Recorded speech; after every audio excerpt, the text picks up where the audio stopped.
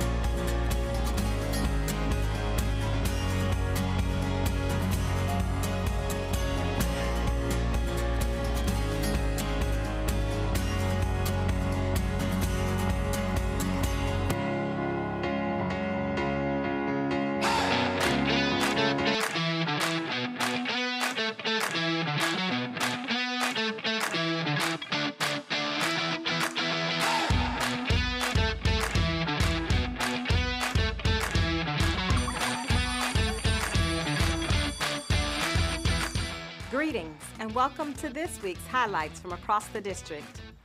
March is National Why I Love My HBCU Month. Our staff across the district are sharing why they love their HBCUs and the impact these historic institutions have had on their education, careers, and commitment to uplifting future generations. Don't miss the opportunity to represent your alma mater. Show your HBCU pride by wearing themed attire every Friday. Let's honor the impact of HBCUs and celebrate the employees who make CCS shine. On Tuesday, March 5th, CCS teachers completed their final guided letters training session as part of their professional development day. Letters training is the gold standard in professional development for the science of reading. And our dedicated elementary teachers have gone above and beyond to complete all 8 modules. Reaching this milestone means that over 1,500 educators in our district are now fully trained in the science of reading, equipping them with the essential skills to support student success. And we're not stopping there. With over 30 trained letters facilitators, we're ensuring long-term sustainability to continue this important work for years to come. We can't wait to see how their instruction transforms their classrooms, empowering students to dream big and achieve more. Wednesday, March 6th, was filled with imagination and creativity as 36 students from Oakland Park Elementary, Ridgeview Middle School, Ecole Kenwood French Immersion, and Wyland Park Elementary School participated in Columbus City Schools' 2025 Invention Convention event. This statewide program is designed to inspire, encourage, reward, and recognize students in grades K through 8 for using their innovative ideas to develop new solutions to everyday problems. This year's inventions range from personal cosmetic solutions to pollution-fighting devices. Top performers will have the opportunity to move on to the Regional Ohio Invention Competition, with the potential to qualify for the RTX Invention Convention U.S. Nationals in Michigan. We are so proud of our young inventors for their creativity, problem-solving, and determination. Their ideas have the power to shape the future, and we can't wait to see where their innovative ideas take them next. Recently, 68 CCS schools earned gold, silver, and bronze distinctions for their commitment to positive behavioral interventions and supports. This recognition highlights the dedication of our educators and staff in creating positive school environments that support student success.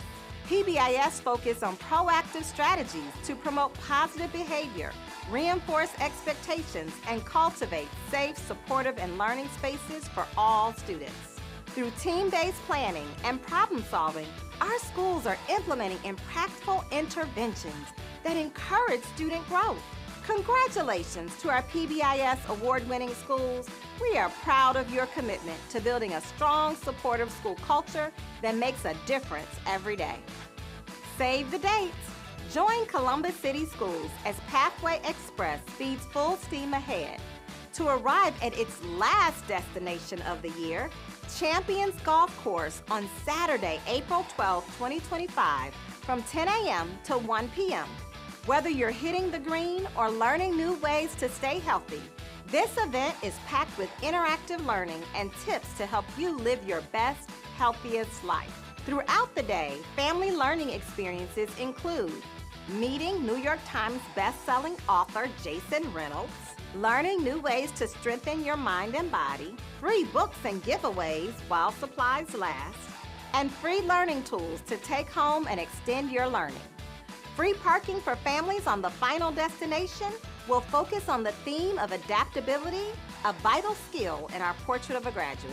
This hands-on experience will show students how to think on their feet, adapt to feedback, and navigate diverse perspectives to develop creative, effective solutions. Don't forget to enroll your student in summer experience.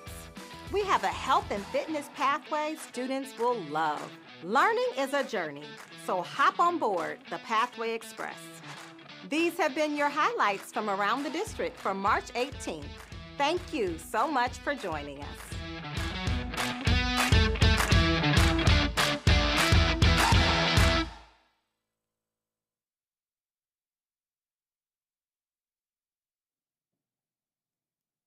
Good evening. Welcome to today's March 18th, 2025 regular business meeting of the Columbus City School Board of Education. Mr. Treasurer, can you call the roll? Ms. Ingalls? Here. Dr. Pierce?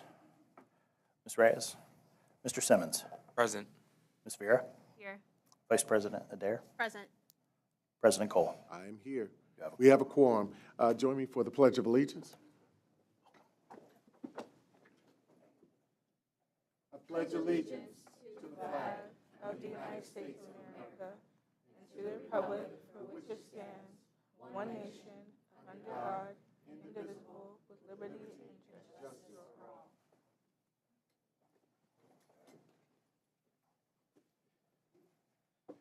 Good thing I didn't throw anybody off today.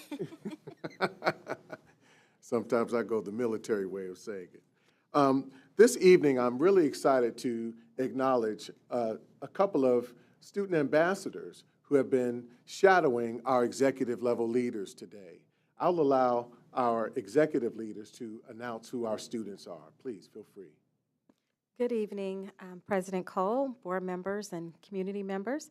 Tonight, we are pleased to introduce Abigail Bimpa, who is a senior at Northland High School, and she is one of our superintendent student ambassadors. I had the privilege and the pleasure of spending the day and learning from Abigail today. And Abigail is the co-president for the Northland STEM Club. She is involved, she was the president and project manager for the Boys and Girls Club, and certainly involved in several professional organizations. She's taking classes at Columbus State and certainly has high hopes and aspirations for her future and her plans, has concrete plans for next year, but we're not ready to give those away yet. So it was a privilege and a pleasure to spend some time and learn with Abigail today. Thank you, Dr. Chapman. Good evening. I'm pleased to have Rebecca Idu with me. Today we had a lot of learning, a lot of engagement. She had the opportunity to attend OSBA's legislative day, and I think it was very educational. She had a tremendous amount of excellent questions. I think I had my hands full tonight. I think I could defer to her for my report. More than happy to do so. She's a student at Cause, a junior, and she has plans to go on to college. She's debating between law school or medical school. So, very pleased to have her with us here tonight. Awesome. Welcome, both of you. I was ready so much to brag about you, Ms. Bimpa, and I'm ready to brag about you also, Ms. Ijua, because you guys, first of all, I thought she was going to be a treasurer today. I'm with you. I didn't She think did she a was going to be a marvelous lawyer. job. She took so many notes during the legislative day, Yes. so she did a wonderful job.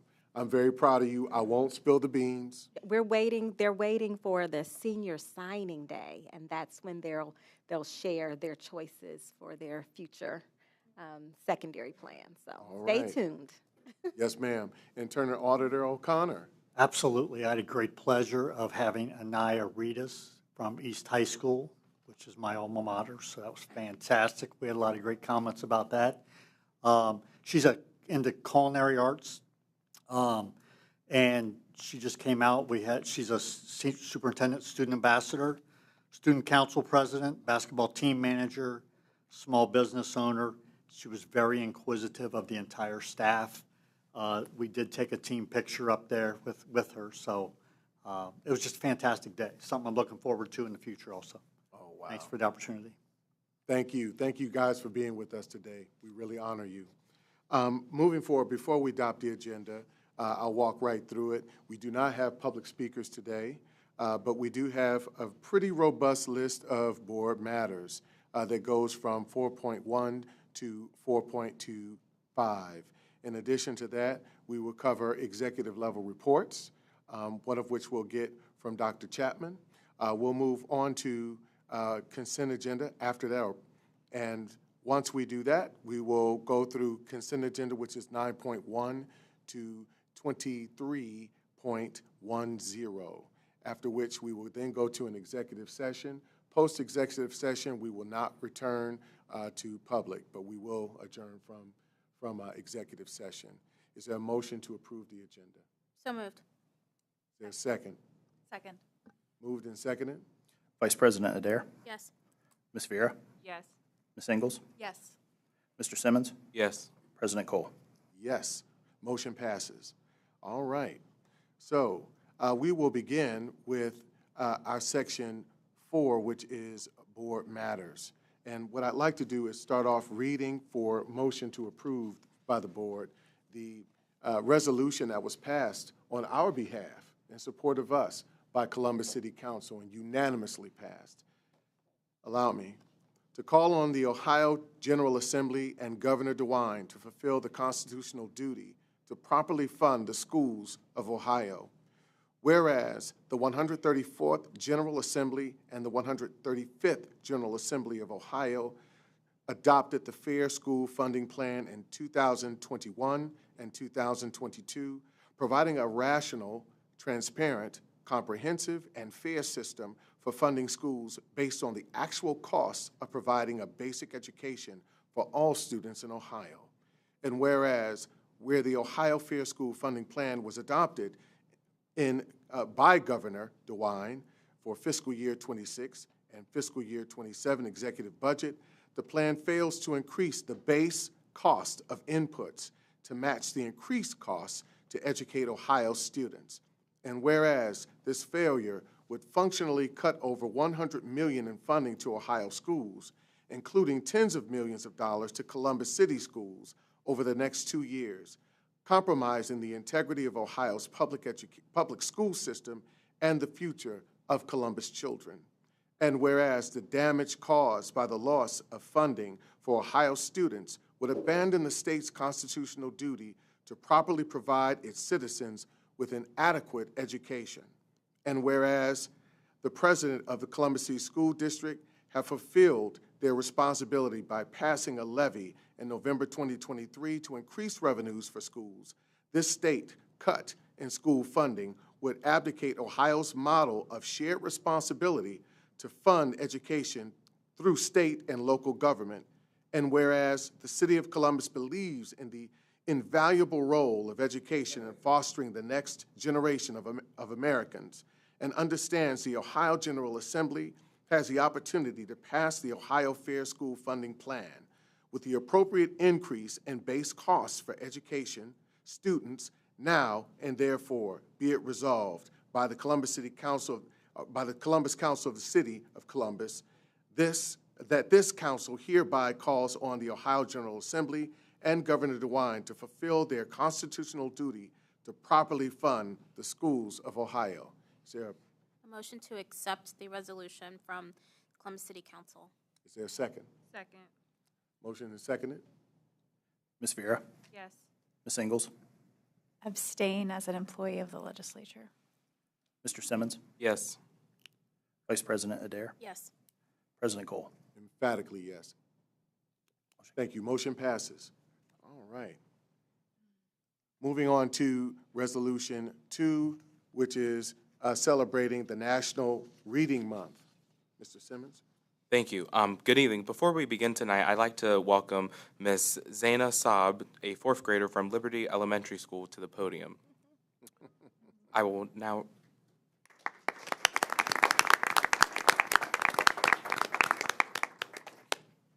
read the motion. Whereas the Columbus City School District proudly joins communities across the nation in celebrating National Reading Month, a time dedicated to promoting the joy and importance of reading for all students, educators, and families alike. Whereas National Reading Month was established to honor Theodore Seuss Geisel, known as Dr. Seuss, who was born March 2nd, 1904, and became one of the most beloved children's authors of all time, inspiring generations with classics such as The Cat in the Hat, How the Grinch Stole Christmas, One Fish, Two Fish, Red Fish, Blue Fish. I think I did that wrong. One Fish, Two Fish, Red Fish, Blue Fish, yes. Whereas, despite his famous title, Dr. Seuss was not a doctor, but he was a master of storytelling, creativity, and imagination, using rhythm and rhyme to help young readers develop literacy skills. Whereas, in recognition for his contributions to children's literacy and education, Dr. Seuss was awarded the Pulitzer Prize in 1984, solidifying his legacy as a champion of early reading and lifelong learning. Whereas, while reading is a fundamental skill today, history shows us that literacy was once a privilege reserved for a select few. As written communication first emerged around 3500 BC, books became available in Rome around 23 BC. And the widespread availability of printed books did not begin until the 15th century with the invention of the printing press.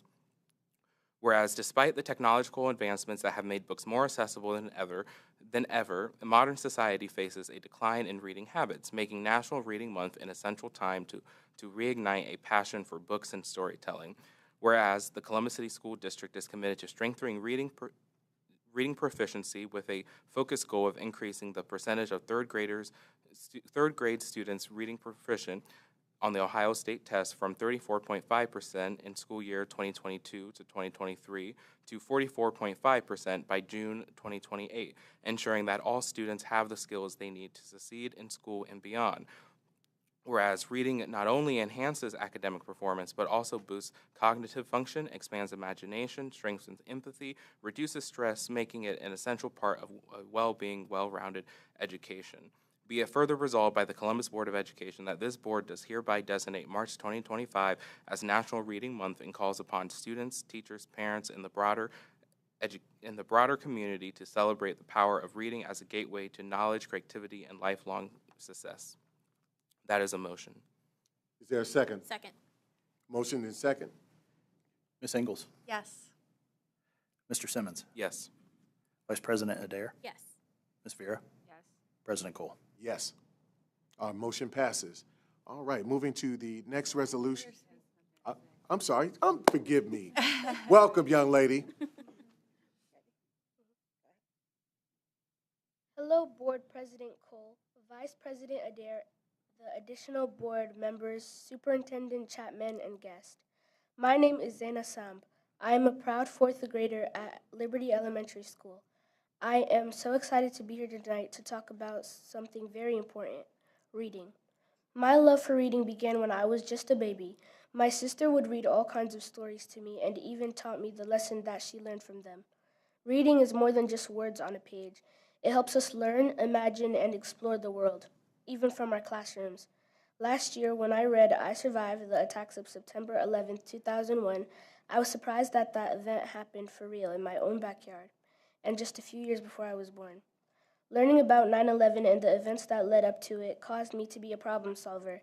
When we become strong readers, we can understand new ideas, solve problems, and become better writers too. That's why I believe every student deserves the best chance to become a great reader.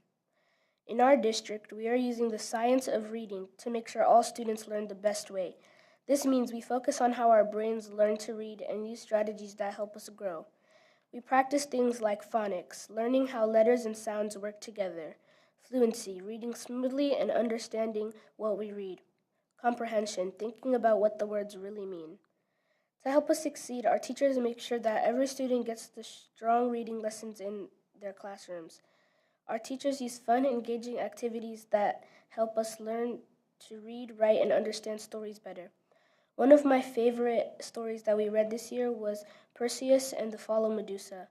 After we read it, the class engaged in collaborative learning about Greek mythology.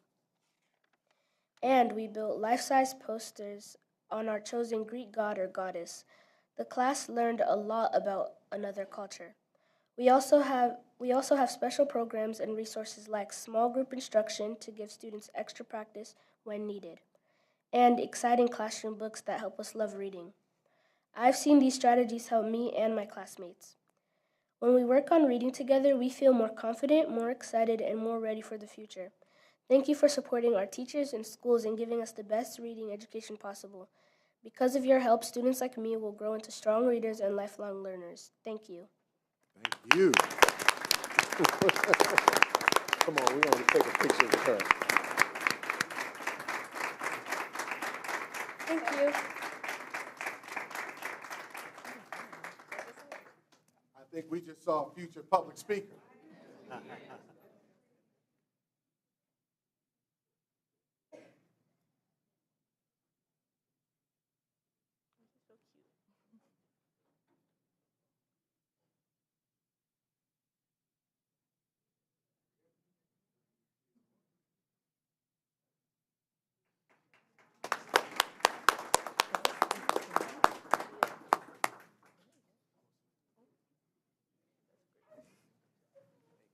give her another hand.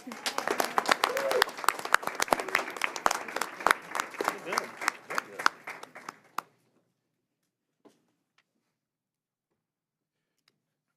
This is so telling a moment, too. So our next resolution is about honoring Women's Month and honoring the legacy of Miss Angela Pace. But to be started off, to kick it off, Ms. Pace, I don't know, you got to go behind somebody that's real sharp. If you would come to the podium, Ms. Pace, go right ahead. Board Member Vera. Yes, I'll wait for Ms. Pace to join us at the podium. Good evening. Celebrating Women's History Month, honoring the Angela Pace, enduring legacy of service as an alumnus of Columbus City Schools. Whereas Women's History Month is a time to recognize and celebrate the countless contributions of women who have shaped history, broken barriers, and paved the way for future generations through their leadership, advocacy, and service. Whereas Angela Pace is a living testament to the power of women's leadership, having dedicated her life to serving Central Ohio, beginning with her education at South High School and Capital University before embarking on a distinguished career in broadcast journalism. And whereas Angela's career in media began with a variety of roles, including as a news director and reporter for radio in Newark, a floor director and anchor at WCMH-TV, and ultimately as an integral figure at WBNS 10 TV News, where her deep connections and expertise enriched the field of journalism and strengthened our community. Whereas Angela served as a trusted and respected anchor for 10 TV Eyewitness News for 13 years. She established a reputation for delivering news with professionalism, integrity, and authenticity before accepting the role of Director of Community Affairs in 2006, a position she held for 19 years. And whereas the Director of Community Affairs, Angela played a pivotal role in connecting media with nonprofit organizations and advocacy groups, using her platform to amplify important stories, highlight community milestones, and support meaningful initiatives that uplift Central Ohio residents. And whereas Angela's commitment to service extend beyond her professional career, as demonstrated by her active leadership on numerous boards, including the Lincoln Theater Association, the Columbus Association for the Performing Arts, Capital University Board of Trustees, the Mid-Ohio Food Bank, the Greater Columbus Arts Council, Nationwide Children's Hospital Foundation, and I Know I Can, among others. And whereas Angela's remarkable contributions earned her numerous accolades, including induction into the NATAS Ohio Valley Silver Circle, the 2025 Salvation Army Angel Tree Award, a Columbus Association of Black Journalists Lifetime Achievement Award, 3 Emmy Awards, a Regional Telly Award, and the establishment of a foundation in her honor by the Columbus Bar Association to support the Center for Children and Family Advocacy at Nationwide Children's Hospital. And whereas Angela is an icon in the Columbus community, a leader in journalism and advocacy, and a role model whose legacy will forever be woven into the history of Columbus and Central Ohio. Now, therefore, be it resolved by the Columbus Board of Education that in recognition of Women's History Month, this board proudly honors Angela Pace as a living icon whose extraordinary contributions to journalism, community service, civic leadership have left an incredible mark on the Columbus and Central Ohio. We celebrate her enduring legacy within Columbus City Schools and the broader community and look ahead with great anticipation to the next chapter of her service, confident that her unwavering dedication and inspiring leadership will continue to uplift and empower generations to come. That is a motion. Is there a second? Second. Motion and seconded. Ms. Vera? Yes. Ms. Ingles? Yes. Mr. Simmons? Yes. Vice President Adair? Yes. President Cole? Absolutely, yes. Ms. Pace? Motion passes. Ms. Pace, you have the floor. Really hesitate to speak after my girl there, who did just a wonderful, wonderful job. We're all going to be working for her one day, all right? I'm convinced of that. I stand before you humbled. Thank you, Carl, for reaching out. I am a very, very proud product of Columbus City Schools. I went to a variety of elementary schools because we moved around a lot, finally landing on Kent Elementary School, Roosevelt Junior High School, because they were junior highs back in the day, and the Columbus South High School. I am wearing Columbus South blue tonight for that. I have been able to accomplish all those wonderful things largely because of my foundation in Columbus City Schools, because of the programs that the school system offered, because of my classmates who challenged me and pushed me along the way, but mostly because of my teachers. I have to give all glory to some incredible teachers who really helped me to make pivotal decisions, beginning with my 6th grade teacher at Kent, Albert Leon Tapo. I was scared to death of him. He was my first male teacher. Kept me after school one day, drove me home. I couldn't imagine what I had done wrong. My mom looked at me when I came through the door like, girl, you're going to get it. You are going to get it. But he sat us both down and he told my mother, I know you don't have a lot, but this girl has to go to college. I wasn't even sure what college was. Is it a good thing? Is it a bad thing? Nobody in my family had ever gone to college. But he let my mother know he saw something in me that meant that I had to strive for something more than a high school education. And that became our mission. To the day she died, 2 months before I graduated from high school, my mother helped me to make preparations to go to college. Then fast forward, 2 teachers at South High School. I had to drop out of college after a year because my mom had passed and we ran out of money and I had to get a job working to help support my younger brothers and sisters. I ran into one of my high school teachers, Coach Mike Rotunda, who was a football coach at South at the time and one of my dear, dear friends. He said, you ought to be about ready to graduate from college now. And I told him no, had to drop out. I'm working at Nationwide coding Medicare claims. Lots of fun for a young kid. And he said, okay. He called me about a week later, said, can you play hooky tomorrow? I'm going to come and pick you up. That next day, Mike Rotunda and John Grossman, who was also one of my teachers at South and later became president of CEA, they picked me up. They took me to their alma mater, Capital University. I didn't know what was happening. They dragged me from office to office to building to building. And at the end of the day, I was enrolled at Capital University. This is what teachers can do, y'all. This is what teachers can do. This is the difference that teachers make. So I want to thank every teacher out there who had an impact on my life and those who are having impacts on our young lives. Keep doing what you're doing. If you see something, say something. Get that kid involved and engaged and looking forward to whatever their next is. Okay, I've gone on too long. I talk for a living, or I used to talk for a living, can you tell? But I want to thank this board. This resolution means a lot coming from my school district that I still pay property taxes to.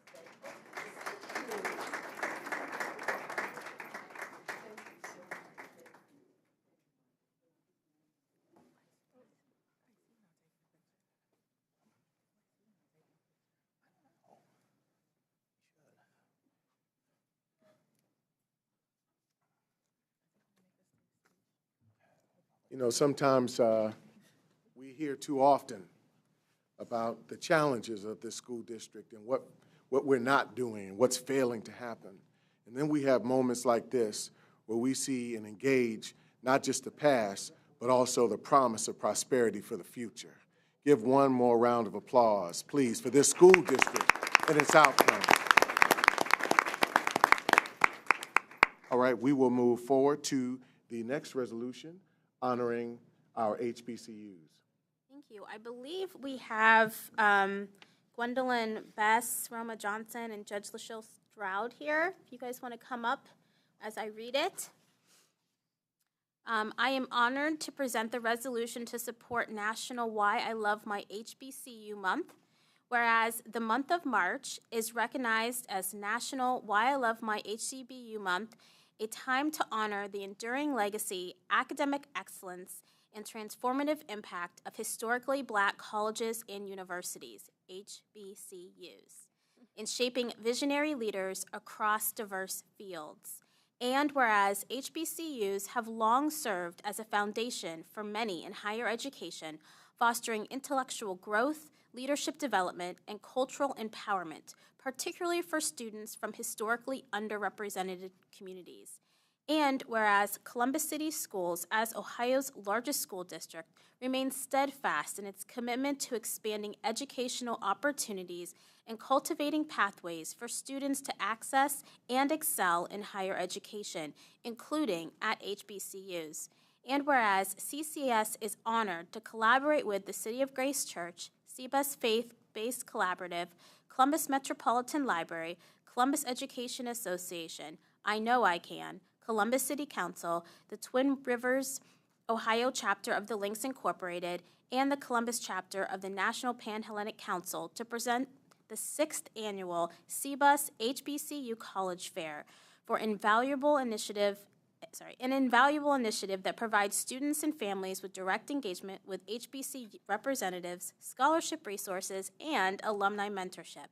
And now, therefore, be resolved, the Columbus City School Board of Education proudly proclaims March as National Why I Love My HBCU Month and calls upon students, educators, and the broader community to celebrate and uplift the remarkable legacy and contributions of HBCUs.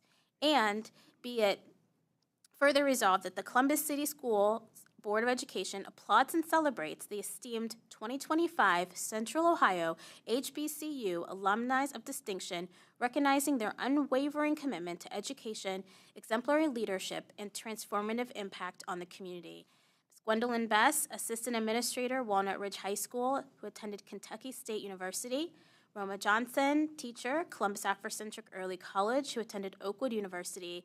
And Judge Lachelle Stroud from our Franklin County Common Pleas Court, who attended Kentucky State University. You have, well, is Hold there a on. Be motion? it further resolved that the CCS Board of Education invites students, families, and community members to the 6th annual CBUS HBCU College Fair on Saturday, March 22nd, 2025 at Columbus Afrocentric Early College from 1 to 6 p.m. This is a free community-wide event. Will feature interactive workshops, a recognition ceremony for the HBCU Alumni of Distinction, and opportunities to engage with HBCU students, alumni, and admissions representatives. That's a motion. Is there a second? Second. Motion and seconded. Call the roll. Dr. Pierce? Mr. Simmons? Yes. Ms. Vera? Yes. Ms. Ingles? Yes. Vice President Adair? Yes. President Cole? Yes. Motion passes. You have the floor to have a couple of words. Okay, I wasn't expecting this, and I'm just a teacher that loves what I do. I'm also a CCS graduate, cause I'm a Pegasus. So, and girls, if you haven't decided yet, HBCU, we got you. A special thank you to Dr. Stewart, who's right behind us, for her work in doing this every year. If it weren't for her, we probably wouldn't be recognized, so we want to say thank you. Judge Stroud? Thank you all.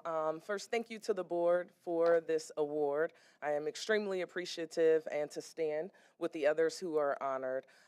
My experience at a HBCU directly contributed to the person who I am today. So I am glad that you all saw the importance on exposing our students to HBCUs so that they can know about the opportunities that they too have for their future. So thank you so much. Thank you to Dr. Stewart and to all of the partners, and we look forward to celebrating on Saturday and hoping to see you all there. Awesome. Let's take a photo if we can.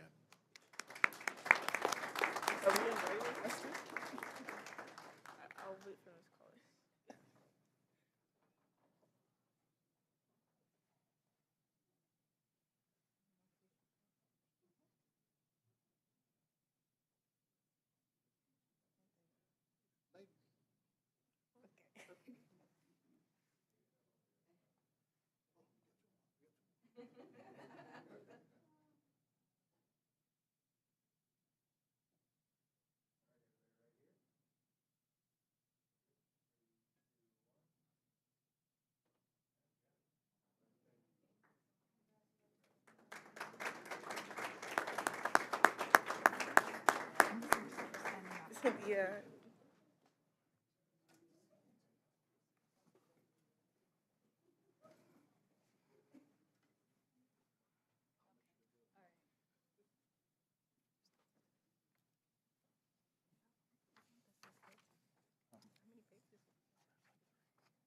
Okay. All right, we'll move on to 4.5, which is the academic, traditional, and year-round school calendar. Dr. Chapman. Yes, good evening, President Cole, board members, and community. Tonight, I would like to invite Dr. Michelle Klein to the podium, and she will certainly walk us through the recommendations for the school calendar for 25-26. Thank you so much, Dr. Chapman. Board President Cole, Vice President Adair, members of the Board of Education, Superintendent Chapman, Treasurer Cook, Internal Auditor O'Connor, and most importantly, our scholars who are shadowing Abigail from Northland and Rebecca from Cause. Good evening. Good evening. As you know, from our first reading from February 4th board meeting, we used our Board of Education Policy 8210, the Collective Bargaining Agreement, Section 1501.03, and a collaborative group of staff in order to propose a calendar to you. Our labor unions were engaged consistent with their respective collective bargaining agreements. We also paid particular attention to the required number of hours for each grade level band according to the state of Ohio, which is a minimum of 910 hours for grades K through 6 and 1,001 hours for grades 7 through 12. Here's another look at the proposed traditional calendar. The first week back for staff would be devoted to professional development and common planning time to develop plans and instructional strategies prior to the return of our scholars. Research supports the use of collective planning to foster collaborative expertise and providing this opportunity for our teachers at the beginning of the year is a best practice. One day of the first week will be given to teachers for room preparation per contracted agreement. Here's the proposed year-round calendar. The number of instructional days, 167, remain the same for both calendars as in previous years, as the professional development days from September and March were moved to August. The parent-guardian survey went out on February 6, 2025, with reminder follow-ups on February 11th and February 20th to each parent or guardian who did not respond to the previous survey in our top 5 languages.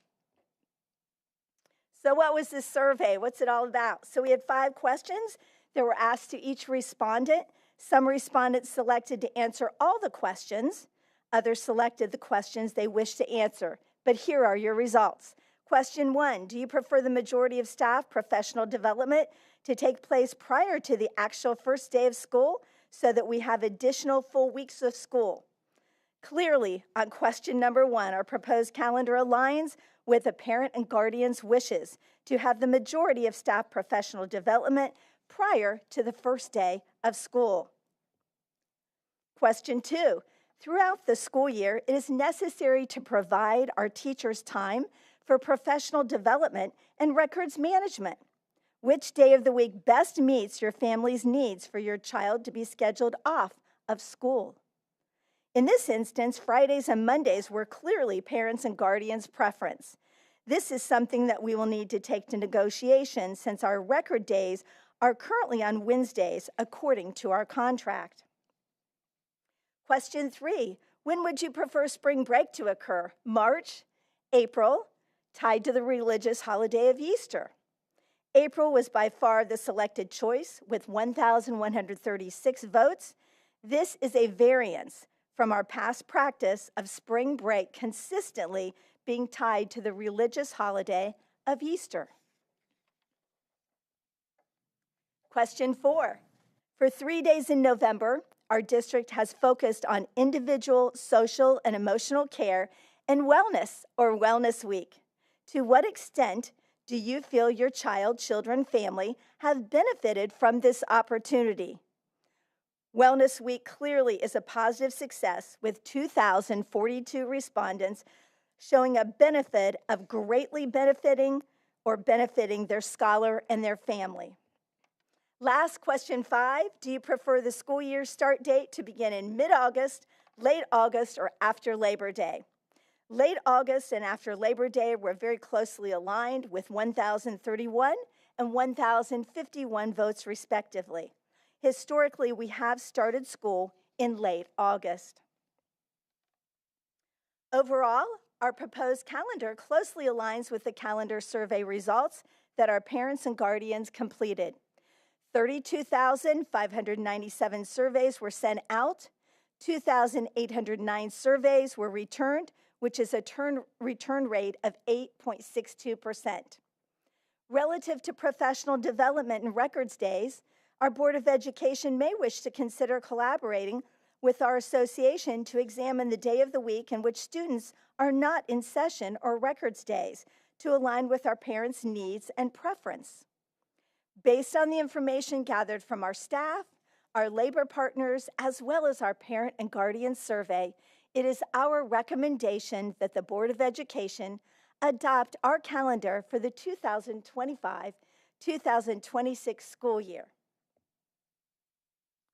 I will be glad to entertain any questions that I might answer. Thank you.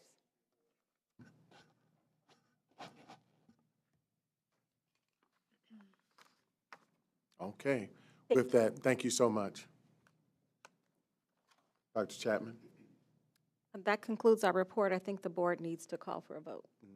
I'll make a motion to approve the 2025-26 traditional and year-round school calendars as presented. Motion, is there a second?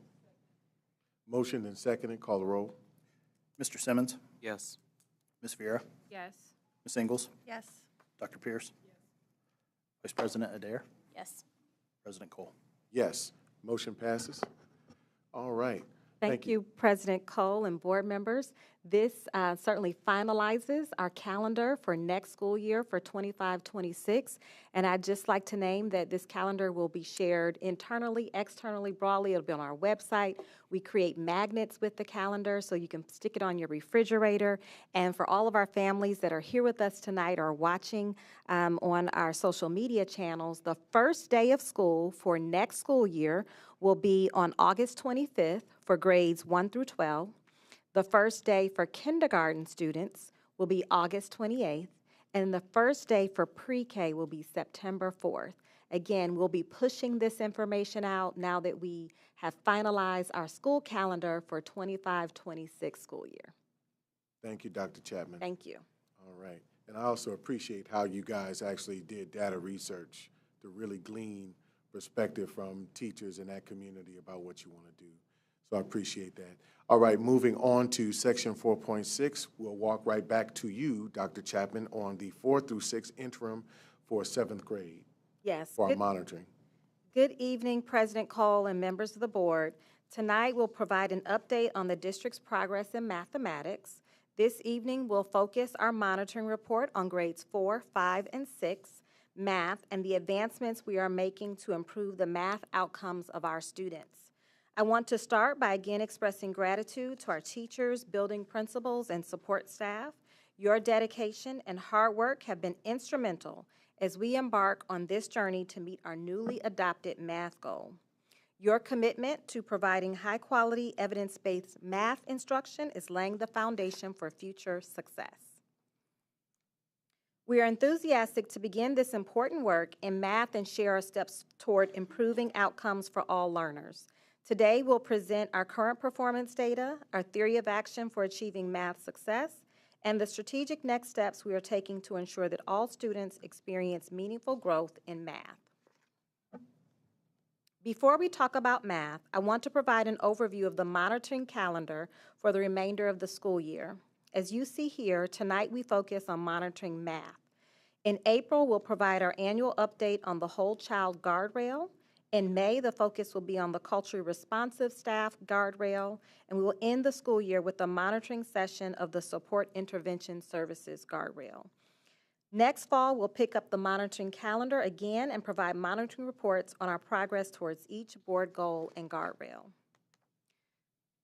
We provide monitoring reports in the board meetings to model a pattern of behavior that starts with data. We analyze this data and present our strategy to the board and our community to address the gaps. This is what we see in building and teacher-based teams on a regular basis.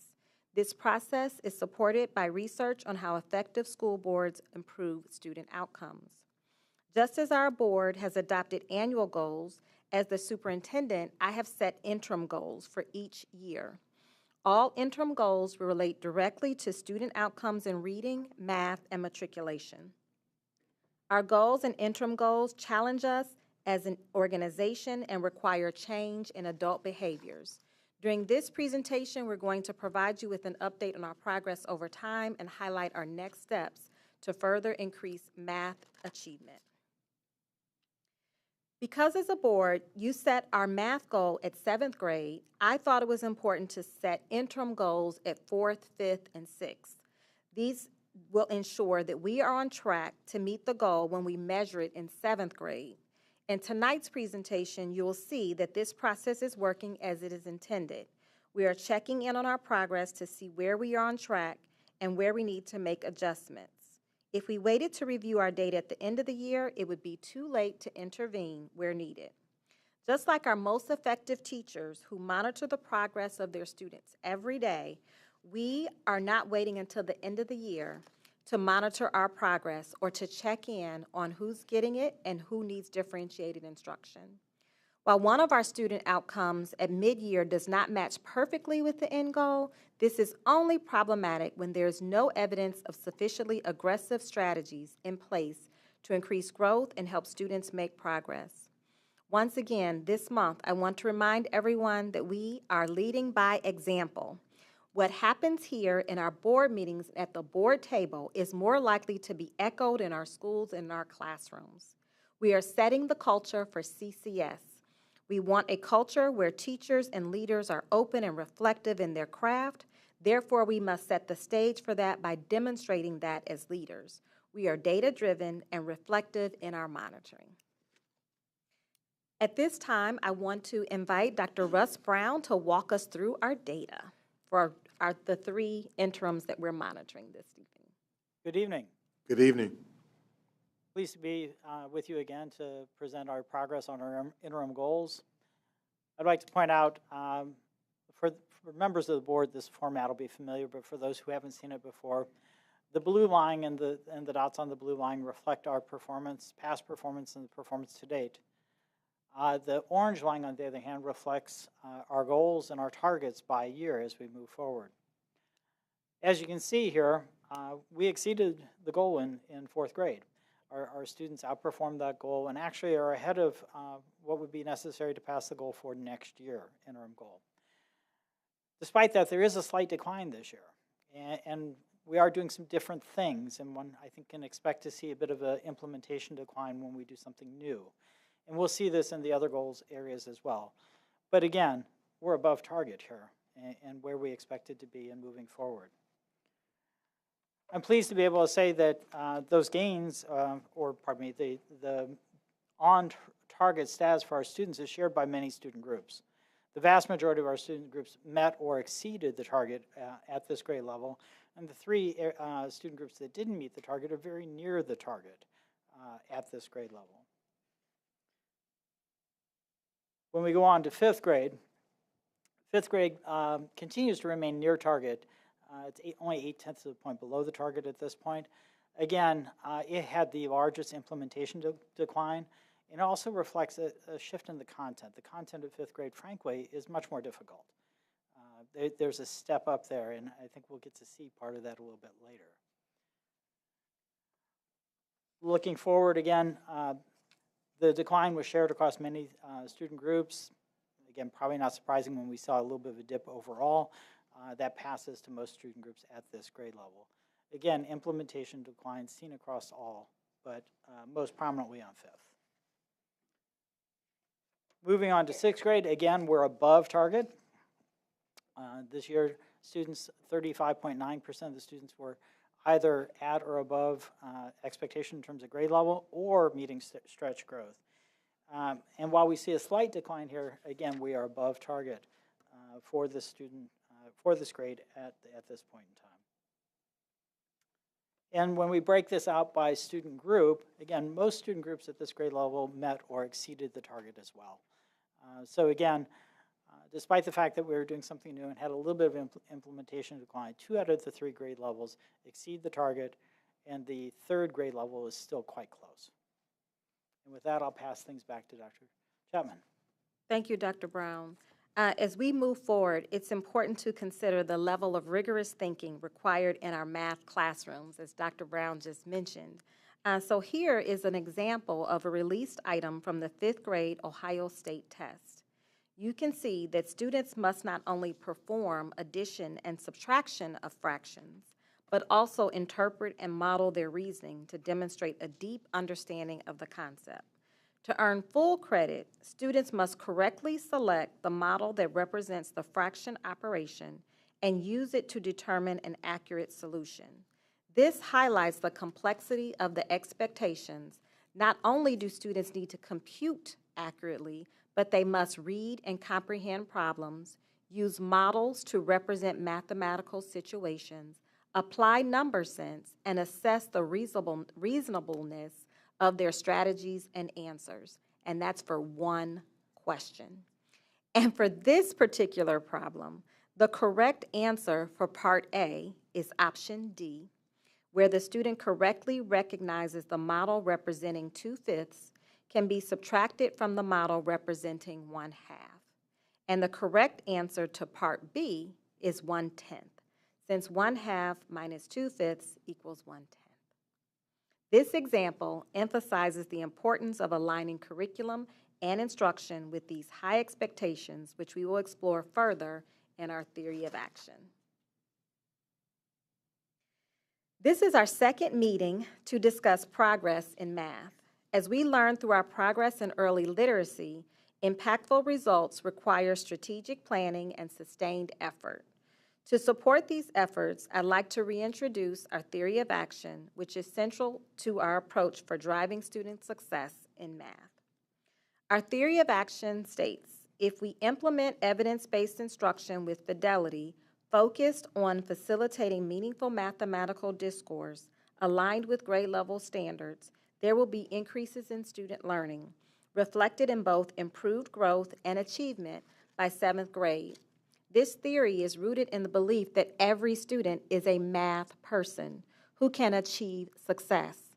Research shows that when students engage in structured mathematical discourse, where they explain their thinking, debate strategies, and critical reasoning inside the classroom and outside of the classroom, they build deeper conceptual understanding and critical thinking skills, setting the foundation for meaningful growth in math.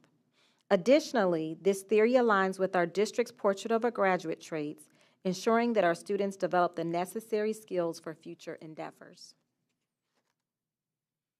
Unlike literacy and the science of reading, mathematics does not yet have decades of research that point to a singular explicit process for how students learn math. Instead, we lean into what we know from reputable organizations and best practices, anticipating that more studies will deepen our understanding in this area over time. The National Council of Teachers of Math supports practices like mathematical discourse, which bridges procedural skills with conceptual insights, both critical for long-term achievement and retention. Additionally, when students engage in collaborative problem-solving and reasoning-based interactions, they develop a growth mindset, viewing challenges as opportunities and building resilience. We call that productive struggle in the classroom. To fully support these practices, it's essential to establish clear standards, align goals that focus learning. By aligning each lesson with grade-level expectations, we give students a clear purpose and direction, enabling them to connect with the material meaningfully and work towards success. This approach provides the structure and support needed for students to thrive in math. Let's review our timeline to understand the key milestones and investments, where we started, where we are now, and where we're heading next. Between 2018 and 2020, we engaged a curriculum audit led by PDK, or Phi Delta Kappa. This was a critical step in evaluating our curriculum management, resource allocation, and district policies. The recommendations from this audit set the foundation for our future actions. From 2020 to 2022, we focused on adopting and implementing high-quality curricular resources aligned with grade-level standards. This work was essential to ensure all students across the district had access to consistent, high-quality instructional materials.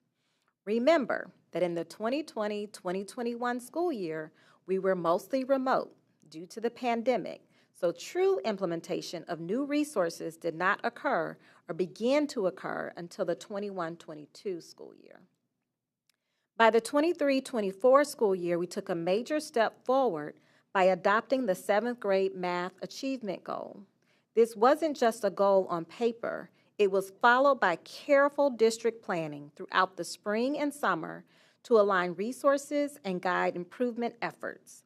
This marked a pivotal moment in establishing a clear direction for our math instruction across the district. Now, in the 24-25 school year, we are actively engaging in the work by initiating targeted professional development and family engagement initiatives, recognizing that achieving our goals requires both investing in educators and partnering with families. We've leveraged the funds from the Levy Promise to launch these critical efforts. This year is about laying a strong foundation for our educators and building meaningful connections with our community.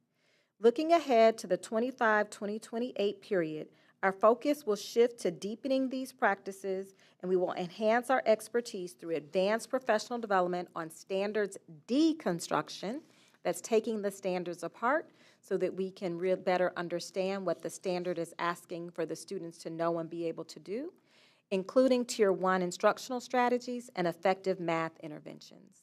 This ongoing training ensures our educators are equipped with effective strategies to support student success.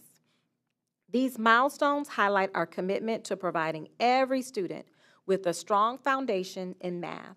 By following this timeline, we ensure our efforts are strategic, sustained, and aligned with our overall goals. While this journey will take time and perseverance, we are confident that this deliberate approach will lead to lasting improvement in math achievement. Due to the generosity of our community, we are investing in high-quality math resources, focusing on core curriculum, intervention materials, and tools to support consistent research-aligned instruction in every classroom. These resources are designed to monitor student mastery, provide targeted intervention and enrichment opportunities, and set students on a clear path to math success in school and beyond. Our teachers remain our most valuable resource for elevating student achievement.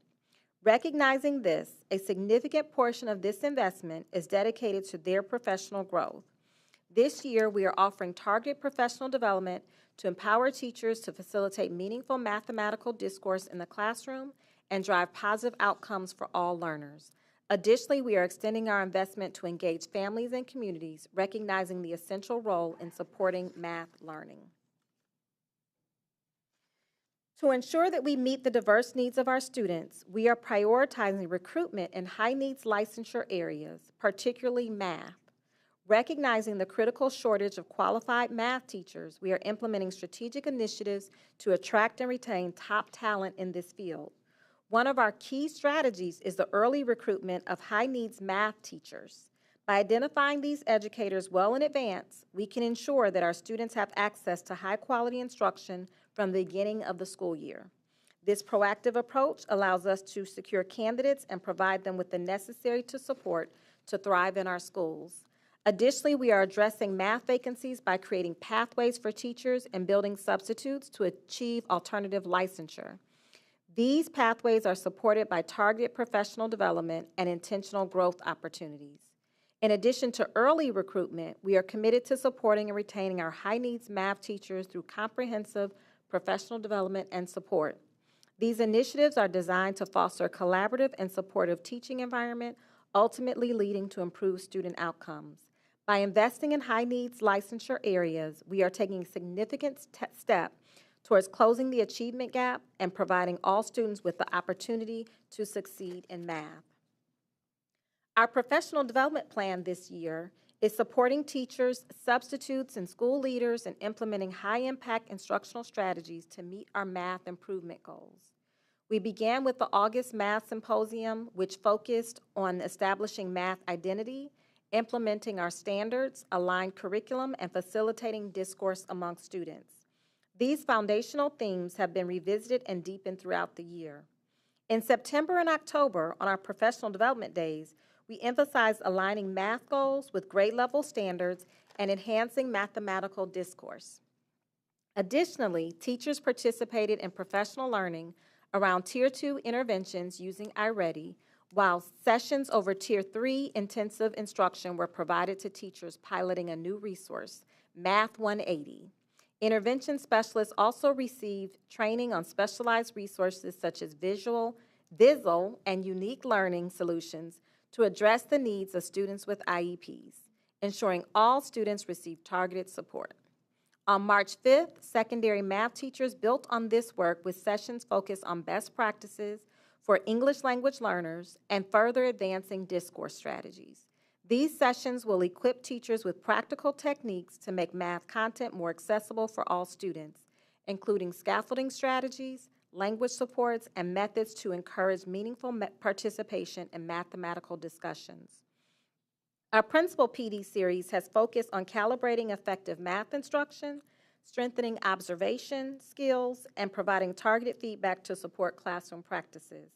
Additionally, we've introduced a dedicated PD series for building substitutes who are filling math vacancies that provides intensive workshops and job-embedded coaching and support to ensure continuity in instruction. Looking ahead, we plan to conclude this year's professional development with a summer learning opportunity. These sessions will give educators a deeper dive into our rigorous curriculum, strengthening content knowledge and planning to meet the needs of all learners. Together, these efforts represent a deliberate, cohesive strategy to elevate math instruction across the district. Our first responsibility is to ensure high-quality math instruction in every school and every classroom every day. However, we also recognize that students thrive when supported by a strong partnership between school, family, and the community. Improving math outcomes requires a connected system of support, and we are just beginning this important journey. As part of this effort, we have invested in several family and community initiatives designed to increase math engagement across the district. Many of these projects have recently come to fruition after months of planning, development, and implementation. One of these initiatives is the launch of math guides for families, which provides parents and guardians with clear strategies and tools to help their children understand key math concepts and apply them in real-world settings. In addition, all students in grades 4 through 8 have received Brain Play magazines designed to make math learning engaging and accessible. To encourage interactive math practice at home, we distributed engaging math board games during the Summer Opportunities Fair in February. We've also expanded our efforts with math family nights, where elementary schools host events geared towards strengthening family involvement in math learning. Leveraging digital and media platforms, we launched the Math Everywhere video segments in partnership with FACES, providing accessible math content for families. These segments have already gained recognition from the Columbus Dispatch and MSN, further amplifying our message about the importance of math in everyday life. And this spring, we're excited to host a community screening of Count It Out, a documentary that explores how math shapes our society and how math education is essential to creating opportunities and maintaining democracy. These initiatives represent a collective effort to make math more engaging, accessible, and meaningful beyond the classroom. By strengthening these partnerships, we are not only supporting student success, but also fostering a culture of math excellence throughout our district. We look forward to building on this momentum as we continue this critical work together. Our next steps.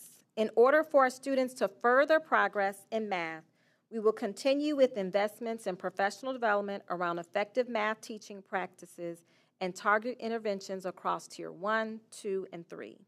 Building on this foundation, our focus this year and beyond includes targeted professional learning to key areas of math education. These sessions focus on facilitating mathematical discourse to deepen understanding, fostering a positive student math identity, and implementing effective math interventions. We'll prioritize resources for families and communities to address inequities in math access.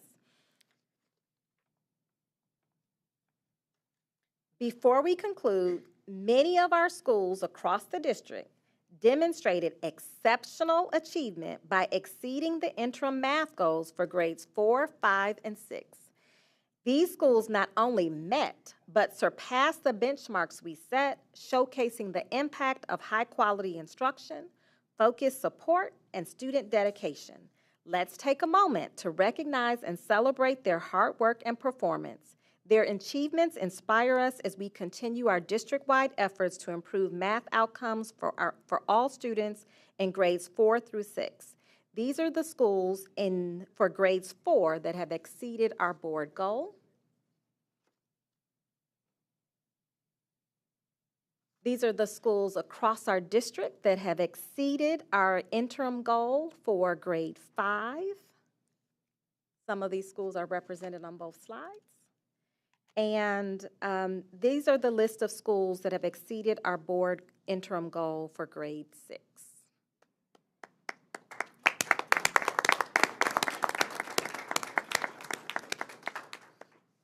Again, thank you to our amazing teachers, support staff, and school leaders in our buildings that are working really, really hard to make sure that they're aligning their school improvement goals, their practices, their daily instruction, not only to meet this board goal, but to exceed this board goal and ensure that all of our students have the instruction that they need to improve student outcomes.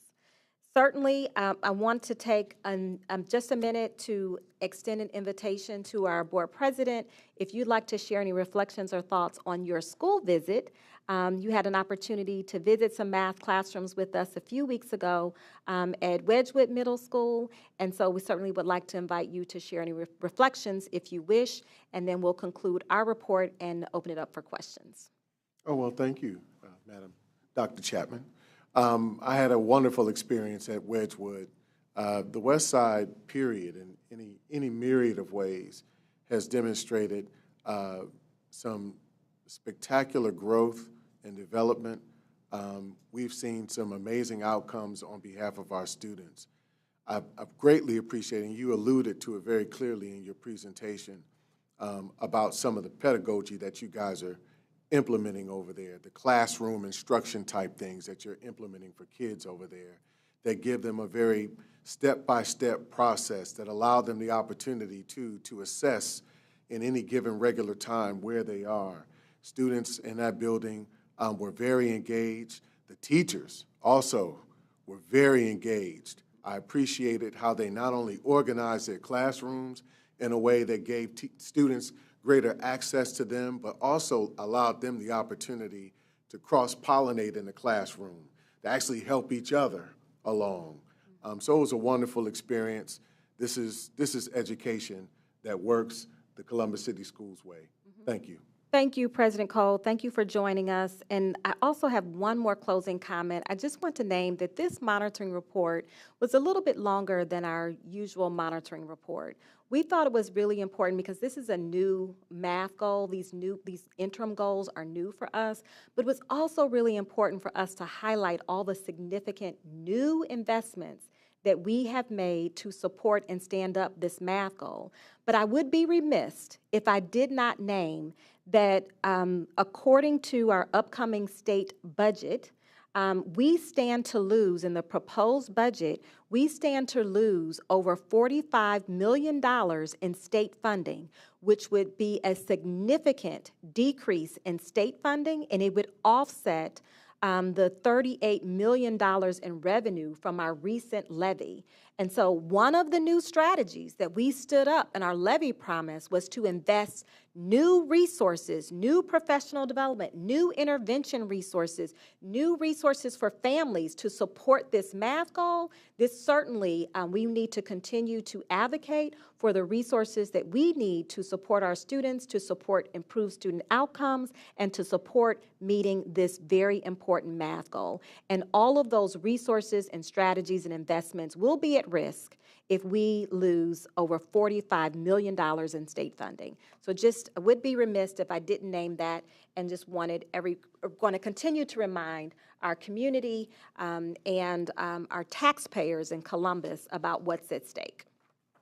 Thank you. At this time, we'll certainly entertain any questions that the board may have. Thank you, Dr. Chapman. If I can, just for a second, in accordance with our governance kind of model, there are certain ground rules I just want to kind of remind us again of. This is a conversation that's solely supposed to be focused on the data that we've been presented, number one. Number two, in this conversation, we want to avoid and don't want to give advice or directive. This is not the opportunity for that. This is the opportunity to do deep dive questioning around the what, how, why, when. We want to make sure that in approving this report, we understand that we approved it not so much because we met a goal or did not meet a goal, right?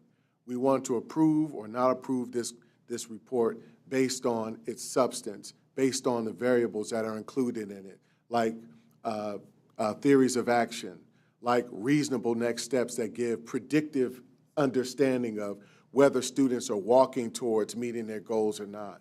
So any myriad of things that we want to use to ask the right questions. The floor is open. If you need support, we have this document in our folder that can give us some guidance. You don't have to always use these questions, but if you can keep them within the framework of that what, why, when, how, the door is wide open for questions and responses. Anyone have a question? Madam Vice President. Okay, Russ. Here we go with the chart. Okay. All right, can you put the 5th grade chart back up, please? All right, so you mentioned that while all of the grades are meeting or very close to meeting, which is excellent news, we did see a decrease because there was some new changes that were implemented, and you explained those, and this is all new, and it's very exciting. It is noted that as we move one more year out, the target is actually increasing by 2 points instead of 1. And so when we kind of, and I know you don't like when I do this, when I take the kids across years, so first of all, if you, can you go to the 6th grade chart? The 6th graders, from their 4th grade to 6th grade year, they actually, as a cohort, they were at 28%, 30%, and now at 35.9%. So the cohort is actually, we're seeing more proficient kids, which is great. And then go back to the 5th grade. Our 5th grade, from their 4th grade year to their 5th grade year, they did decrease from 30 to 28%. Or, you know, even though the 6th graders did have a decrease, they still actually increased the total.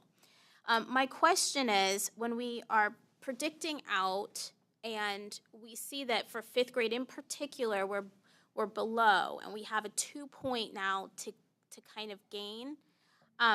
First, are we done with the implementing of the change where we feel like we're going to see the decrease? And then second, do we believe that for our next year's fifth graders that we're on the trajectory to get above the line, or is it going to be a couple years out where we actually get back up to the line? So I'll leave the question about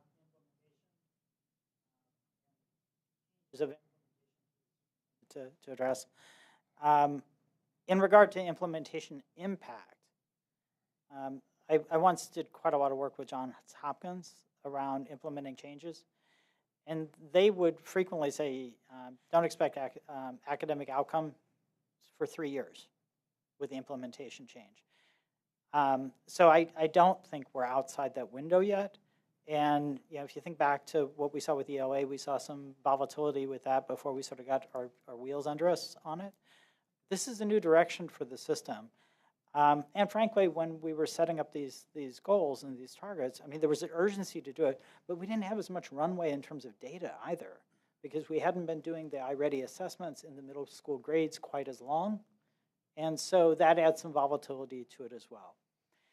In regard to comparing, I know you like to look at cohorts over time, but I would really like to remind you that the standards by grade are not equal steps. So what it takes to go from third grade to fourth grade and be proficient isn't the same as going from fourth grade to fifth grade. It's a bigger step. And so those proficiency rates won't naturally carry forward quite the same way. They therefore have always been anchored to what has been the historical performance at that grade level, acknowledging that grades are, again, have different difficulty to them as you move from one to another. Isn't it fair, though, like, because the goal is to really have all of our children proficient, so the number should be 100. And we have a long way to go, and we get it, right? But, when I mention that between the sixth graders, I mean, every year over year, they are improving just as a whole cohort. Why is that not fair to consider? Again, I'm just suggesting that when you compare fourth grade to fifth grade to sixth grade, the steps between are different. And so the percentage of kids who are either at grade level or meeting stretch growth will vary across those grades. And it doesn't just translate to 30%, should be 30%, should be 30%. It just hasn't been that way historically. And this pattern around fifth grade standards in particular has existed for a long time. It's not unique to this particular test in regard to the OST or the standards. The standards have always had a step up around fifth grade. It's true in ELA as well. So you're anticipating, based on your response then, that next year we'll see another decline or maybe flat line in fifth grade, but still not yet hitting the benchmark? I think there are two things in the works here. One, as that cohort moves forward, it'll be interesting to see how they show up at the start of next year and the progress they make during the course of the year. One would expect, apples to apples, yes, there might be a little bit of a dip for the next year on that. The second piece in this, though, is we're implementing something new. And when we start to see traction, we'll start to see an inflection on this as we move forward. So there's pieces of this have been in place for a while. It's really leaning into the PD and practice and the community and family components that are very different. So I think there's a lot of potential there. And Vice President Adair, did you have another question about implementation? Well, I guess it kind of goes maybe to where he's going. Maybe he's trying to be careful about stepping on what you're supposed to be telling me. I mean, if he is saying that the data trend is that either we're going to remain flat or possibly see another decline, I'm concerned that we're going 2 point over 2 point over 2 point, for the next 4 years. I'm wondering if we're actually going to hit the target for this interim, which means that the seventh grade goal will be harder to hit. That's why you set these up. Yes, yes. And so I'm just wondering in particular in this grade, because it's a more difficult, challenging math year for them, if we're already anticipating a flat line or decrease, what are we doing then, I guess, to get back on track? So as Dr. Brown explained, whenever we implement new strategies, certainly it takes time for the implementation, right? This year, we received new funding to make new investments in our math strategies, and so we're beginning that process. And so now we'll be working on the quality of that implementation, right? This was the first go-round of our professional development. We're tweaking that. But again, when I say the magic happens in the classroom, we know that our students are responsive to high-quality instruction, and so we have to continue to really build our teachers' toolbox with all the resources that they need so that they can deliver high-quality math instruction. Again, this is a new space for us, not just CCS, but districts across the state. Just last week, we had visitors from the Aspen Institute, chief academic officers and chief of schools that were here in Columbus City Schools doing a critical friends visit, where they were looking at all of the great work that we're doing around our new strategy, our math goals, and giving us feedback. And the feedback that they were sharing with us was around the quality of implementation. And we know that also our state is having conversations about how they standardize the expectations for math, just kind of like we standardize the expectations for the science of reading. So there is a push and a need from districts across the country to think very deeply about the instructional practices that we prioritize. Then we provide the professional development to support that shift, and then we certainly are working to align our time, our allocation, our resources to ensure that the professional development and the investments that we're making are moving the needle on student instruction. There's lots of room for improvement here, as you noted, Vice President Adair. We think about where our students are currently achieving and where we need them to be, and particularly in the area of math, and this is really a long road ahead as we're thinking about how we work really across the state, across the country to improve math instruction. So we're charting a new course. We certainly have to allow time for those new investments to be implemented with fidelity in the classroom, but there's evidence that our students are making progress. Just one more. Thank you for all of that.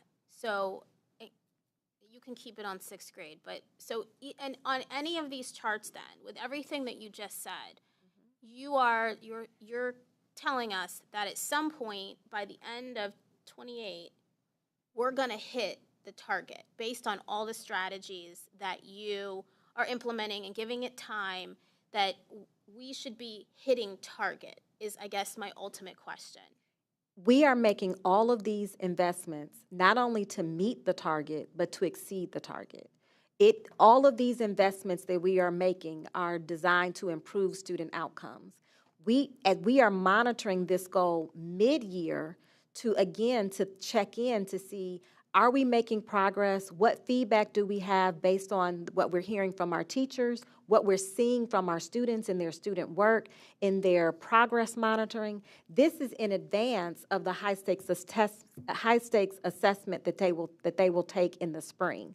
So this is giving us another pulse check, another temperature check. Again, at the end of the day, how we're held accountable is when we think about, there's our accountability for these board goals, but our 6th grade performance, that true accountability measure, is going to be on the state assessment that they'll be taking in another month or so. And so we're having this conversation right now, again, that informs our practice, informs the cycle of school improvement, so that our students will be more successful on their high-stakes exam that they take in the spring. So this is a pulse check, and we think about our interim measures. I think, yes, I know that. Part of our job here is to make sure that the strategies that you're putting forth, these are yours, these are your metrics, your goals, are going to get to that ultimate goal that we set. This is our governance model. Yes. So the board sets that math goal of 7th grade, and you set the interim goals. And so I'm just trying to listen to make sure that what you're saying is that I understand the pulse check, I understand what we're doing, but based on what Russ said about where the trend is going, I want to just make sure that we are, still on trend to hit the 7th grade goal based on the strategy. So I think you've answered it. I just wanted to try to be more articulate in what I was saying. Maybe it wasn't as clear of a question. It was more about the trending to make sure that I'm listening for the strategy, because that's what we're monitoring here. Yes, so I would just go back to, we've articulated our strategy, our theory of action, and the new investments that we've just made this school year, beginning in August. These are all new investments. Those resources we received, we were able to start some of those investments over the summer. New investments. Again, we have the expectations. These goals send a signal. The math goal, the 7th grade math goal, sends a signal to the entire organization that this is what we expect. So this is what we inspect. We inspect these interim goals. We absolutely expect that our student outcomes will improve. We absolutely want our students to have greater success in math. And so we are making these investments, our time, our effort, our professional development, the resources, the family resources, in service of improving student outcomes. And we are checking in on this work mid-year to see, where do we need to adjust? Where do we need to push harder? Where do we need to pull back? Where do we need to call a friend and ask for help? This is our opportunity to do that.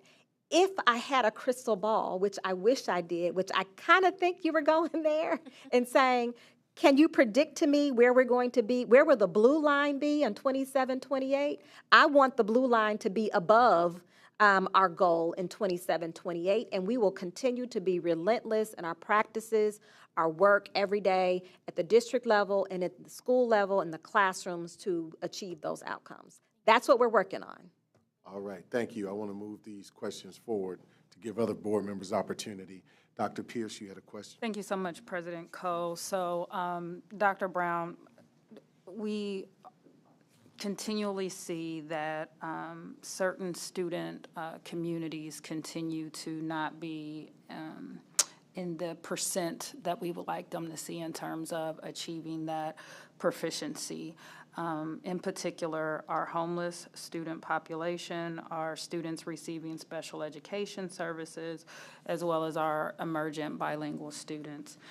In some instances, if you look at slides 9 and 11, their proficiency percentages have decreased from 0.8 to 4.6 percentage points.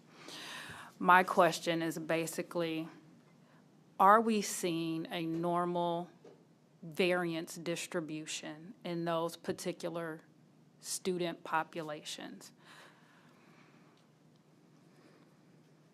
So is this a comparative data question? No, he doesn't have to necessarily compare it. I just want to know, is it a normal distribution that we're seeing given these variance ranges? So if by that you mean, is it unusual for the populations you've named to have additional challenges, additional needs, and show up usually performing substantially lower than other groups across the entire state? Yes. So, but I think that's what our data is showing, right? Our data is showing that those students need more intervention, more resources. We continually, every monitoring report, we are seeing the same challenges with these student populations. So my question is that a normal distribution that we're seeing across? Can we just expect that? That is a very sort of normal, I don't care what system I've been in around the country, that pattern shows up.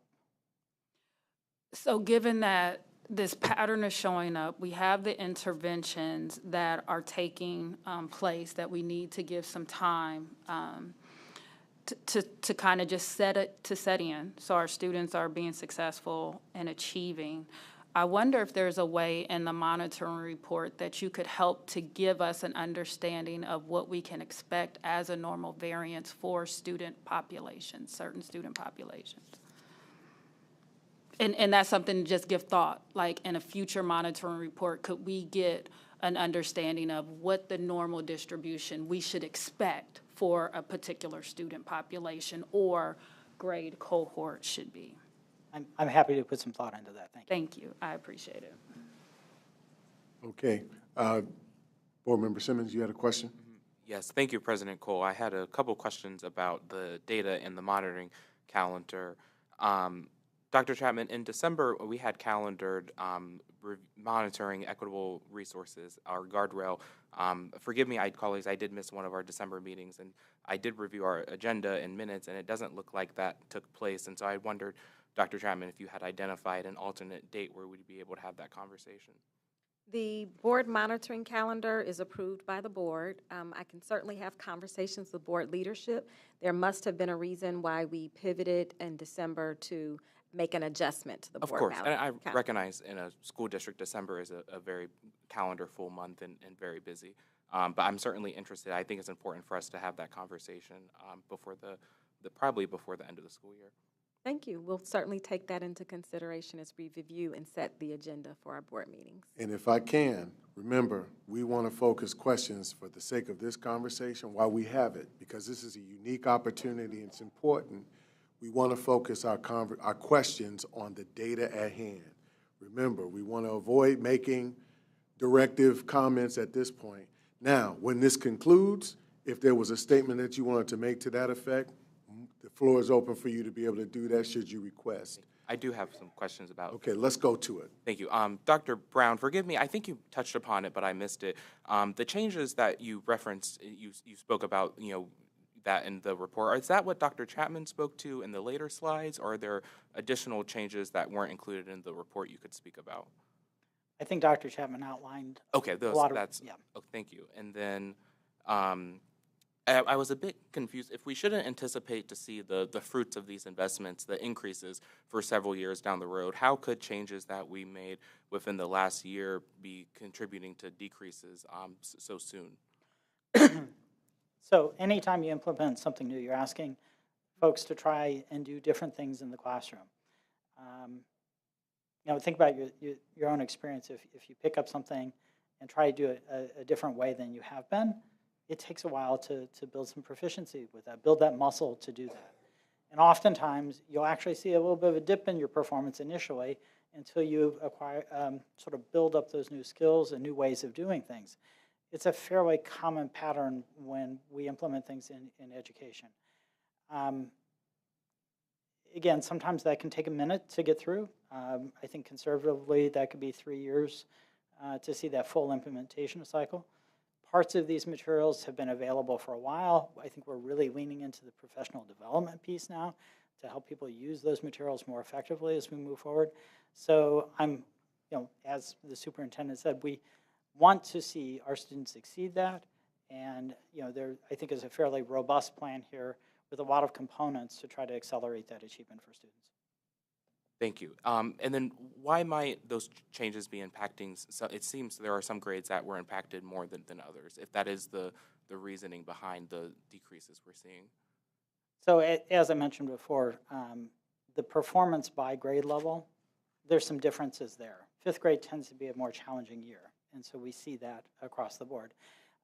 So we see a little bit more of a change there. Some of these fluctuations, if you look over time, it's sort of gone up and down a little bit over time. I don't think we've seen a clear inflection upward quite yet, but one could expect that to come as we move forward. Thank you. President Cole, I do not have any more questions at this time. Thank you, Board Member Simmons. Are there any additional questions from the board? Okay. I don't have a question, but I do have a comment. And it's germane to the data and it's not directive or instructive, right? I have a comment. Thank you, President Cole. I just want to give our team a kudos for sharing the example of the math problem. I think it's very important for our community members to be able to see the rigor that our students are showing in the classroom and in their work. And so I appreciate you all adding that to our monitoring report. And I think, colleagues, President Cole, if we could have future examples like that in our other monitoring reports moving forward, I think it would also help. So thank you all for that. Yes, sir. Thank you.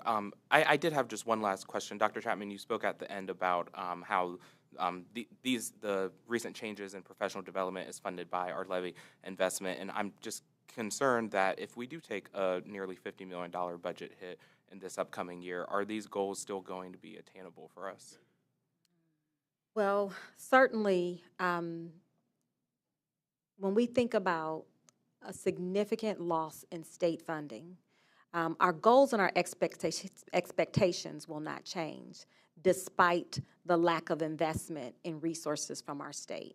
We will still continue to have high expectations for our students, and we'll continue. We have a dedicated team of staff members in our buildings and throughout the district. We'll continue to work to remove barriers and prepare our students not only for grade level success, but future success. But it will be a challenge, and it will not be easy, because we will have to make very tough decisions about which resources we will be able to allocate to support these goals, our interim goals, with fewer resources. And we'll continue to have conversations and dialogue about what that will mean for our district and what that will mean for us as a community. Thank you. Thank you. So before I ask my question, and then we'll move on to get out of this section and move on to the next. I love some of the questions that colleagues asked, specifically around trying to get their arms around the predictive idea of where our children are headed. Our goals are all based on community values. So I want to speak to it from that standpoint, and I want to look at this from the standpoint of what does the community need to know more of to understand what their children are able to demonstrate in 4th grade, leading up to 5th grade, and then what they're not demonstrating. So you mentioned that there's a rigor situation that happens, right? A situation of academic rigor that happens in the space of 5th grade and that transition from 4th to 5th. What is it that students are demonstrating in 4th grade that they are not demonstrating the ability in 5th grade to actually achieve? I think when we're trying to really figure this out, we want to know what it is that a student can do based on what they know. What is it that they're struggling with in that space academically?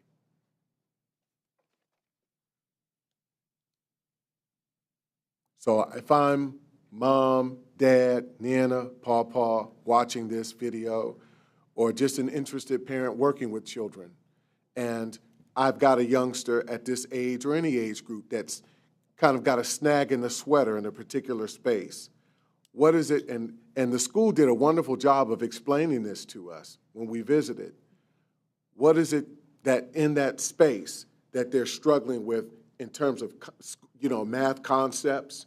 What is it that they're not grasping that otherwise we need to give a little more in-class focus on? So, President Cole, thank you for that question. I think some of this question stems from your visit to Wedgwood Middle School. But certainly, when we think about the standards, what our students are expected to know and be able to do, and when you transition from 3rd grade math to 4th grade math, when you get to 5th grade math, K4, most of the math skills are more procedural for the students. And then when they transition to 5th grade, it moves to it's conceptual. You certainly have to have the procedural understanding. You have to know your basic facts, and you have to have fluency in all of those basic foundational skills. But you also, starting in 5th grade, it moves to more conceptual understanding, and it's a higher level of rigor that our students have to demonstrate in order to be able to explain their mathematical thinking, make comparative analysis on looking at different mathematical diagrams. And so the rigor increases, and it becomes more challenging for them we're not talking about the right answer. We're talking about comparing two answers. We're talking about explaining why this answer wasn't right and why this answer was wrong. It's much more conceptual, and you have to have a very solid foundation to be able to do that. Awesome. So now, when we're looking at, I think it's slide 14, the NCTM effective teaching practices. Now that highlights, I think, even more effectively why it is that you're looking at leveraging these sets of strategies, these sets of adult inputs to help improve student outputs when we're looking at this from an interim basis. Outputs are all interim. So I'm using some common language that we're all going to learn very shortly. But outputs are what we're looking at right now. what we're hoping that transitions, Madam VP, is how this then becomes predictive towards outcomes. But at the end of the day, this is where the rubber hits the road in slide 14. Can you talk a little bit about that? Yes, so when we, math instruction looks differently today than it did yesterday. When I was in elementary school, we spent a lot of time on fact fluency, and it was just getting the right answer. Did you get the right answer, yes or no? And so you would literally have how many answers you got right and how many answers you got wrong. Math instruction looks a lot differently today because in order to get credit for your answers or your responses, students have to explain why. It goes beyond, did you get the correct answer? But why and how did you get the correct? And you have to be able to write that out and explain your thinking. So this strategy around mathematical discourse really provides a safe space for students in our classroom to practice and build that muscle every day of explaining their thinking and reasoning in math class. We usually hear lots of opportunities for dialogue in our reading classes, English classes, science and social studies classes, explain your hypothesis, explain your reasoning, defend your position. But now in math class, students have to be able to explain their thinking. They have to be able to communicate with their peers and defend their answer, right? Because a lot of times in math, depending on how the problem is set up, there's more than one right answer. So it's not just one way of thinking about how to solve the equation. And so these are strategies certainly that are supported by the National Council of Teachers of Math. They really provide teachers with a playbook for how to set up a safe space in math classrooms that supports students leading the conversation, talking with their peers, and conversing and sharing their thinking about math. Thank you for that. So we'll move on forward to a motion to approve this report this evening. Is there Motion to approve the report as given by Dr. Angela Chapman for our interim math goal monitoring report. Motion? Motioned and seconded. Call the roll. Ms. Ingalls? Yes. Dr. Pierce? Yes. Mr. Simmons? Yes. Ms. Vera? Yes.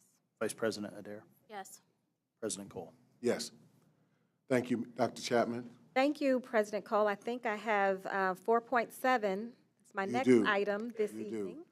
So we'll move on right to you to board goals and guardrails discussion. Thank you. So this presentation is, and certainly an invitation from board leadership to take a few minutes to talk about our board goals and guardrails. At the beginning of our math presentation, we saw the monitoring calendar for the remainder of this school year. I want to take a few minutes to remind everyone what we mean when we talk about goals, guardrails, and monitoring. The Student Outcomes Focused Governance Model calls for us to monitor each goal twice a year and each guardrail at least once a year in a board meeting. So in April, we'll provide our annual update on the whole child guardrail. In May, the focus will be on the culturally responsive staff guardrail, and we'll end the school year with a monitoring session of the support intervention services guardrail. Again, we'll pick up the monitoring calendar in the fall and provide monitoring reports on our progress towards each board goal and guardrail. The goals and guardrails, as President Cole mentioned earlier, reflect our community's vision and values for Columbus City Schools, and they serve to focus the work of the district on improving student outcomes. When we are all working together on common goals, we are able to accelerate our system progress. This short video coming up next provides an overview of the difference between the goals and the guardrails.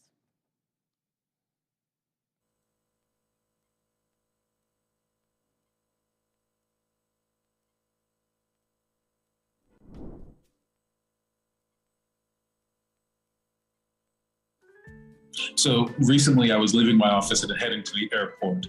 And so what I did is I called an Uber. The first thing you do, when you open up the Uber app is, you tell it exactly where you want to go. In this case, I said, I want to go to the airport. And so the Uber arrives and I hop in back. I happen to know that on this particular day, the most obvious path to the airport is blocked by construction. And so I leaned forward to the Uber driver and said, hey, don't take I-35. I happen to know that it's completely blocked off for construction. At that point, I've actually given 2 critical forms of direction of instruction to the Uber driver. I've said, what is the goal? Take me to the airport. But I've also said, what is the guardrail? Don't go along this particular path.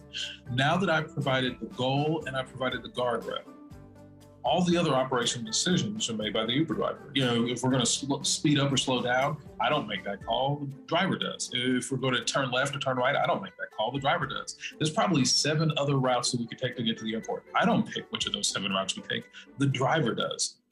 Inside of a student outcomes focused approach to governing, the board is actively saying, I am more focused on what are the vision and values of the community, the goals and the guardrails. We trust that to our professional educators and the professional staff to figure out. This is a radically different approach to governing, but it's one that we believe honors our professionals and really preserves for them the ability to do things that they know make the most sense on behalf of our students.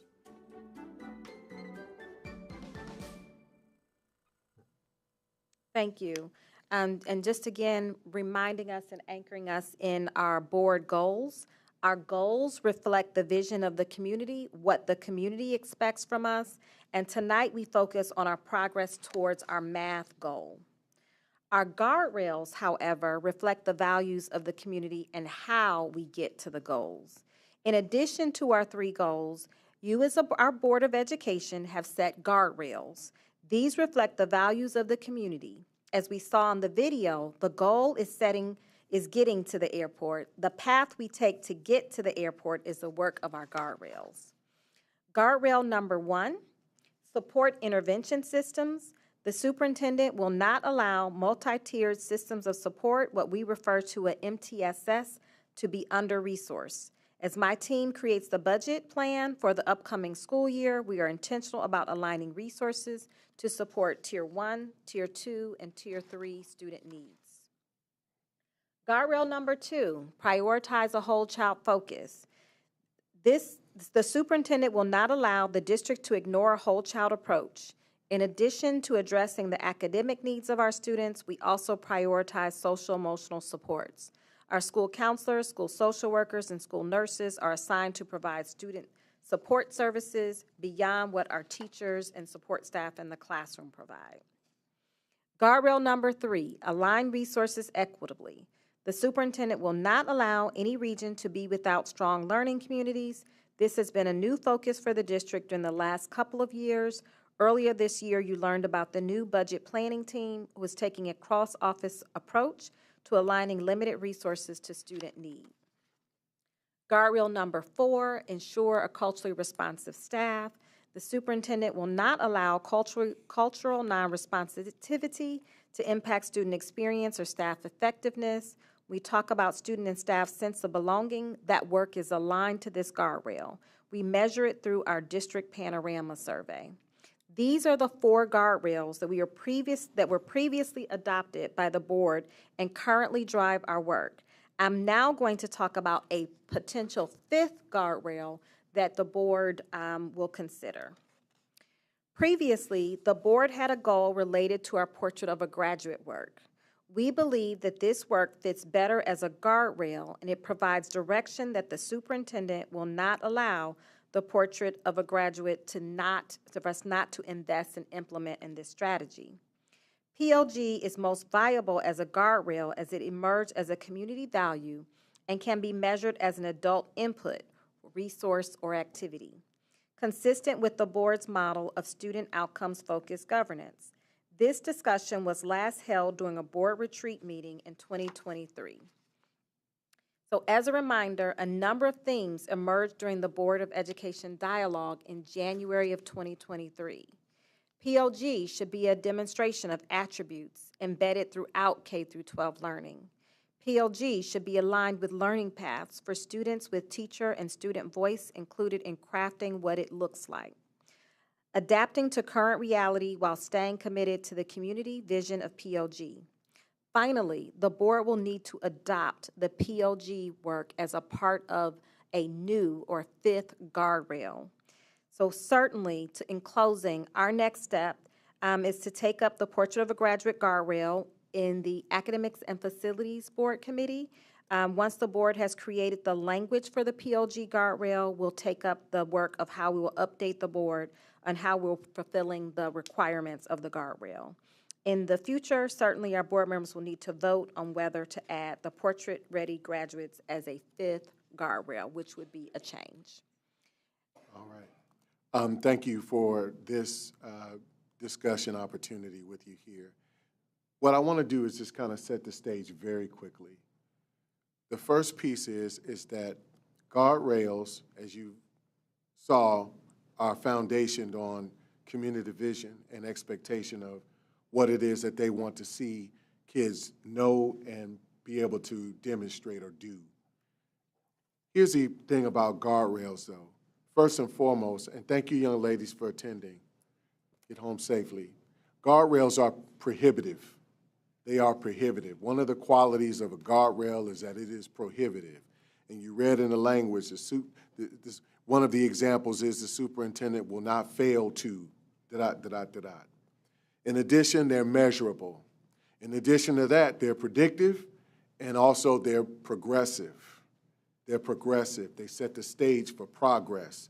They give the superintendent or any direct report the opportunity to figure out how to color in lines in the most quality-based kind of way possible, if I'm making any sense. So with that, I want you guys to frame your questions around that kind of thinking. So I'll give an example, and anybody can take my question and run with it. How does Portrait of a Graduate help us measure what students know and can do? If we were to think about this from that standpoint, how does Portrait of a Graduate work to the effect of improving student outcomes in a way that helps us be able to measure what they know and can do? The other piece is this in closing. 80% of the work of the interim is the superintendent. 80% of the work is the administration's job and her team. So go ahead. If there are any questions on the floor right now, let's open it up.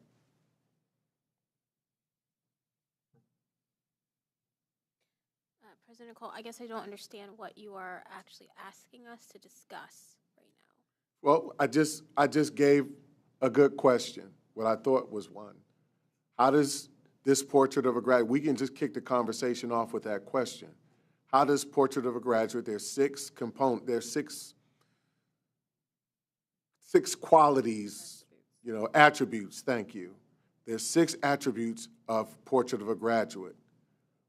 Let's talk about what they are, and then let's answer the question based on how you guys are looking at having us frame this in a way that we can measure what students know and thus be able to do. What are the 6 qualities? Let's remind ourselves of that, and then how are you aligning this to a measurable ways in which that you can report to us on an interim basis and an outcomes basis about what kids know and what they can do based on these 6 qualities. How's this going to improve student outcomes? So, President Cole, this is work that we have yet to articulate across the district. Right now, we have 4 guardrails, and the question is actually for the board. Does the board have the pleasure or discretion to, or interest or desire to establish a 5th guardrail? Does the board want to create a 5th guardrail? And if so, my thought would be that we could certainly work with, during one of our board committees, to work on that work. The board will set the guardrail, which will be the directive to the superintendent. The superintendent will not allow related to PLG. And then our team will then work to create the supporting metrics that align to that guardrail. So that's the question for the board this evening. Do you all have desire and interest to add a 5th guardrail, which would be Portrait of a Graduate, and move that work forward? And then that will send a signal to the administration of our next steps. So, President Cole. Hold on just a moment. Just as a point of clarification for me, for me, it's helpful to know how it is that you're thinking about how this improves student outcomes. Ultimately, that's what, for me, if you're telling me that you've got some sort of idea about how this adds value, how this is directly contributive, and it's not a skeptical question, it's just one that helps me get clarity about what it is in terms of your vision or idea around scope of work with this that'll improve student outcomes. For us to add this as a guardrail, what does it make sense? What to you makes sense about doing this, I guess?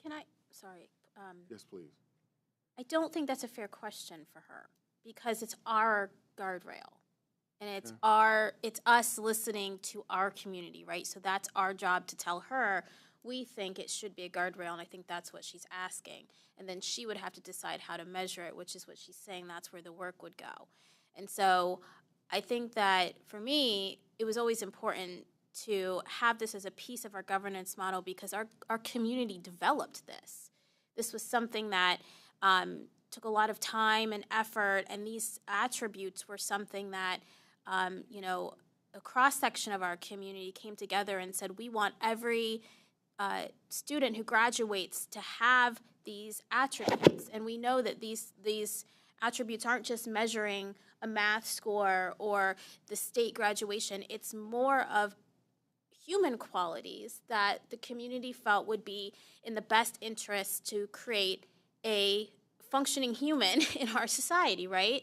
And more advanced skills that would really propel them for the future that we can't even imagine. And so I do think it's important because the community was very clear in what they were telling us here, that we do, have this as a guardrail. First, we said it was a goal because it was that important, right? And I think we figured out quickly we didn't quite because it wasn't built. So it wasn't like the math and we didn't have metrics. We had to build it first. And I mean, maybe that's your question. No, that was my question years ago when we actually have they built so we far? set it as a goal. I asked the same question then. But okay, hold on. I got you. I thank you for your insight. I want to make sure we get everybody else too. So it looks like this is something that we're walking towards. Anyone else have some insight or feedback that they'd like to give? President Cole. Okay, Brandon, thank you. I'm sorry. To my colleagues who have been here longer than I have, so it was originally envisioned that this would become one of our guardrails because I was a bit confused with the presentation and how we got to a space where we were discussing this as an option to add to one of our guardrails. So I guess that's my first question is, it sounds like it was originally envisioned that this would become a guardrail at some point. Yes. No. Yes, it was. It originally started as a goal, Board Member Simmons. One that we had questions about, okay, how do we quantitatively get an idea about what progress, how this directs towards student outcomes? There was not much clarity around it. Then it was later asserted as the opportunity for a guardrail. We took on other work at the time and moved in another direction and really took on the math goal, the math interim guardrail and goal. So with that in mind, that's how we got to this point. We want to make sure we're working with the administration to, again, based on community value, add quality to the student experience with these attributes that, help us get to where it is we believe we're trying to go. Thank you. And then having that background knowledge allows me to kind of dig into the substance. Dr. Chapman, currently, at least on our website, the portrait of a graduate is included under the strategic plan, which I believe is owned by the superintendent. How would your work change if we were to make this a guardrail? What would you be doing differently then versus what you're doing now?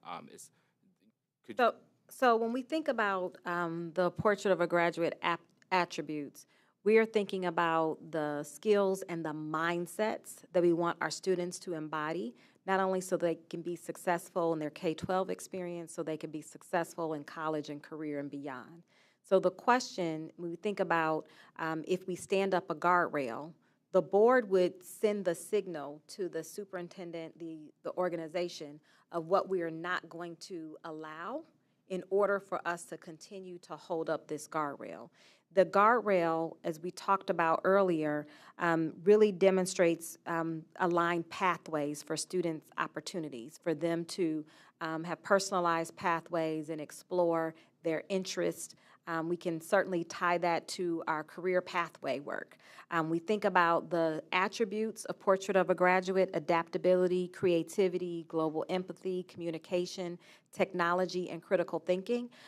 Certainly, there's aspects of that already embedded in our curriculum, already embedded in our program offerings, already embedded in our professional development.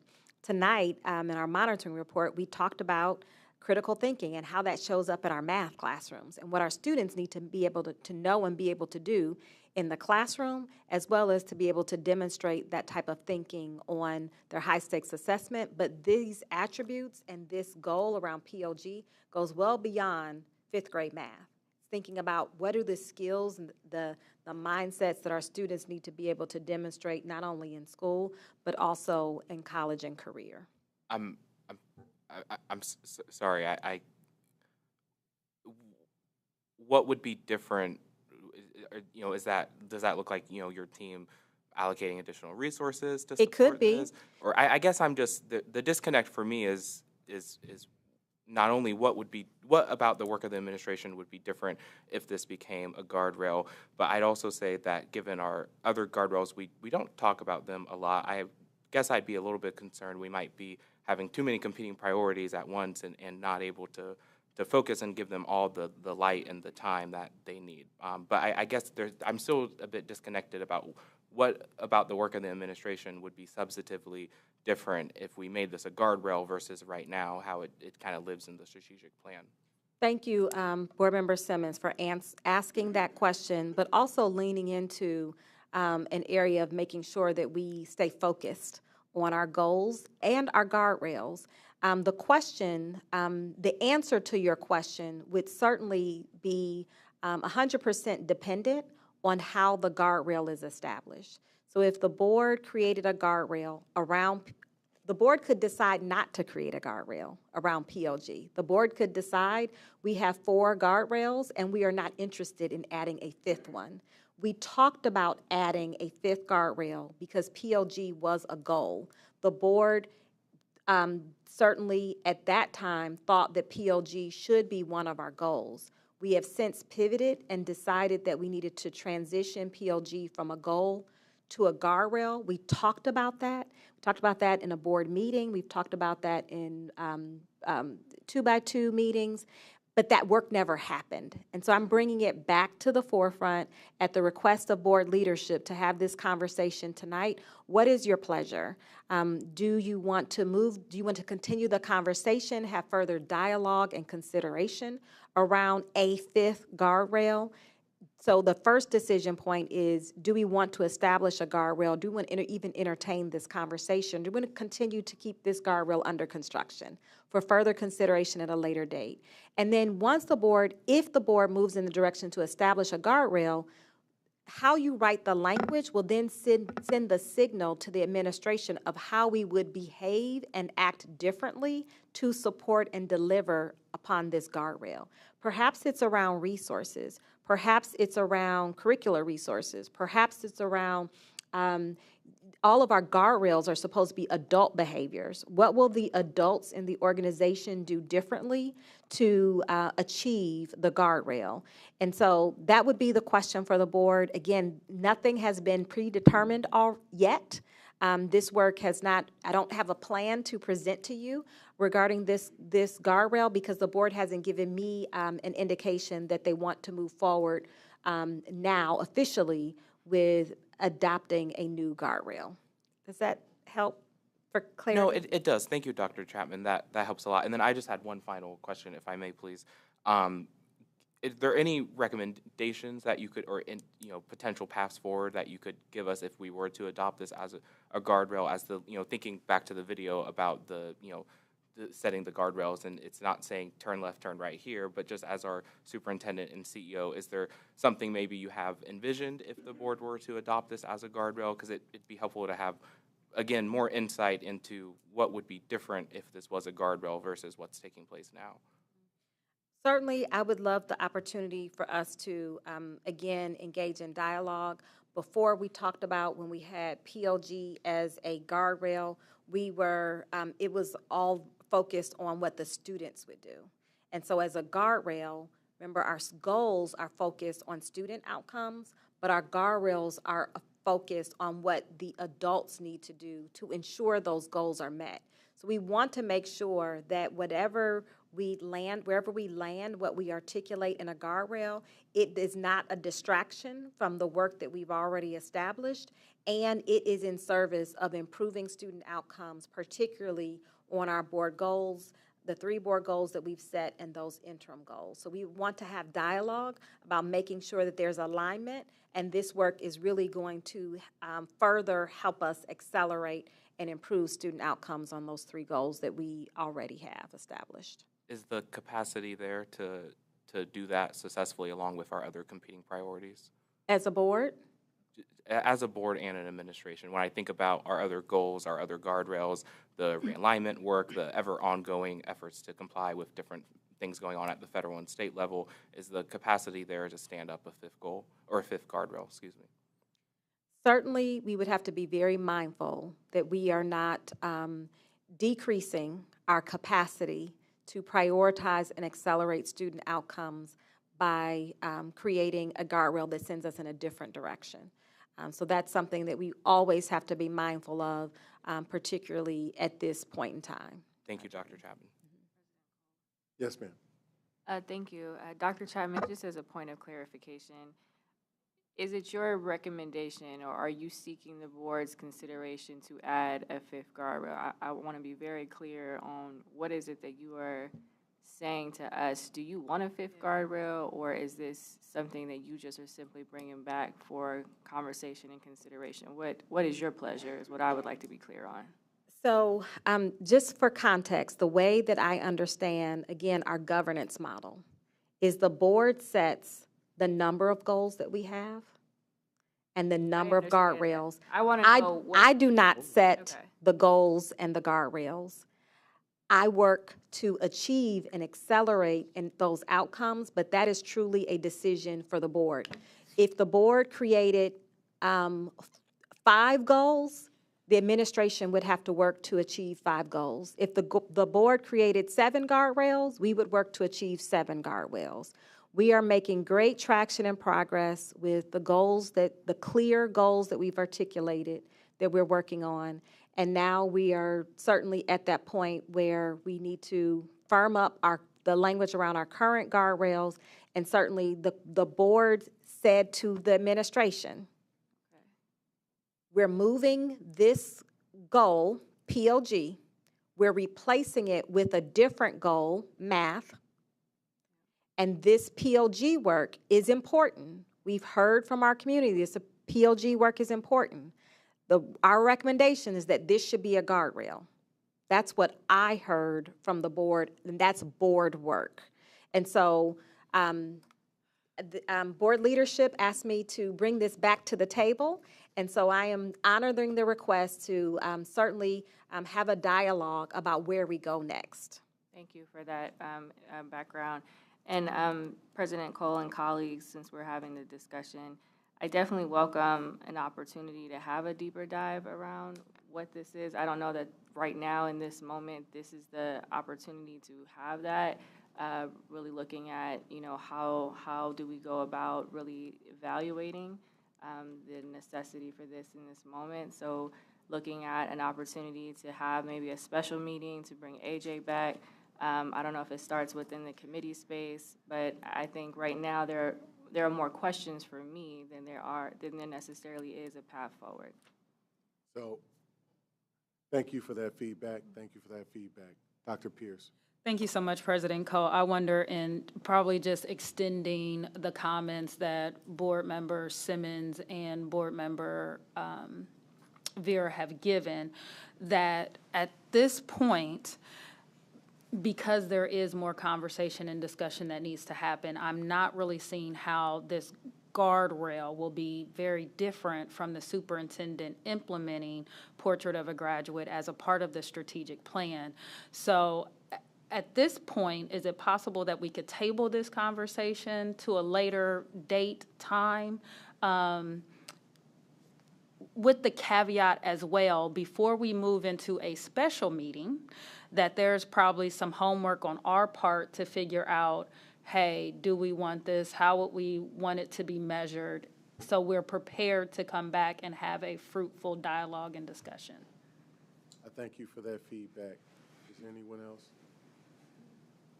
Okay, so with response to, two of the suggestions that have been brought forward, I think that there's a very unique opportunity. I've had the opportunity to speak with our board chairs. We are going to do in the second week of April, on April 8th and April 9th, we're going to host a joint committee. We're going to do a 2-day joint committee where we're actually going to get student outcomes focused governance training. And we'll have the opportunity to ask that question at that time, should we be able to get to it. The other opportunity is this: each individual board member has a chance to call AJ, to contact him. Those who did not have his information, I made sure I forwarded it. You can contact AJ and ask directly for additional guidance and understanding around the establishment of a guardrail. Again, I'm in the space of, as Michael, I'm in the space of understanding that 80% of the guardrail work is incumbent of the administration. As you said, these are adult inputs and outputs that go into this whole piece that we end up eventually looking at and monitoring subsequently. So at the end of the day, I think that this is something that we can continue to deliberate upon at a future time. Again, any of those, we have a first bite at the apple the second week of April on the 8th and 9th. We have another bite at the apple that we're working towards planning in June, where we'll even open that opportunity up to the community, okay? And so with that in mind, I think that I thank you for this insight. I thank you for this presentation. We're really working diligently with you to ensure that we're making progressive steps towards where we're trying to be, not only in terms of interims, but also outcomes. So we'll move on with this conversation. Is that all, Dr. Chapman? That concludes the report. All right, I thank you very kindly. Okay, we will move forward in the agenda, and we will head to committee updates. Now, in this committee update space, we're only giving ourselves 3 minutes, up to 3 minutes. So with that in mind, we can start with community engagement and advocacy. Thank you, President Cole. So the Community Engagement and Advocacy Committee met for the first time this past Tuesday. Really was excited to be able to welcome 3 new appointment committee members. We spent the top of the year really evaluating the work plan of this particular committee. We achieved that through being able to put out a survey to collect feedback from other board chairs, members of the committee, looking at work that we had worked on last year, in addition to our amazing direct reports. And so I'm happy that we were able to make that a focus, key focus area of our meeting last Tuesday. So we have really leaned in on the areas of school funding, education, and advocacy, master school realignment and innovation plan, enhancing community feedback mechanisms, advocacy and policy alignment, building and expanding multi-tiered partnerships, and student experience, specifically leaning in on ESL and special education. On board docs this evening, I do have a hyperlink there that will give you the full presentation as well as the executive summary. In addition, that evening we also heard from our Government Affairs Director, Beth Hess, who really provided a robust update and call to action regarding the state operating budget. She covered the CCS legislative priorities in addition to the Ohio biennial state operating budget, Also went over the executive budget proposal, and also talked more with the committee about ways that they can advocate what we are doing here at CCS with families and community partners in terms of advocacy, and what does that mean and how others can get involved. Director Hess's full presentation is also linked here in my committee report. And then we wrapped up our evening with a really powerful interactive experience led by our ESL department and Office of Engagement, where they shared efforts to remove barriers and enhance knowledge, sharing information within the ESL community. So it was a really interactive experience where we were able to give some input, but their full presentation is also linked here. One of the things that I want to highlight from my colleagues as part of our ongoing activities, the ESL department has also sent a survey link out to committee members to provide feedback on that presentation. I would also encourage my colleagues to watch the video playback so you can see the presentation that was given to us, because they are also interested in your feedback as it relates to the presentation. So I'll be sure to include that link out to each of you, but certainly I've included the survey link in my report as well. And kind of wrapping up, additionally, we wanted to talk more about intentional ways to partner to be able to do more advocacy efforts. And today we did a little bit of that down at the Ohio School Board Association Legislative Conference. So that's a big part of our work for the committee this year. At the bottom, I have some things that are coming up in the next couple of meetings. As Board President Cole has mentioned, our April meeting will be in partnership with our committee colleagues, so which means the items that I have listed here will be pushed out to May, which those items will consist of an update from our Policy and Governance Committee on Board Policy 7105 as it relates to the closing of school buildings. In addition, Treasurer Cook will be joining us to talk about, present his initial draft on community engagement strategy for the Treasurer's Office, specifically related to school finance. And that is my report, President Cole. Thank you so much. We'll go to ETRM. Okay, thank you. So we met on March 12th, and we, as always, had a very full agenda. We continued our work about learning about the cost of programming, and we focused on our ESL program, so Director Sane was with us.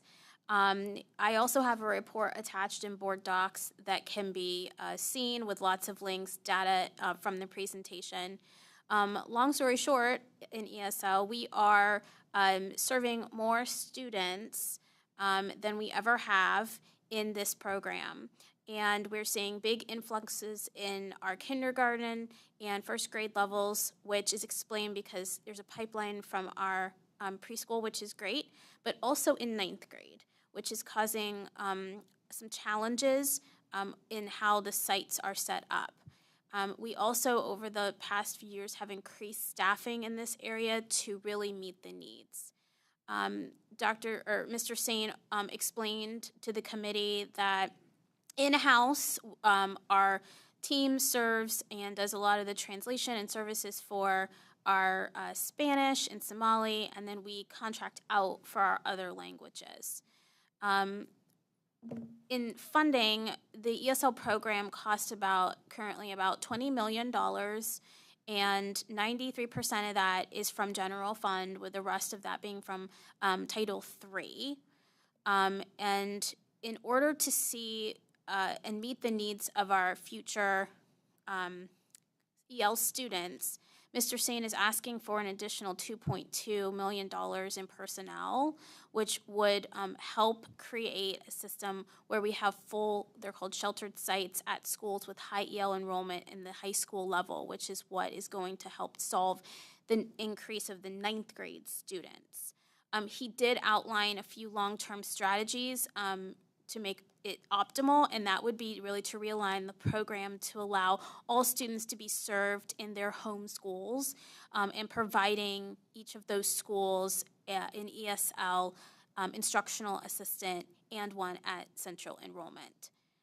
We then heard from our superintendent, who went over the annual operating budget process with the committee. She first started with a great reminder about our enrollment and demographics, really highlighting that we are growing. We are serving over 47,000 students currently, and we are again seeing increases in our disability and EL students, which the committee had learned.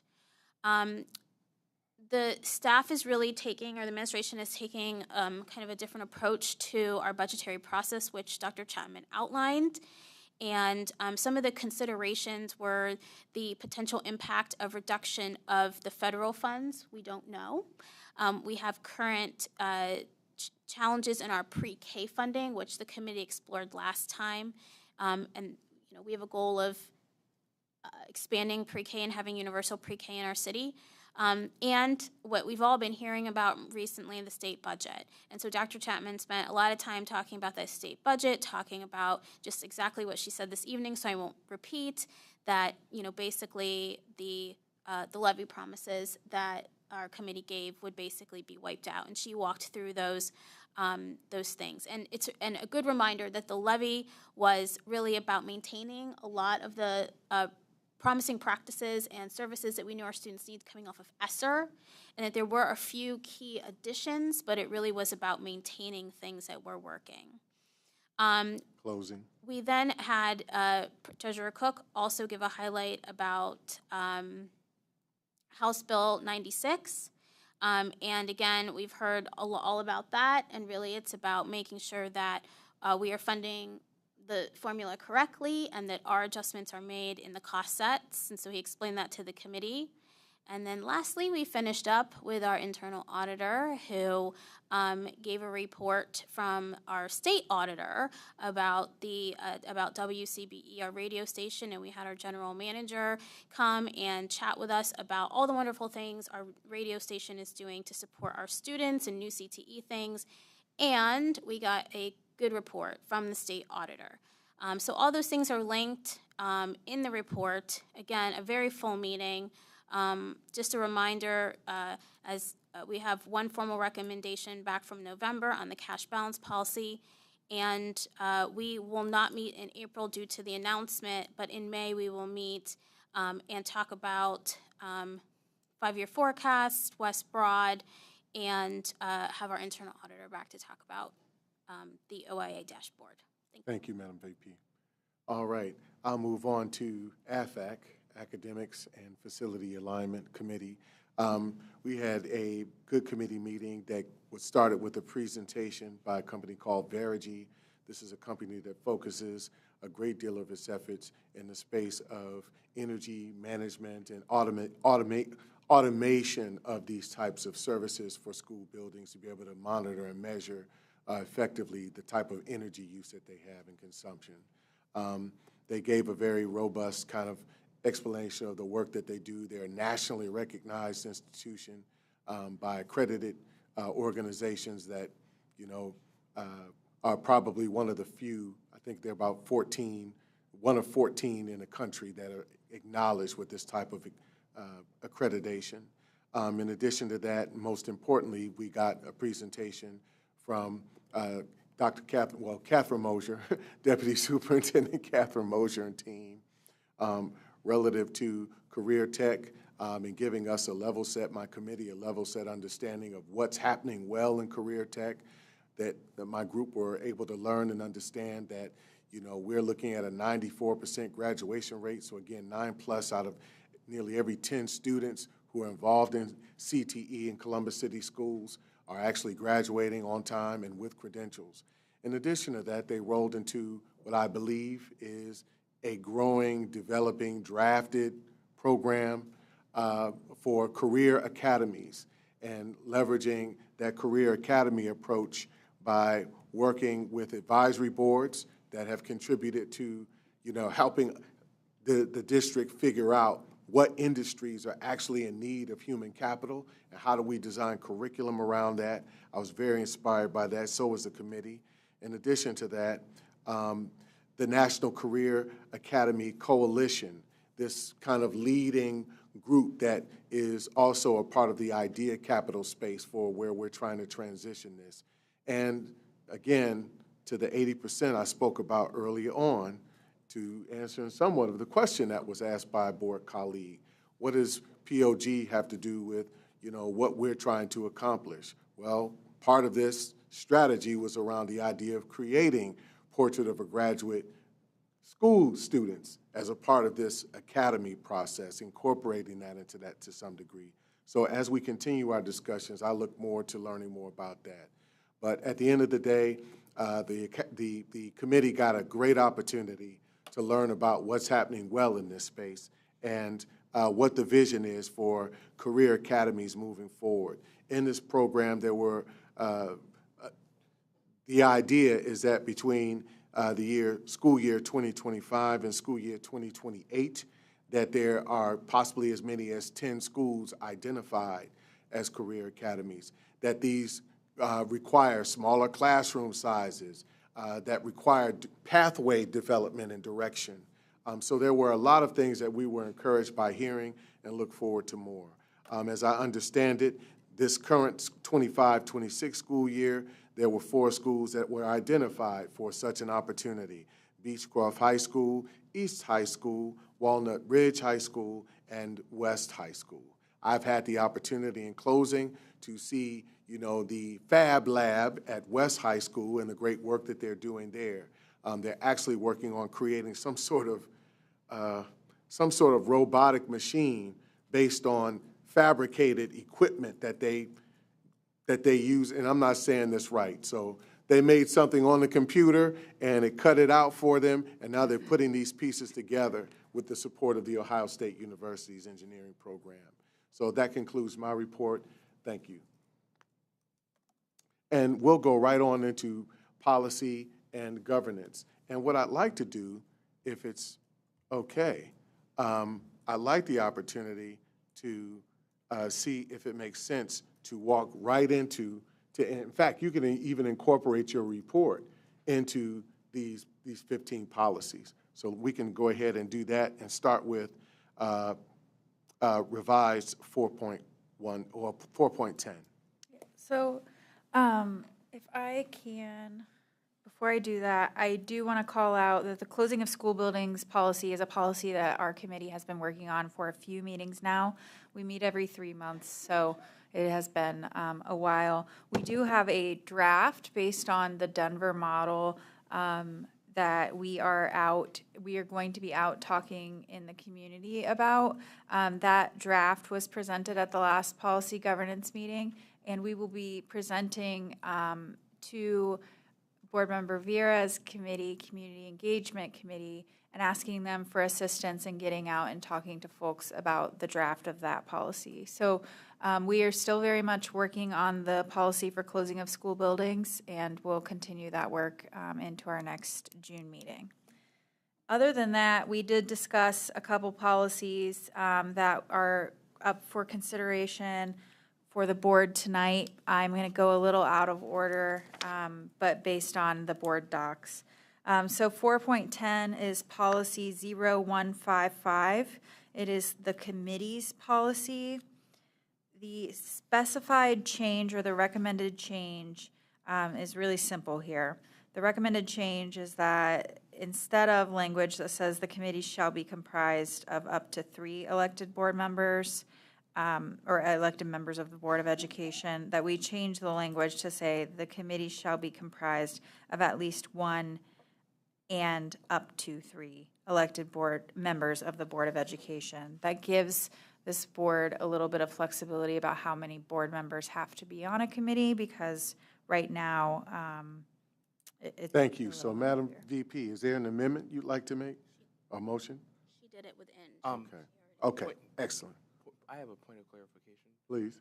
The legislation in board docs doesn't include that at least 1 up to 3, and that is not the legislation I reviewed. Yeah, the legislation as written says shall be comprised of up to 3.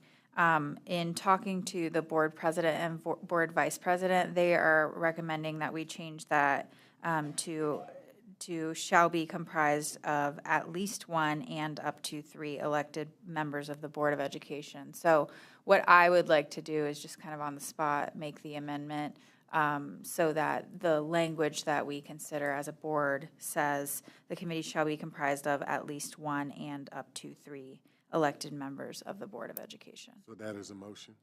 That is my motion. Motioned and seconded. Call the roll. Ms. Vera? Yes. Ms. Ingles? Yes. Dr. Pierce?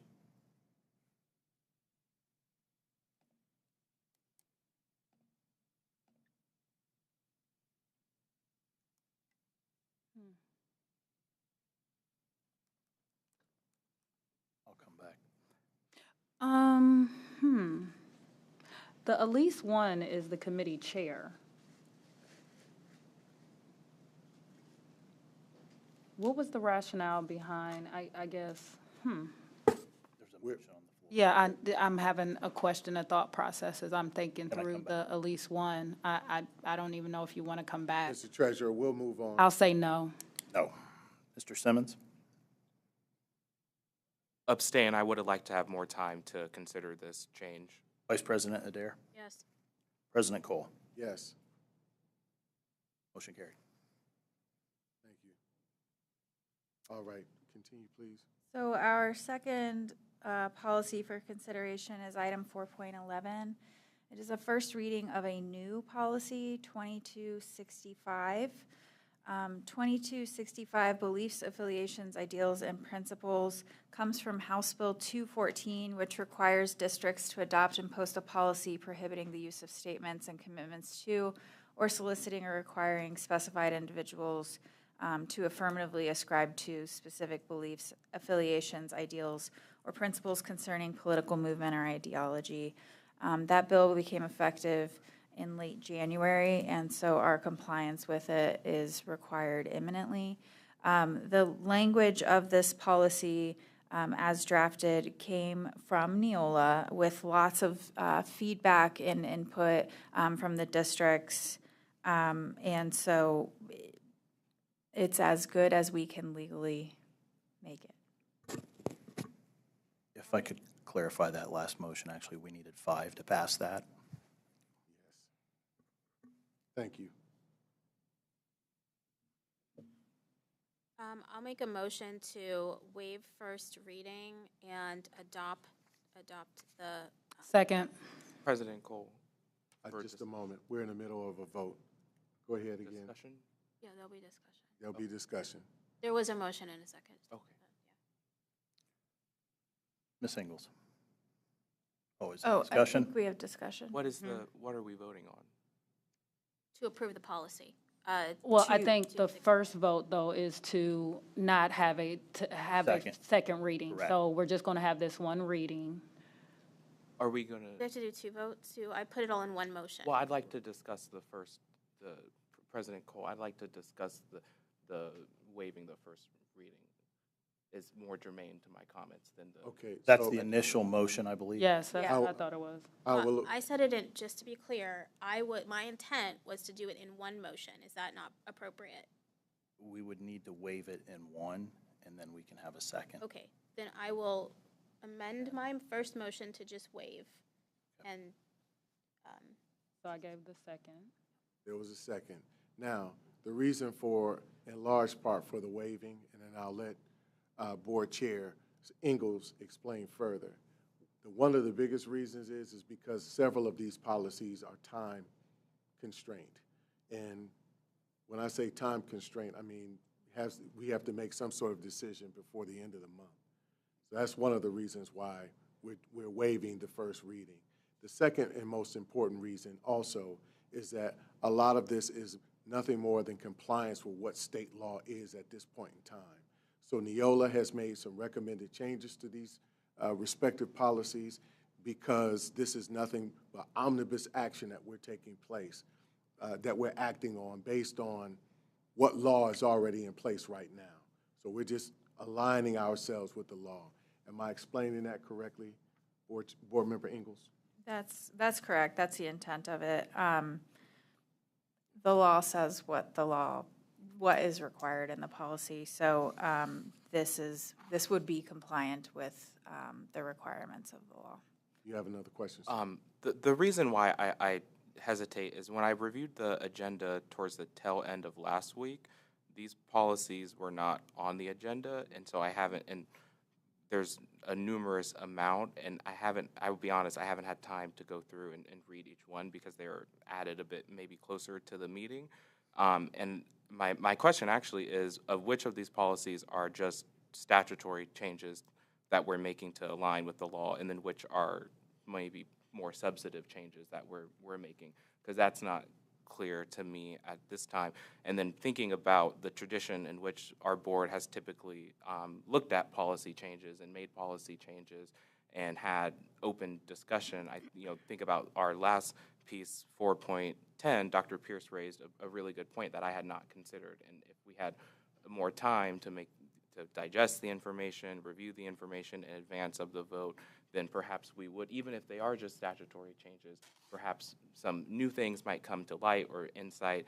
And so I'm personally not comfortable making even just what might seem like a blanket statutory change. I'm personally not comfortable making that without having maybe more time to review the policies. And if we have traditionally done a first reading, if it is urgent, I understand that. However, we do have another meeting scheduled this month.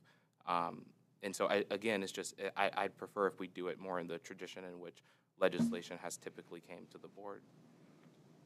Do not have another meeting. April. President Cole. Yes. Another comment, too. In my board briefing, I asked specifically what legislations leadership or Chair Ingalls would have had in mind to not have a second read on, and I did not get a list of those particular policies. And so I too feel that while it's still in support of foregoing the second reading on this one, there is quite a lot of policies, and it would have been very helpful for that information to be given to us, at least in the board briefings that we have.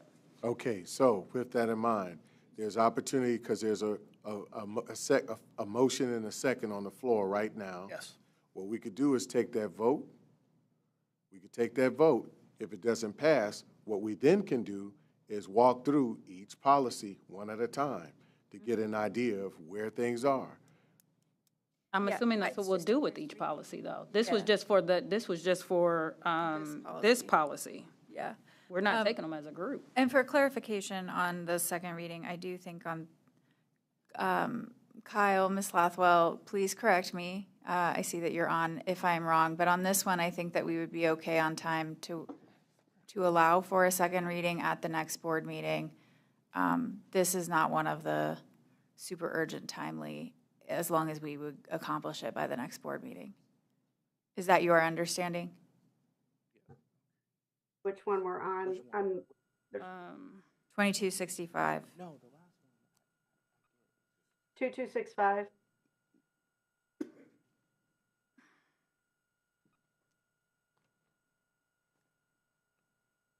(2265's) effective date has passed.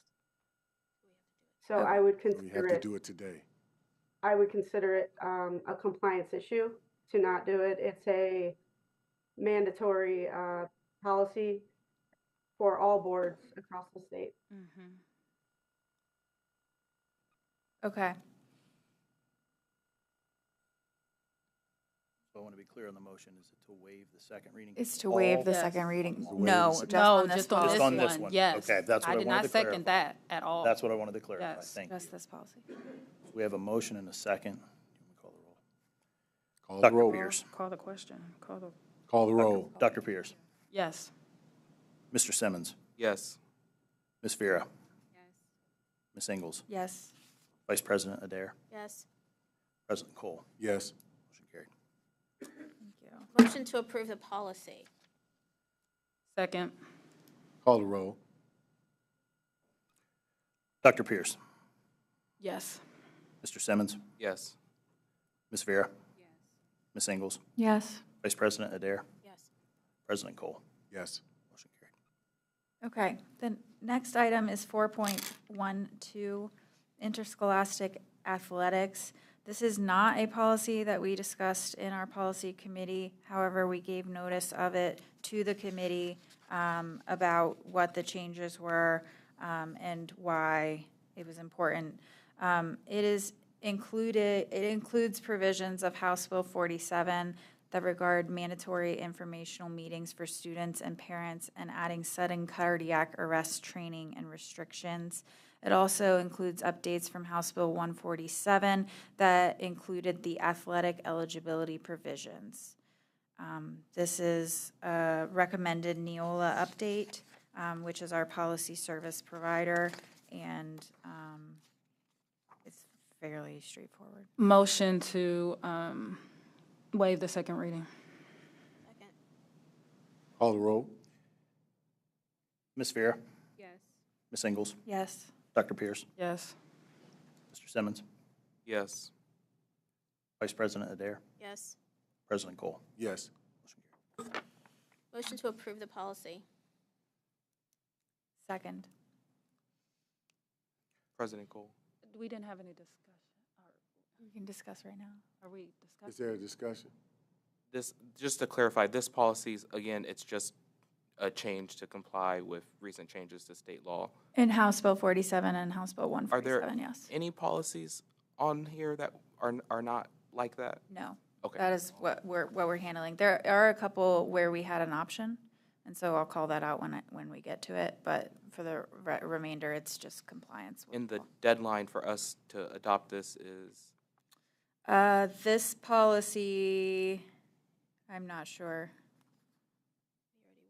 And then I would probably have the same questions for the subsequent policies too. Well, we'll do one at a Some of time. them I have that answer. Kyle, did you have it? Yes, the effective date on this one was 10/24/2024. So we are beyond. So we're past due. We're very past it. Colleagues, the question that, I have a question. Thank you, President Cole. The question that I have relates to the restoration of an incomplete grade. I think that is on page 2. The policy outlines that the student is able to, I guess, participate and practice in sports once the incomplete grade has been restored and a grade has been given. A while back, we had a student come and share their experience with their athletic team where their grades had been in question. They weren't able to participate. I think this particular language right here,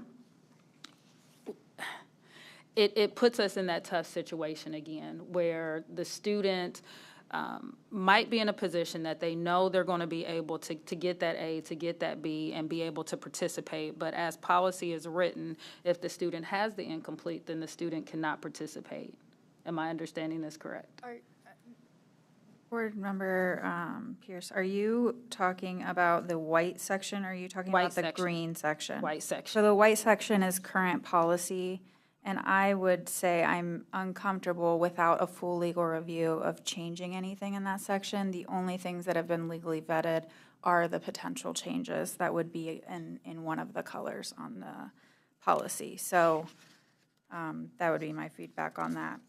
And so if we were to, as a board, because we need to be compliant, move forward with this, I would be in a position to recommend that this policy go back to policy and governance, specifically to address the restoration of the incomplete grade issue, especially given that we have had students come give testimony and share their experience.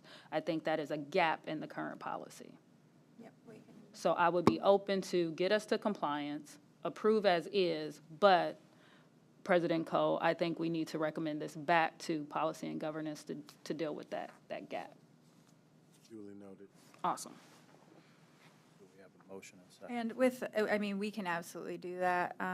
With the voting of the policies tonight, no policy is ever really stagnant, so we can't always revisit every single policy at any time. Unless it's just in clear violation of law. Correct. Yeah. All right, so it's been motioned and seconded. Let's call the roll. Dr. Pierce? Yes. Mr. Simmons? Yes. Ms. Vera? Yes. Ms. Ingles? Yes. Vice President Adair? Yes. President Cole? Yes. All right. We will move on to 2460 special education. Again, this is a legal compliance update. We have until the end of this month, so if we wait until the next board meeting, we will be out of compliance. Districts are required under law to adopt written policies and procedures regarding the education of students with disabilities. The Ohio Department of Education and Workforce released an updated special education model policy and procedure in the December of 2024. So this is actually coming from the Ohio Department of Education and Workforce. Districts can choose to adopt the 2024 model policies or develop their own to comply with this policy requirement. However, Neola, our policy provider, recommends that there are at least 4 areas that contain statements in conflict with existing state and federal laws. To properly adopt the 2024 model policies, Neola districts are advised to use the board resolution and to officially adopt the 2024 model policies. So with that, this policy is the recommended adoption that would put us in compliance, which again is a deadline of by the end of this month. Motion to waive first reading. Is there a second? Second. Motioned and seconded. Ms. Ingles? Yes. Dr. Pierce? Yes. Mr. Simmons? I have a question. Yes. Ms. Vera? Yes. President Cole? Yes. Vice President Adair? Yes.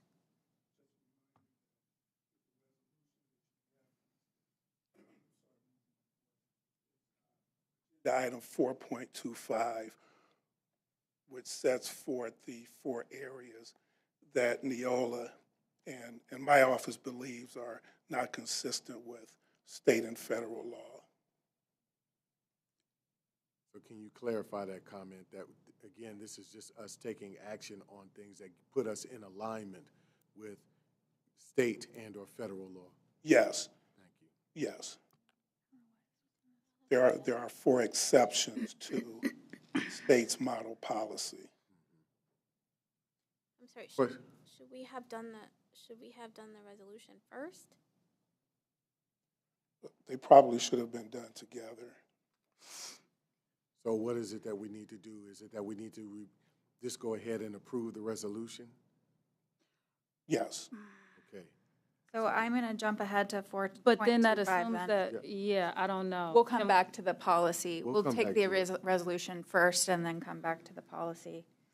So then okay, so point of clarification. So through the resolution, in essence, we're approving the policies, and we still might have questions or discussion around the policy.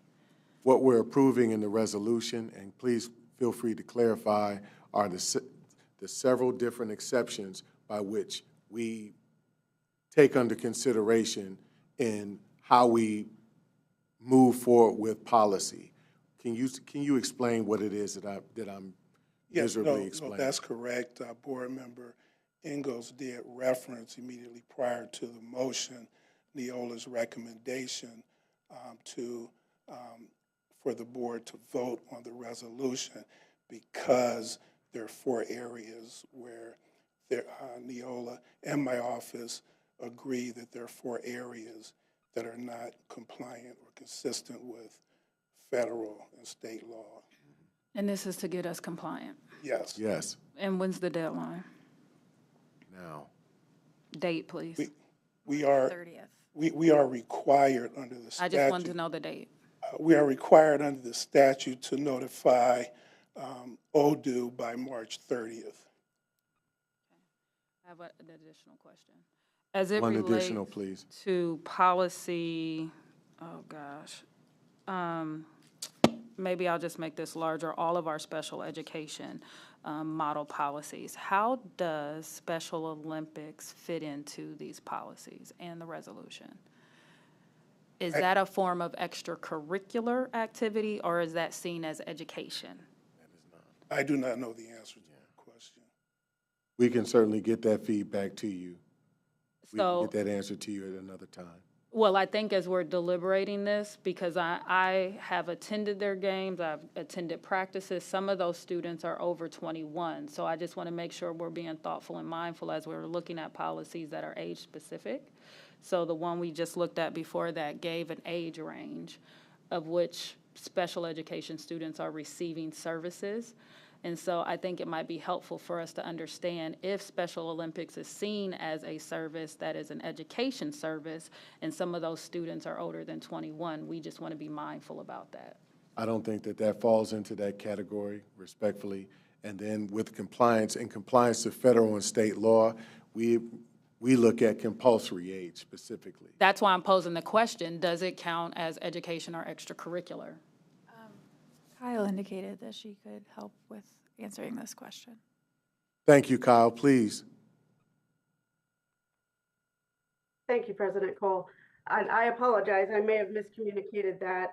What I can help clarify is put into one bigger picture why we're looking at this 2460 policy along with the resolution, and then the date that we're looking at as a timeline that we need to meet.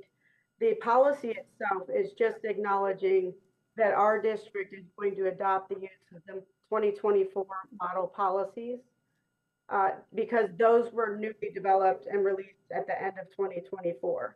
So the policy is just saying we're going to follow those in lieu of creating our own policy, which is what most districts across the state do. Both our legal office, OSBA, and Neola issued releases of resolutions because there are 4 areas within the 2024 model policies that we believe are inconsistent with law. Overall, the 2024 model policies are fine. They're not, these 4 carve-outs are not going to change the way we do our work. Dr. Mickey Nelson was able to attend our committee meeting on the 10th and clarify that with the committee as well. So this is just an acknowledgement of what we're going to be following going forward and getting all of the T's crossed and the I's dotted, sorry. All right, thank you so much for that, Kyle. So again, let's go back to 4.25 and offer a motion to adopt that section and then move forward with the rest of the policies that are. President Cole. Yes. I was hoping to hear more from Mr. Barnes about how 4.25 is connected to the policy we just voted on, and is that piece of 4.25 also making changes to our policy? It would seem to suggest in the legislation it is, and then I'm also not clear, it just says P14, but normally the policy numbers are a bit longer, and so I'm confused about what policies that's making the change to, and I'm just going to stress that I think this is why it's important that we do make the time and the space to have the first reading, and so that these questions can be asked with space in between distance from the vote. That way we have time to consider these. But my question is, how is 4.25 connected to the piece of legislation we just voted on, and how is it connected? I don't quite understand that. I think you're going to hear again, and please feel free, Mr. Barnes. And what happens if we approve the one and don't approve the other? Hold on. Why are they packaged differently? Can I try to explain it? Hold on. Let's let Mr. Barnes come back up, please. Thank you, sir.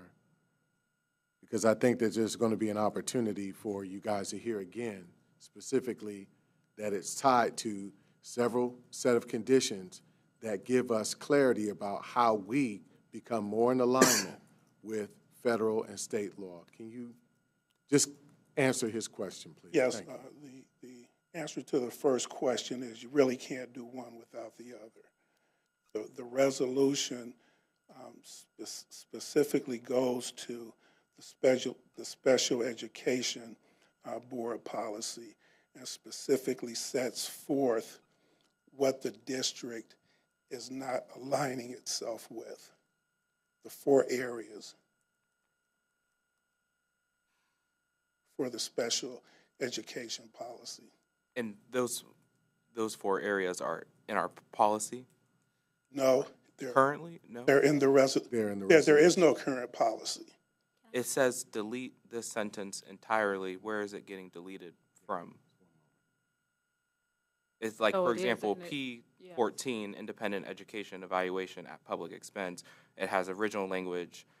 An educational agency may not impose conditions or timelines related to obtaining an IEE, except for one criteria described above. Action, delete this sentence in its entirety. It's deleting that portion of the state's model policy. Of our policy or No, the no, The state. the state's model policy. Why The do we Department need of to Education. action on that?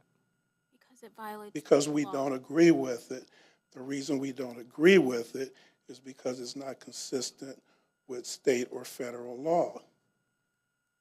So we're not adopting pieces of the model policy, and we have to make it very clear to the state why we are doing that. And then that's what the second resolution is. So the policy 2460 says we're not going to have our own policy on this. We're going to use the required state model. However, we've adopted a resolution that goes with this that says there are pieces of that model state that we believe violate other law because you didn't write it correctly. And we are not adopting that because we think that that's a legal liability. And that's what the resolution says. So we're pulling out pieces of the model. Where is that policy, the state's model policy, attached somewhere? And then in addition to that, I understand the state's model policy is not in compliance with federal law or with state law? Both. Okay. Those four areas. Could you explain a bit why that is, or why the department, is it just they haven't gotten around to updating it, or it's an old policy, or I'm just confused why the administration's policy would, not our administration, why the executive department's policy would be conflicting with state law and how that impacts us. I'd have to go back and look at the specifics, but that was done in conjunction with Neola. If you look at the proposed policy, that's exactly what the model policy says, except for those four areas that are listed in the resolution. So what we just voted on is the model policy? Yes. Okay. We have only voted on waiving the second reading on this policy. We have not voted on the special education policy. 4.13? For policy 2460, we have not voted on. And then what we're talking about right now is 4.25, which is the resolution that corresponds with the policy. The policy refers to the state Ohio operating standards. And so what we do is we adopt the Ohio policy, but we are going to, in this resolution, say we are not adopting certain pieces of that because we believe that they are not compliant with state and federal law. It sounded like there was desire to move that up in the agenda so that we could vote on the two related policies at once. And if that was the will of the board, I would encourage us, because our rules do say that we have to follow our agenda, to make a motion to amend the order, and that way we can keep it more consistent. Is there a motion to amend? So motion to amend the order of the agenda. Second. Moved and seconded. Ms. Vera? Yes. Ms. Ingles? Yes. Dr. Pierce? Yes. Mr. Simmons? Yes. Vice President Adair? Yes. President Cole? Yes. All right. Now we're focusing on 4.25. Is there a motion to vote for, approve 4.25? That's the resolution. Resolution. Motion to approve the resolution. Second. Motion and seconded. Ms. Vera? Yes. Ms. Ingles? Yes. Dr. Pierce? Yes. Mr. Simmons? Yes. Vice President Adair? Yes. President Cole? Yes.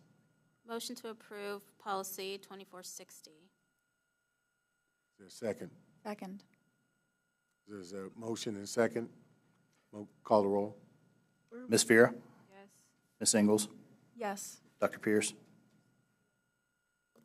Is that the one I asked the question about Special Olympics? I gotta find it again. Yes. Where are we at the vote? Are we at discussion? We are at the vote. We have called the roll. We are at the vote. Did we have discussion on it? We've had discussion on it earlier with several of your queries. But Did we now we're at add the that vote. to the query? I'm sorry. Did we, Sarah, Chair Ingalls, did we add that piece about the Special Olympics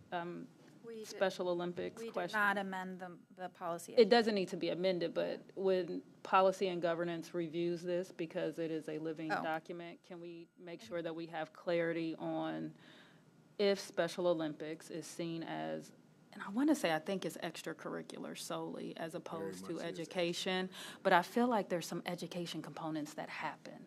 So just to satisfy my question. Okay, so now that it's noted, I'm ready to vote. Dr. Pierce. Yes. Thank you. Mr. Simmons. Yes. Vice President Adair. President Cole. Yes.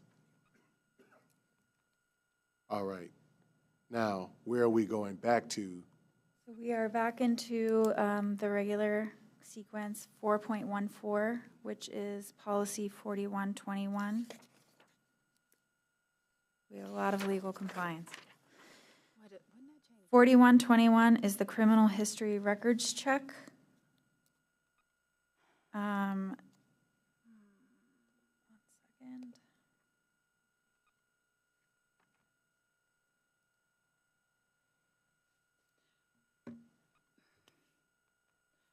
Point of order, a clarifying question. Seeing as how we moved 4.25 up in the agenda, wouldn't that change the numbering of each item? No, what we're doing is we're going back to where we just left off. So we approved 4.25. We approved a subsequent policy. Now we're back on track with where we left off, where we would have been at the agenda. We just took them out of order. I get that we took them out of order, but. We just took one, we took the two out of order, and now we're back on track. We're back in order. Is there something that I need to? No, I think what Dr. Pierce is asking, because 4.13 became 25, or 4.25 when we moved it up, so the numbering shifted by one. Fine, we'll call this 4.15. Well, so I guess my question, I would like to motion to the board, understanding that Chair Ingalls will keep order in this moment, based upon the numbers that are there in the current agenda, that we as a board approve the numbering that needs to happen in our meeting minutes and the posted agenda to correspond with the action we just took to move 4.25 up. We will make sure we adjust that accordingly. Does everybody understand my motion? Thank you, Mr. Treasurer. Motion. We've already approved the motion, so we can just note it. Is it? Are we good with that? Okay, thank you. So policy 4121 is the criminal history record check. The law is requiring enrollment in a state wrap-back system. This is language to require the enrollment in a state wrap-back system. Therefore, it is legally compliant. That is the recommended change. Yes. Is there a motion? Kyle, when is this policy due? Is this time sensitive? This is not in my notes. I don't know that off the top of my head. I would have to check on the effective date. President Cole? Yes, sir. I would say if it's not time sensitive, then we should allow the first reading to occur and then come back to it at a later date in the tradition of how we have typically done policy changes. I'm fine with that. Okay. Madam Chair? Okay. Are you comfortable with a revisit and just Yes. as a first read? I motion to table. You don't have to table it. It's just a first read. It's just a first read. You don't have to do that. That's right. Yeah. Thank you. All right. Moving on to policy 4.15, or I'm sorry, item what is currently labeled 4.15 will be 4.16, policy 5136.01, electronic equipment. Is this time sensitive? This is Yes. time sensitive. Yes, it is. It's just statutory changes.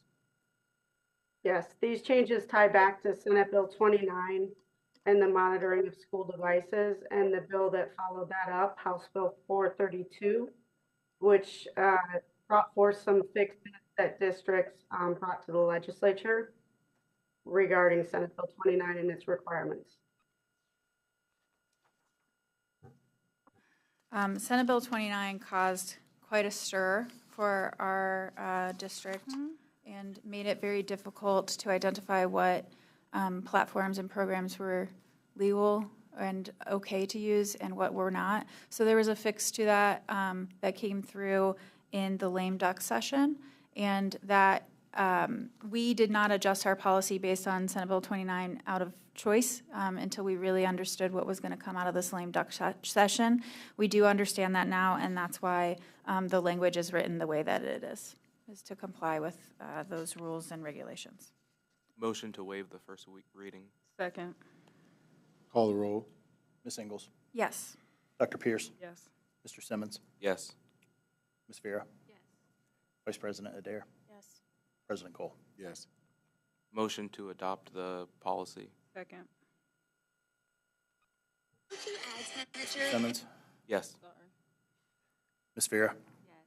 Ms. Ingles? Yes. Dr. Pierce? Yes. Vice President Adair? Yes. President Cole? Yes, motion passes. Okay.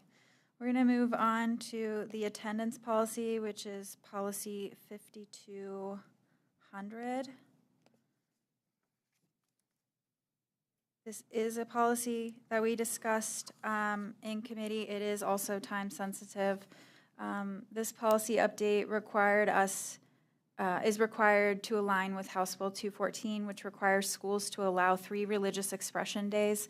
Current policy allows for an excused absence to observe or celebrate religious holidays. So the language in this policy relates to what is required under House Bill 214 and allowing those 3 religious expression days and the rules that come along with that. Is there a deadline with this one? Yes, by the end of the month. Was there discussion or is there a motion to waive? Discussion. Right. Who has a question?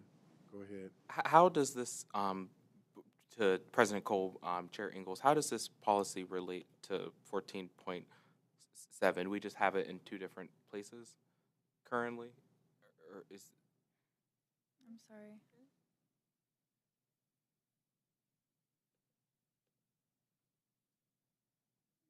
What was your question? It looks like there's 2.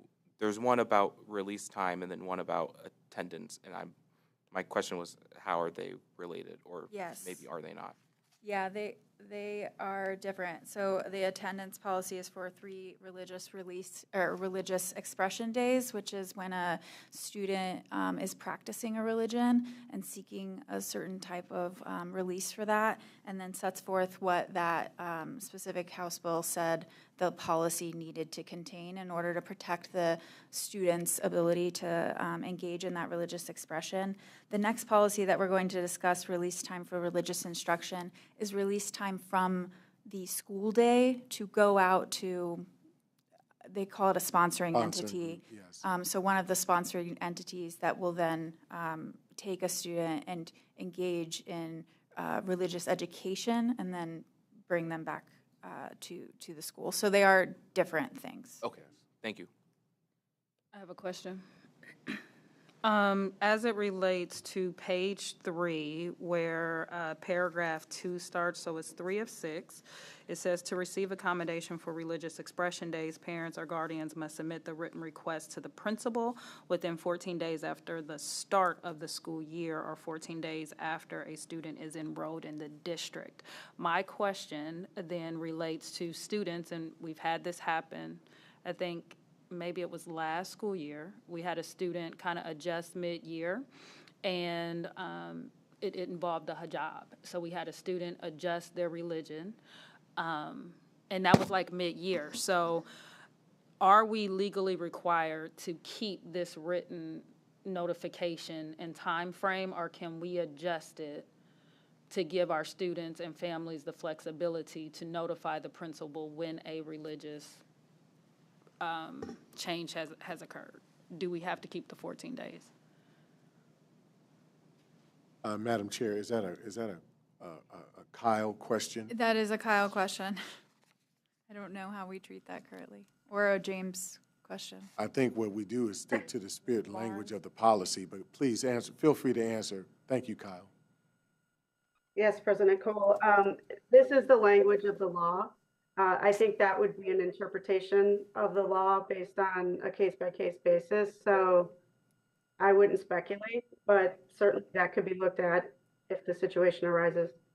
So could we potentially amend the policy to include or keep this original language in there, but maybe add that understanding that changes may be made to an individual's religion, that we give, I don't know what type of language, that we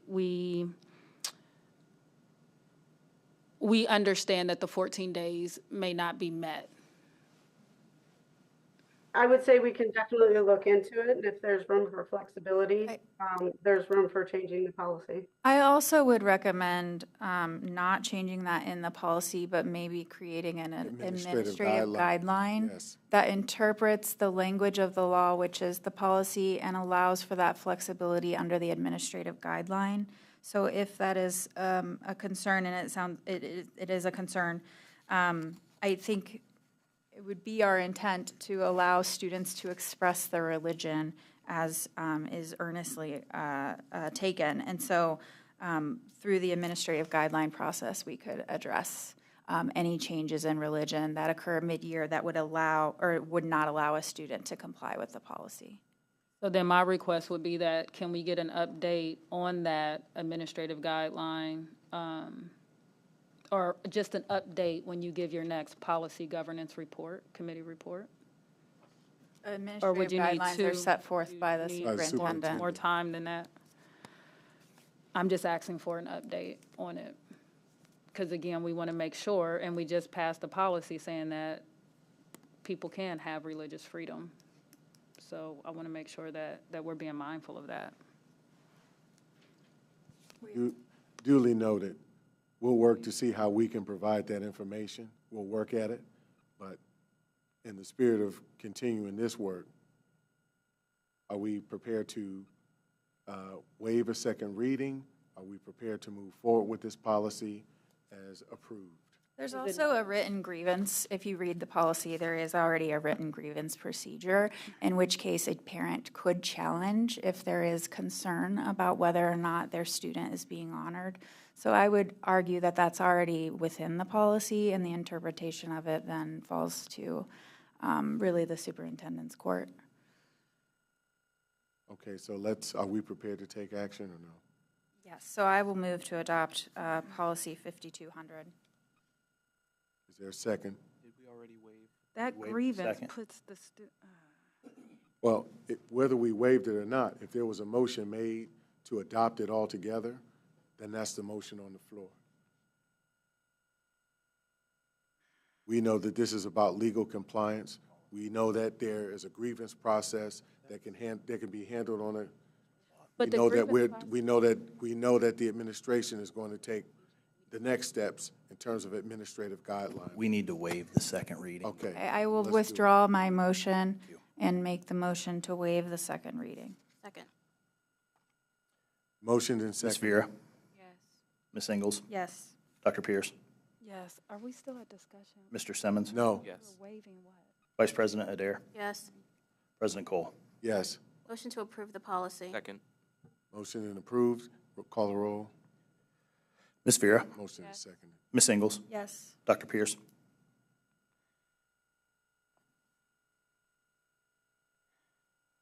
Dr. Pierce? Mr. Simmons? Yes. Vice President Adair? Yes. President Cole? Yes. Dr. Pierce?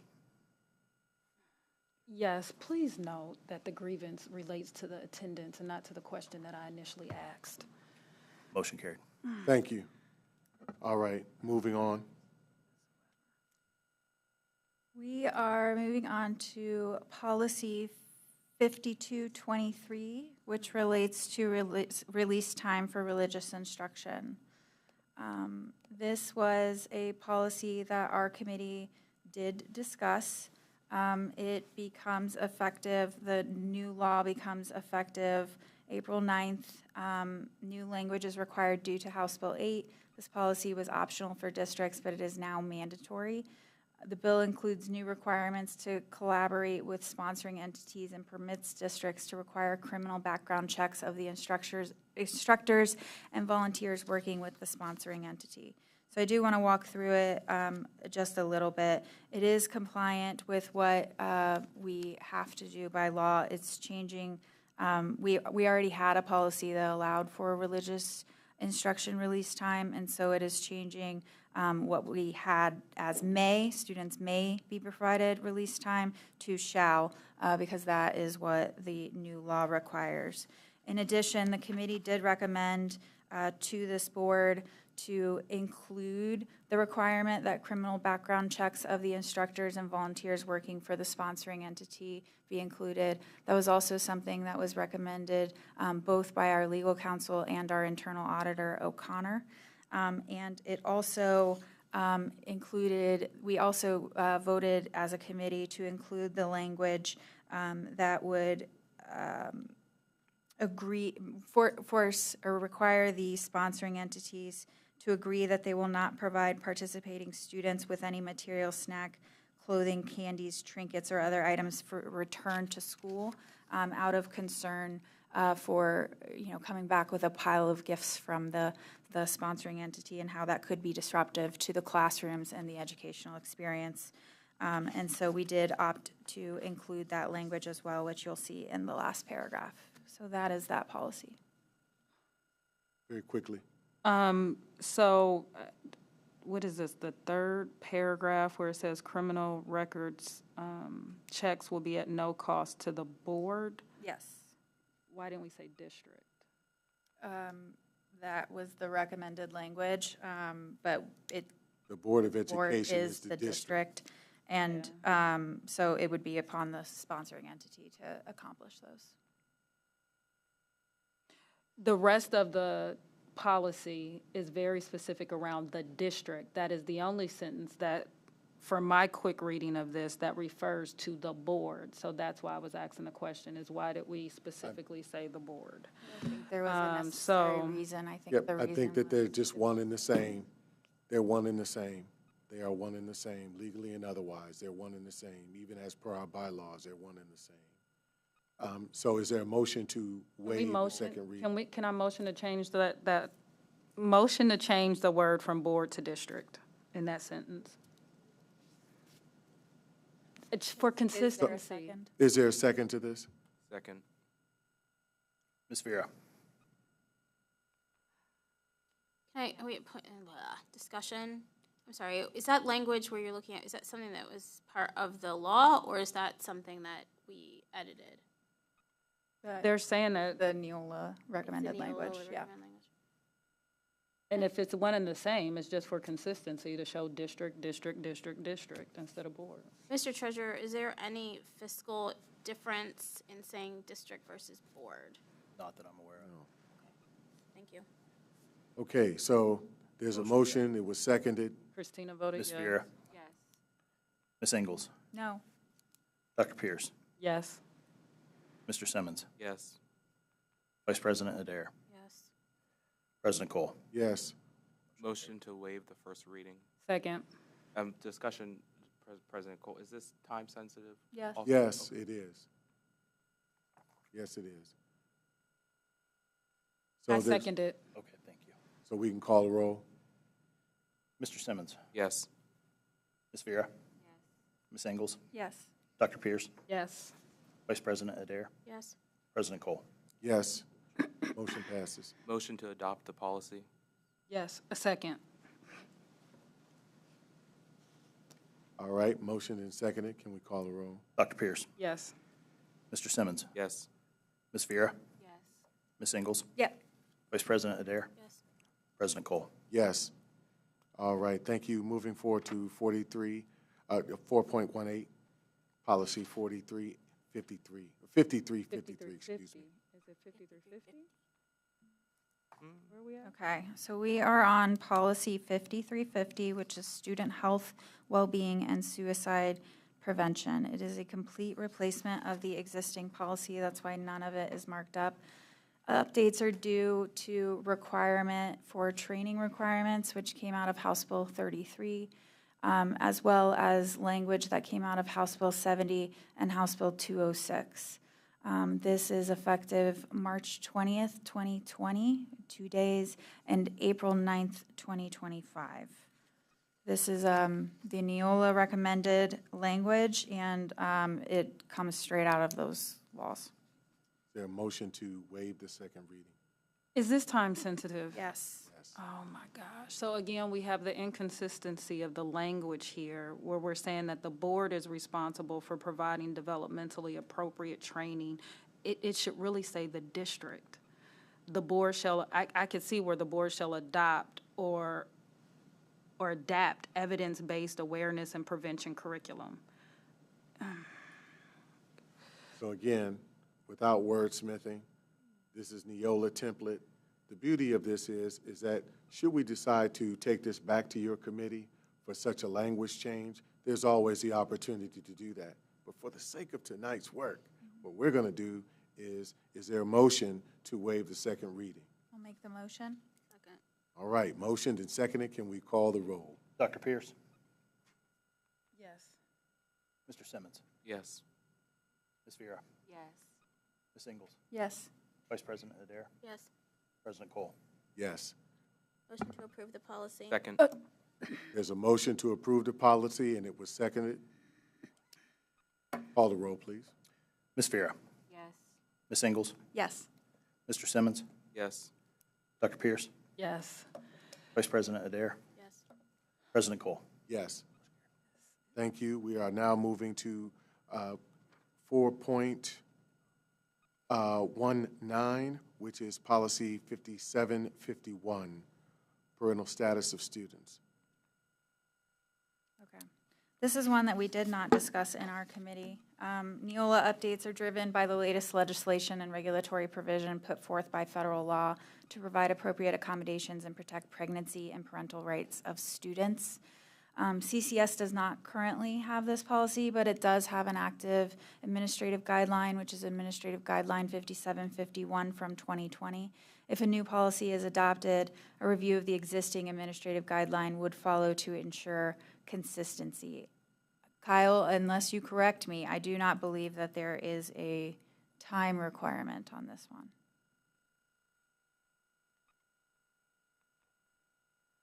I don't see a time requirement in my notes, but this was put out in Neola's most recent January 2025 update. So it's new, but it's going to have an effective date coming up. I can follow up on that. Thank you. So then this is just merely a first reading, Madam Chair? Yes. Thank you. All right, we can move on to the next. Okay. Next policy. 6460, 4.20. Is the vendor relations policy 6460. Again, the committee did not discuss this. It is a recommended policy from Neola, and this relates to certain technological provider contracts. It relates to the school-issued device piece that came out of Senate Bill 29, and this applies to the contractors the way the other policy applied to the devices that we were using in the schools.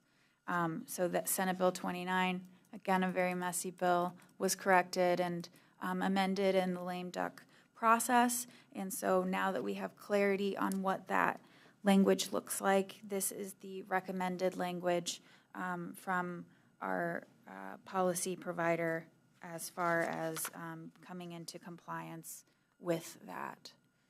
So, Madam Chair, is this time sensitive at all? I don't. It is. Kyle, Kyle is shaking her head, yes. Yes, these next three in a row are all tied to Senate Bill 29 and House Bill 432 and the monitoring of devices, what vendors can do with regard to their monitoring of student devices. So it's all along the same vein. All of House Bill 432's items that were related to 29 became effective on December 9th of 2024. Motion to waive the first reading. Second. Motioned and seconded. May we call the roll? Ms. Vera, Yes. Ms. Ingles, Yes. Dr. Pierce, Yes. Mr. Simmons, Yes. Vice President Adair, Yes. President Cole. Yes. Is there a motion to adopt the Motion. policy? Second. Motioned and seconded. Call the roll. Ms. Ingles, Yes. Dr. Pierce, Mr. Simmons, Yes. Ms. Vera, Yes. Dr. Pierce, Yes. Vice President Adair, Yes. President Cole. Yes. All right, thank you. Moving on to 4.21. You realize that you have to give notice before Okay, so we are on to 7540.03, student education technology, acceptable use and safety. Again, this came out of Senate Bill 29, was corrected in the lame duck process.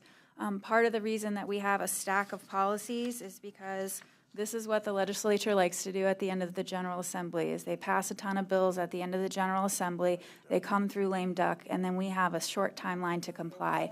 We wait for our policy provider, Neola, to give us the information and give us the model policies so that we can see what they're recommending to us as our policy provider and policy defender. That takes a long period of time, and so that's why this is all very compressed on a timeline. I just want to set that forward. So with that, I would ask that the board consider waiving and make a motion that the board waive a second reading. Second. Motioned and seconded. Can we call the roll, please? Ms. Ingles, Yes. Dr. Pierce, Yes. Mr. Simmons, Yes. Ms. Vera, Vice President Adair, Yes. President Cole. Yes. Motion to adopt the policy. Second. All right, motioned and seconded for adoption of the policy. Call the roll, please. Ms. Vera, Yes. Ms. Ingles, Yes. Dr. Pierce, Yes. Mr. Simmons, Yes. Vice President Adair, Yes. President Cole. All right, yes, motion adopted. So on to policy 7540.04. This is similar. The last policy we approved was student education technology acceptable use. This is staff technology acceptable use, similar types of comments. And so for that reason, I would make a motion that we Second. waive a second reading. So it's motion, and was that a second, Yes, Dr. I Pierce? second. Motion and second, we call the roll. Dr. Pierce, Yes. Mr. Simmons, Yes. Ms. Vera, Yes. Ms. Ingles, Yes. Vice President Adair, Yes. President Cole. Yes. All right, Motion to motion adopt the passes. policy. Second. All right, motion and second for adoption. We can call the roll. Mr. Simmons, Yes. Ms. Vera, Yes. Ms. Ingles, Yes. Dr. Pierce, Yes. Vice President Adair, Yes. President Cole. Yes, motion passes. All right, moving on to 4.23, policy 8142. 8142 is a criminal history record check for contracted school services. It requires the enrollment in the state wrap-back system, so much like we've adopted that in our other policy, the law says that we have to adopt that for contracted school services. Motion to waive and the that's what first we're reading. doing. Second. President Cole, quick discussion. Hold on, motion was made and seconded. All right, so before we call adoption, excuse me, Well, before we this call the roll, go ahead. What's your question? Does this apply in an instance where the board's contracting services for a non-Columbus City school, such as a charter school, or does this only apply to contracted services for our own schools? And if so, is Question. It's my understanding that this only applies to contracted services that we would provide. We don't that- set forth the contracts for other entities. President Cole, Chair Ingles, thank you. Is that we don't have that flexibility under the way the current law is written, is what you're saying? Are you asking if we can set other people's contracts? If I guess I'm if confused the by the board question. is we get a lot of contracts to the board for services where Yeah, the those are, board- I think what you're referring to are the pass-through that is required by law that we serve as a pass-through entity for certain things for charter entities. And so they will come across our board docs, but we don't really have the ability to decide what the charter contracts or doesn't. Okay. And does that pass-through typically just really deal with fiduciary matters more than it does contractual? Yes, Mr. Barnes is going to come up and explain that because I Thank don't you, want to sir. give a legal conclusion. Yeah, right. Thank you, sir.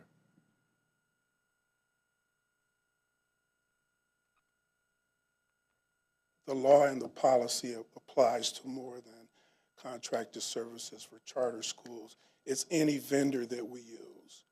Any vendor that we use who has routine interaction with our students would be required to enroll in the RAPBAC program. I think Mr. Simmons' question was whether or not we, as a when we serve as a pass-through for certain charter schools, if we are approving those contracts and if they would then have to comply with this policy. That was my question. The answer is yes. Thank you, sir. All right. So now we have a motion on the floor to waive the second reading. Can we call the roll? Dr. Pierce. Yes. Mr. Simmons. Yes. Ms. Vieira. Yes. Ms. Ingles. Yes. President Cole. Yes. Vice President Adair. Yes. All right, motion passes. Is there a motion to adopt this policy? Motion. Moved and seconded. Call the roll. Dr. Pierce. Yes. Mr. Simmons. Yes. Ms. Vieira. Yes. Ms. Ingles. Yes. Vice President Adair. Yes. President Cole. Yes. All right, motion passes. All right, moving forward, we are at 4.24, first reading for policy 8452, automated external defibrillators and cardiopulmonary resuscitation. This policy is overdue. It is related to House Bill 47, which was effective October 24th, 2024. And so it is required that we have these policy updates per the terms of House Bill 47. Some of that was us waiting for Neola to get this finalized. So for that reason, I will ask that we waive a second reading. Motion and seconded.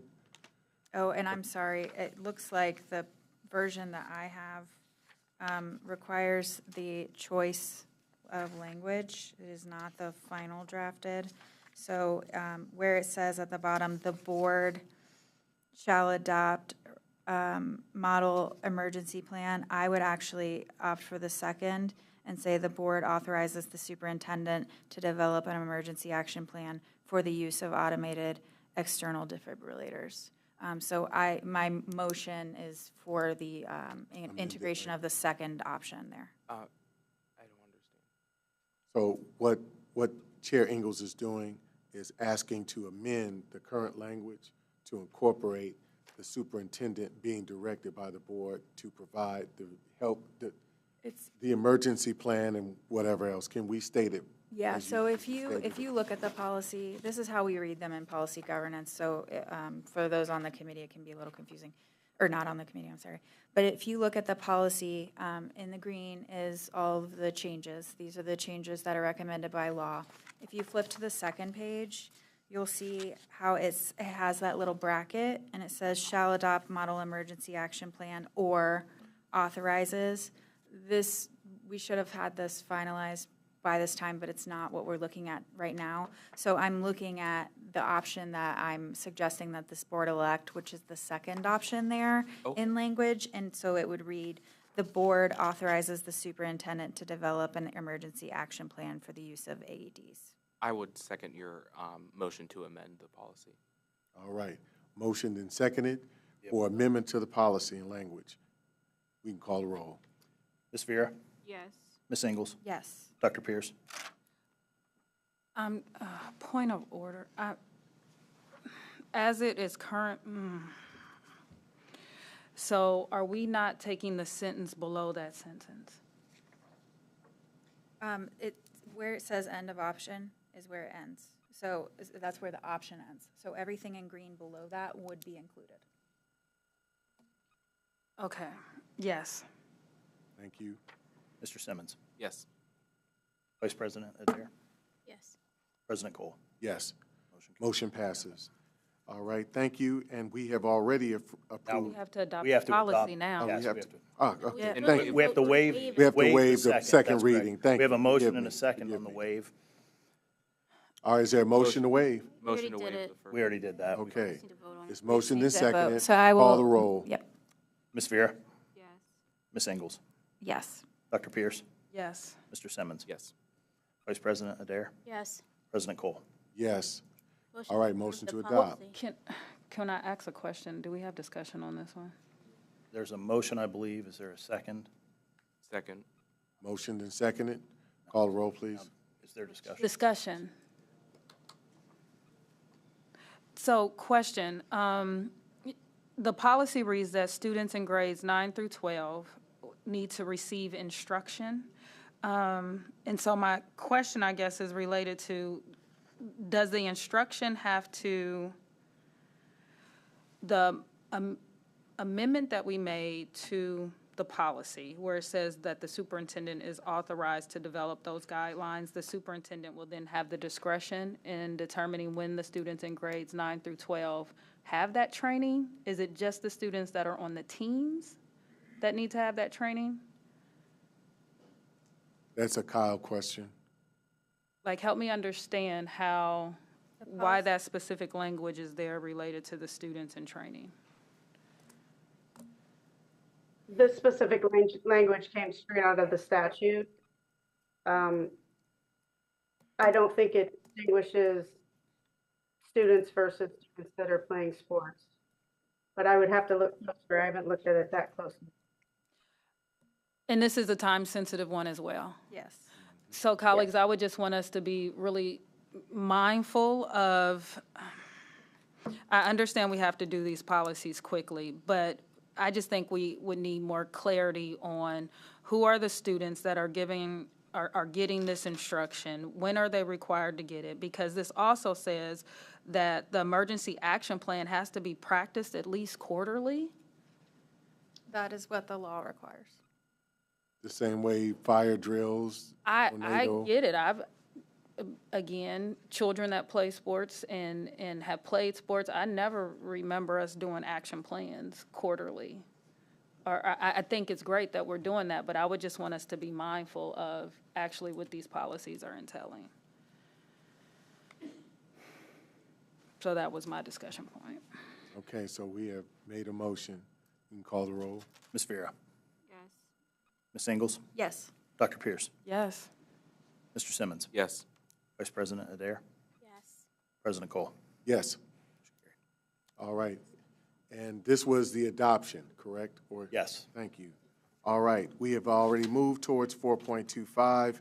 We will walk right into the superintendent executive report. President. Yes, sir. 4.9 committee appointment updates. We jumped around a bit. Thank you. Thank you. All right. The 4.9 committee appointment is for CAC, which is Community Engagement and Advocacy. This is for the appointment of Noelle Britt. She is now duly appointed as a member of CAC. Congratulations. All right. Now moving on to the superintendent's report.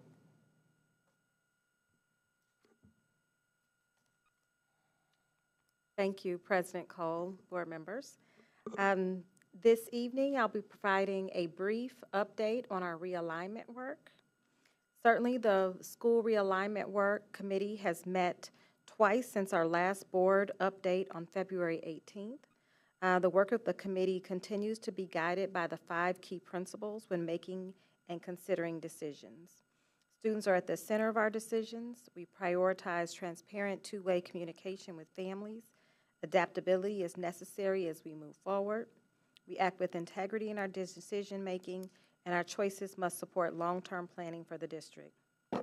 The committee is working to ensure that our families understand the process and can provide input. Teachers and staff will be notified of timelines and next steps while determining the best approach. Right now, the committee is working on discussing potential receiving schools for Moeller and Broadley elementary schools. It's important to consider the least disruptive relocation plan for impacted students and their families. Classroom placement will be based on proximity to their neighborhood. space availability, and equitable access. The committee will hold listening sessions before spring break. These will be small, private, in-person sessions to ensure open, productive conversations. The topics will include parent concerns regarding school closures, district priorities in the process, preferred communications or methods to keep families informed, and what will help students and families feel comfortable during the transition. Again, this is an opportunity for additional feedback that will guide the formulation of the plan and then timeline that will be submitted to the board in June. Principals will select, certainly will provide input in the composition and the parents, including representation from the impacted school communities, and additional focus groups will be scheduled with the remaining schools as we move forward. Walkthroughs of the affected buildings are being scheduled to assess capacity and facility needs. Selected groups, including principals and committee members, will assess building space and classroom needs. Again, to determine our capacity at each site. Certainly, our capacity certainly depends on not only the enrollment, but also additional programming that may be housed at a particular site. Certainly, the goal is to optimize available space and ensure that each receiving school can adequately support incoming students. Broadly and Moeller schools will begin SEL activities to foster trust and transparency within the school community, and we'll launch community building circles this spring, targeting May to ensure the beginning of smooth transitions. Throughout this process, it's important that all student populations are considered when making or proposing decisions, including certainly our general ed students, special ed, English language learners, and gifted students who all receive specialized programming. Communication with families will begin once school level engagement starts, ensuring clarity and preventing misinformation. Again, the district is committed to keeping families, staff, and the board informed as we move forward. Transparency and community involvement are top priorities in this process, and will continue prioritizing student needs while ensuring a smooth and equitable transition for all of the impacted school communities. Thank you, President Cole. Thank you. Are there any questions given this update? Yeah, quick question. The timeline that will be given to us in June, will that include the dates that you are taking action on behalf of the district and administration, as well as the dates for various committees that will align and complement the work that's going to be taking place?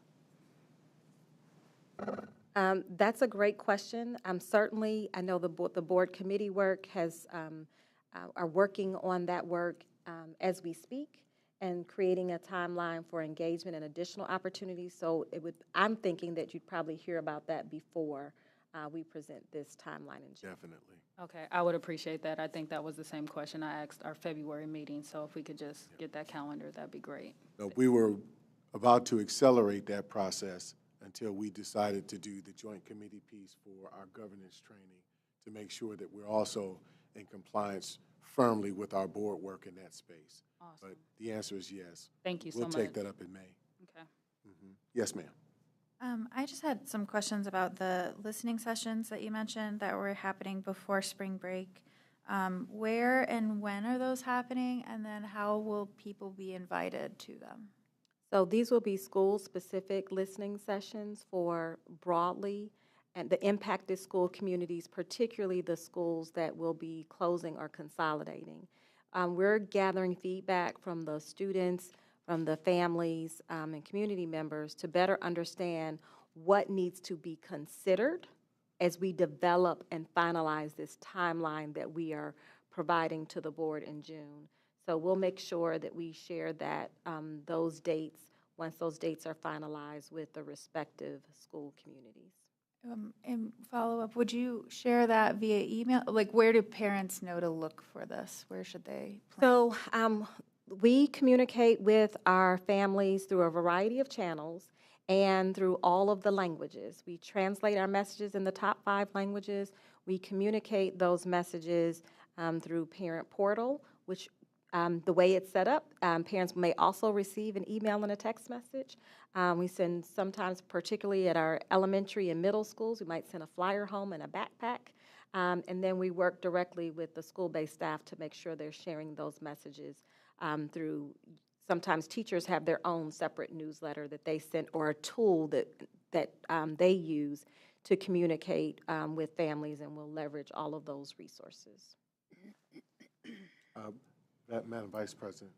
When you say school specific, I assume that just means, like, for example, any student enrolled at Broadly. That's what you mean? Well, so when I said impacted school communities, so that may mean the school, the potential sites that the students would be transitioning to. So we're also not only looking at the school sites, the schools that the board voted to close, but we're also looking at the impacted school communities, which would be the receiving schools. Thank you for that consideration. I've said it before. I think part of this process is going to be boundary drawing. Oh, absolutely. And that's the biggest part of the process. Exactly. So some students who are at schools that aren't Broadly may actually be impacted. So it's great that we're opening, like, kind of around the region so that other families can participate too. Yes, that's the biggest variable that we're working with.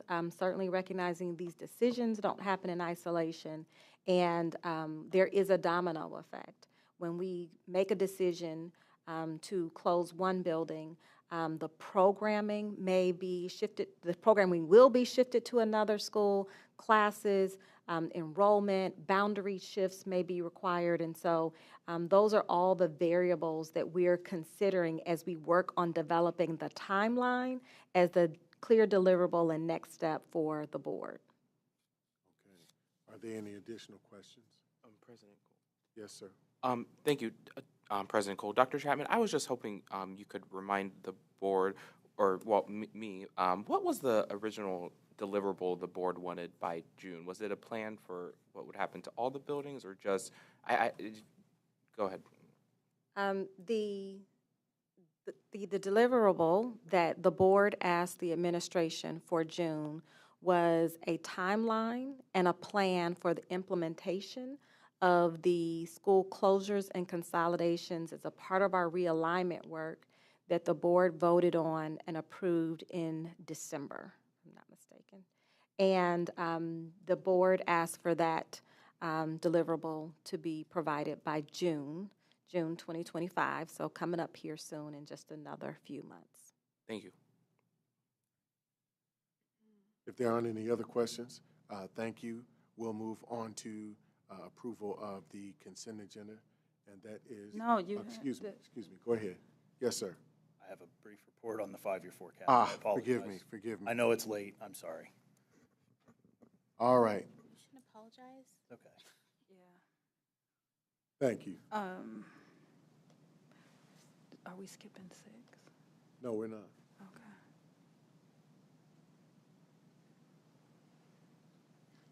Okay. All right, the moment I know you've all been waiting for. I've got an update on the 5-year forecast. In May, we're going to be preparing an update from November, and we've had a lot of discussion as of late about the state budget, the impacts to the district, and uncertainty at the federal level. So what I would like to do is have a conversation with the board, revisit the assumptions that were made in November, have a discussion around the comfort level with the board given what we're entering fiscally as we head into May, seeking your guidance, making sure this forecast you are all comfortable with. Once you approve it, it's your forecast. So having said that, it's important, again, I know some of these slides are from November, but it's important the community hear this. The 5-year forecast encourages district management teams to examine future year projections and identify when challenges are going to arise. This helps district management to be proactive in meeting those challenges, and that's the conversation tonight as we look at where we're heading. In November of 2024, we approved a forecast that was projecting cash deficits in fiscal year 28 and 29 of $59.1 and $212.4 million. So again, as we look out there, that previous slide, there's danger zones out there where we're not going to have cash on hand. So again, we need to talk further about that tonight, make sure we reinforce the board's comfort level. Assumptions that we made, transportation penalty, very comfortable in that one at this point. That's not likely to be fully assessed until the end of June. Last year, we were hit right at the end of June, and as I arrived in August, we received another penalty. So it's still too soon to say if that is going to need to be updated. If we see data, this is only the second year that indicates we can lower that, we will certainly take a look at it. On the expenditure side in November, we had a 4% base increase for this fiscal year, and then every year moving forward, we made an assumption of 2.5%. Obviously, that has a huge impact on our numbers as we project forward.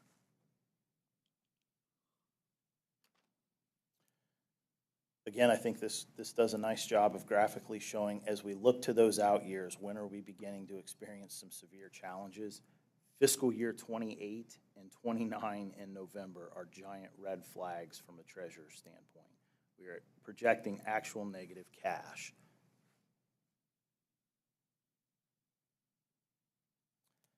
It's no secret we've had a ton of discussion around the budget at the state. It's heavily dependent on 2 new biennium budgets. We still don't have any clarity. We have the governor's introduced proposal. It's going to work its way through the chambers. Hopefully by the beginning of July, we will have a new budget. So my plan is we're going to have a May forecast update. Once that budget is enacted, we will then immediately recast the forecast, likely in August. So we will have a certain picture at that point where we stand.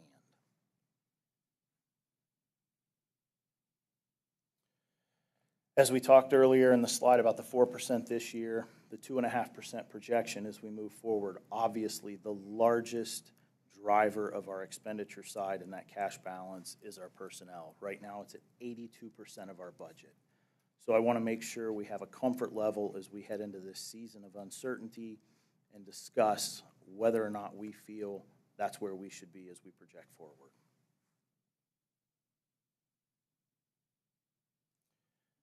In November, we were projecting 85% of total expenditures in FY29. Again, no secret, we're heavily dependent on personnel, people. However, that ratio is going to continue to grow. That shift from 82 to 85% is again driven by that salary projection that we're casting forward, that 2.5%.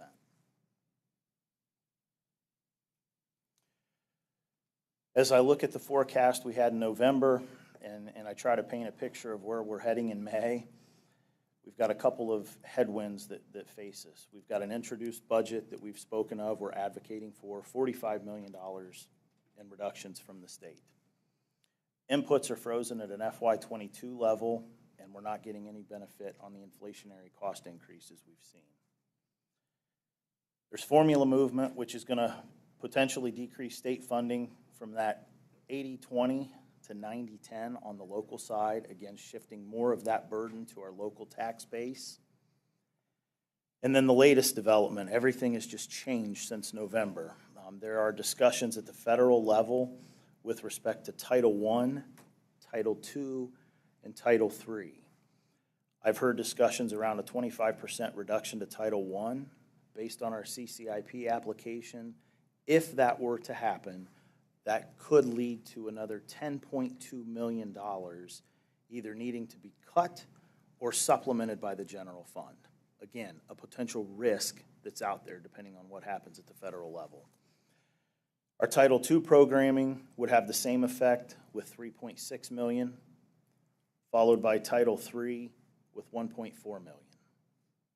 So as you can see, just a tremendous amount of uncertainty as we look forward here into May. Again, once the budget passes on the state side, we'll have clarity, we'll update. The federal landscape is just ever evolving. Just tremendous risk there. So as I begin to update the forecast, this is a screenshot taking our salary inputs to a 0%. And what I want to highlight for the board,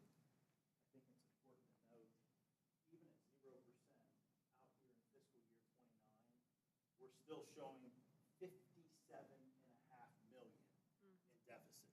That's if we freeze things today at 0. So we still have a problem with that cash balance. Now, having said that, we haven't received our property tax settlement yet.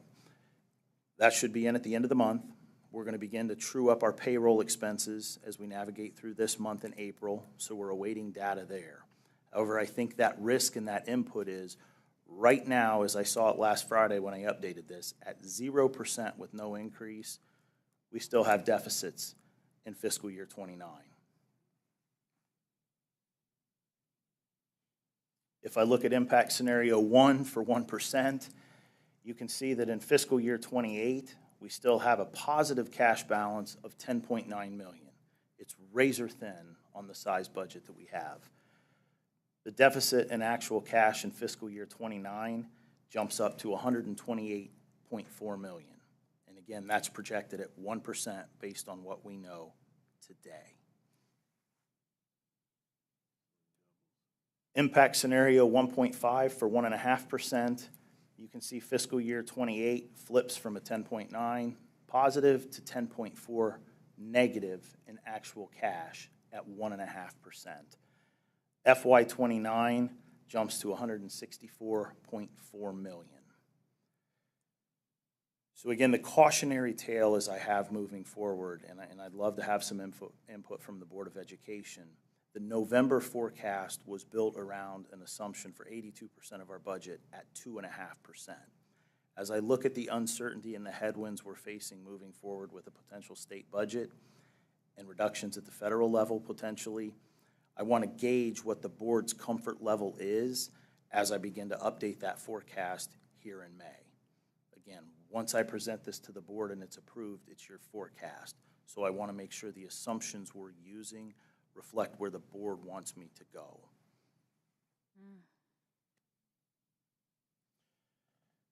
Again, I think here, I like this hurricane map, and what we're really trying to do here is identify when challenges are going to arise. We know that we have trouble in FY 28 and FY 29. And really the purpose of the discussion tonight is what action can we take that can help keep that storm that's out there brewing in the Caribbean from coming right in and taking us out from a fiscal standpoint. I said it in November, this slide's from that forecast. The district's going to need to look at budget cuts. I recommend attrition, new revenues, or a combination of both for long-term sustainability.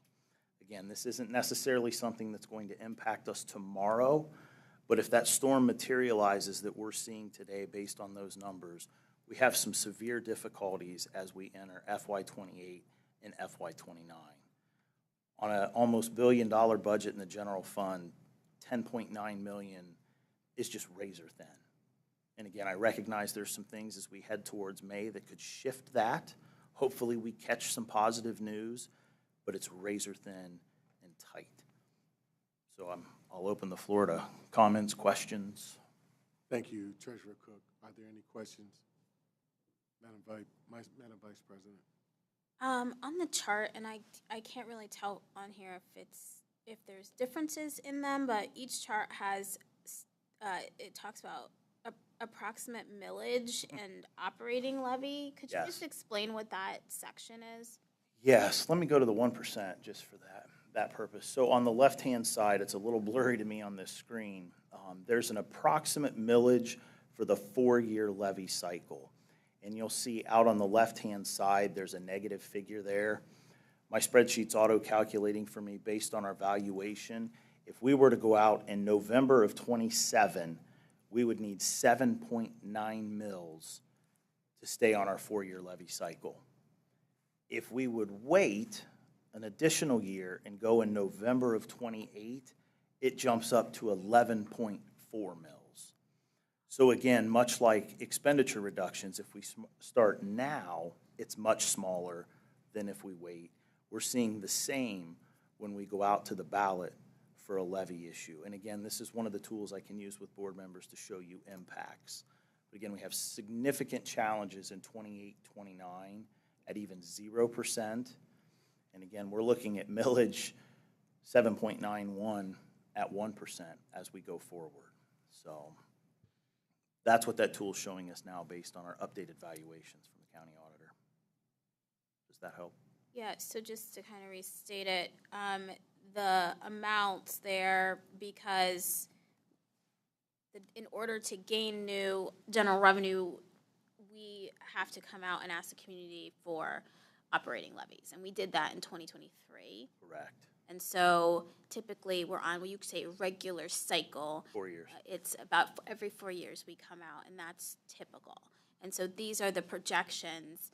And if we were to waiting increases. And then you have it for each scenario where what the millage would be. And can you remind us what the 2023 millage was?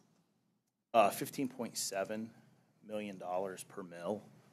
Is that what you're asking me? Well, what they voted on the. Oh, I believe it was 7.7, and then it rolled right back. We didn't even collect the full millage because of House Bill 920. I think it dropped about 5.5 mils before it was collected upon. My last question is regarding the title dollars. You know, we've been doing a lot of work in ETRM to talk about programming that may be impacted by these title dollars. And I just want to verify that what our Title I, II, and III cover are programming for our special education, our preschool, things like our ELL program. These are things that we need and would need to find money for. Correct. Or cut, which some of these things we can't cut. Non-negotiables, I understand. So I just want to verify that that's still very unknown right now. It's very much uncertain. There's a lot of talk. I know the House has passed continuing resolutions. I believe that's going to go through the Senate. Again, there's just that level of uncertainty. We've seen all kinds of executive orders. We've seen, I believe, a 50% reduction in staff at the Department of Ed. I know there's discussions with how funding is going to be allocated to different agencies, perhaps block grant models at the state level. We just don't know. It seems like every day there's another news headline that comes into my email box with respect to federal policy, potential challenges on the horizon. The most significant that I've heard, and again, this is just a what-if scenario, is that 25% reduction and then those eliminations. Do I think it'll happen? I genuinely don't know. I just don't. And so you're asking us, because you know, we make assumptions in the budget, in the forecast, and so you're asking us in particular to look at the increase of salaries, which currently in the November forecast we have at 2.5 every year. You feel like that one may be something you need more guidance on from the board? That would be I want the board's comfort level, if we're going to leave that assumption at 2.5% moving forward, or based on that projection. Again, in November, we were $212 million negative in FY29. If we begin to back that down, it extends the longevity of our cash balance. Although it's razor thin, it does have an impact, and again, buys additional time for us to begin to plan and look at things as we navigate forward. So I would certainly entertain a discussion. All right, thank you. Quick question, Dr. Pierce. I don't even think it's a question on my part. I will just say thank you, Mr. Cook, for giving us this report, for laying out the scenarios, and I think a way that is very digestible, not just for us as board members, but also for our community members, and providing us with the opportunity to be able to, from the board table, make the very tough decision that we have to make for the fiscal well-being of our district. Yeah, I don't have a question. I'd like to share my opinion because that's what he's asking. So, you know, as a board member, part of our responsibility is to ensure that our district is fiscally sound. And with all of these unknowns, I do feel like personally it is not responsible to continue with a 2.5 assumption. Baseline. Showing where the deficits are going to be, understanding the amount of millage we would need to go out to the community for. And so I personally think that we should reduce that number to something not 2.5. And, you know, I think for me, this impact scenario 1 is a little bit more digestible, at least in terms of what we know at the moment. But again, more information will be coming in. So that's like my personal stance. I just don't feel comfortable leaving the 2.5 assumption in, understanding where we are and all that still needs to be decided. And again, I appreciate that feedback. We're going to take a look at this in May with what we know, and then as we gain clarity from that state budget and it's implemented, we're going to turn around then late this summer and recast it. Because again, we're making some assumptions. We've got the introduced budget that we're going to have here in May. Who knows what it's going to shake out as. So then once we know, I want to make sure the board is on firm footing with solid fiscal info. So we'll have a May forecast, and then I'll call it a budget recast once we have some clarity there. Thank you. Board Member Simmons. Thank you, President Cole. Treasurer Cook, I appreciated the discussion between you and between you and Vice President Adair about the levy, but I was hoping just to put it in plainer words for our community that the longer we wait to return to the ballot, the bigger the ask will be. Did I get that right? That is correct. The longer we wait, the more we will have to ask for it. Yes, and I'm happy to put these examples. And the longer we wait, the more reductions to services, academic offerings, our academic programming, and staff we will have to make. That would be correct as our cash balance dwindles. And then in terms of raising revenue, what options do we have? Well, for the size budget that we have, it would be returning to the voters. It would be a general operating levy. The question would be, is it a traditional levy? Is it an emergency levy? We would have those discussions. We're really not there yet. It would be as we get closer to those out years and we've got a state budget in place, what does that deficit firm up as? What size dollar need is there based on the program? But realistically, the only way to increase revenue is to return to our voters. And that is correct. Thank you. And then my last question is, how could a bond issue help or not help us offset some of the general fund costs as it relates to our facilities? Well, I think from an efficiency standpoint, newer buildings in theory cost less to operate on utilities, but utilities are a very small scale. I think we're going to need operating before we look at bond. But as we get to 2031, our existing millage on our FMP projects will come off. So there could be an opportunity there for a no new millage bond issue. What year was that? 2031. Okay. So we're again on the out years of that forecast. We again have time to plan. I know those facility projects have a long tail. But in that more midterm, as we get to 28 and 30, if the budgets come in as expected, we continue to not see increases from the state, and they drive that state share down and local share up, we're going to be back on the ballot. Thank you. And then I would just close in saying that I agree with Vice President Adair when I think about my financial responsibility to the district, to our students.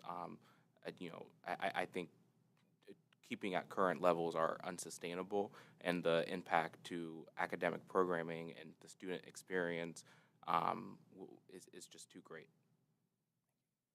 All right. Are there any other comments, Dr. Pierce? So I definitely, again, think that the 2.5 is too much, that we should explore the impact scenario 1. But also, given exploration of that scenario, President Cole, are we as a board open to or thinking around our timeline as it relates to potentially going back to our community?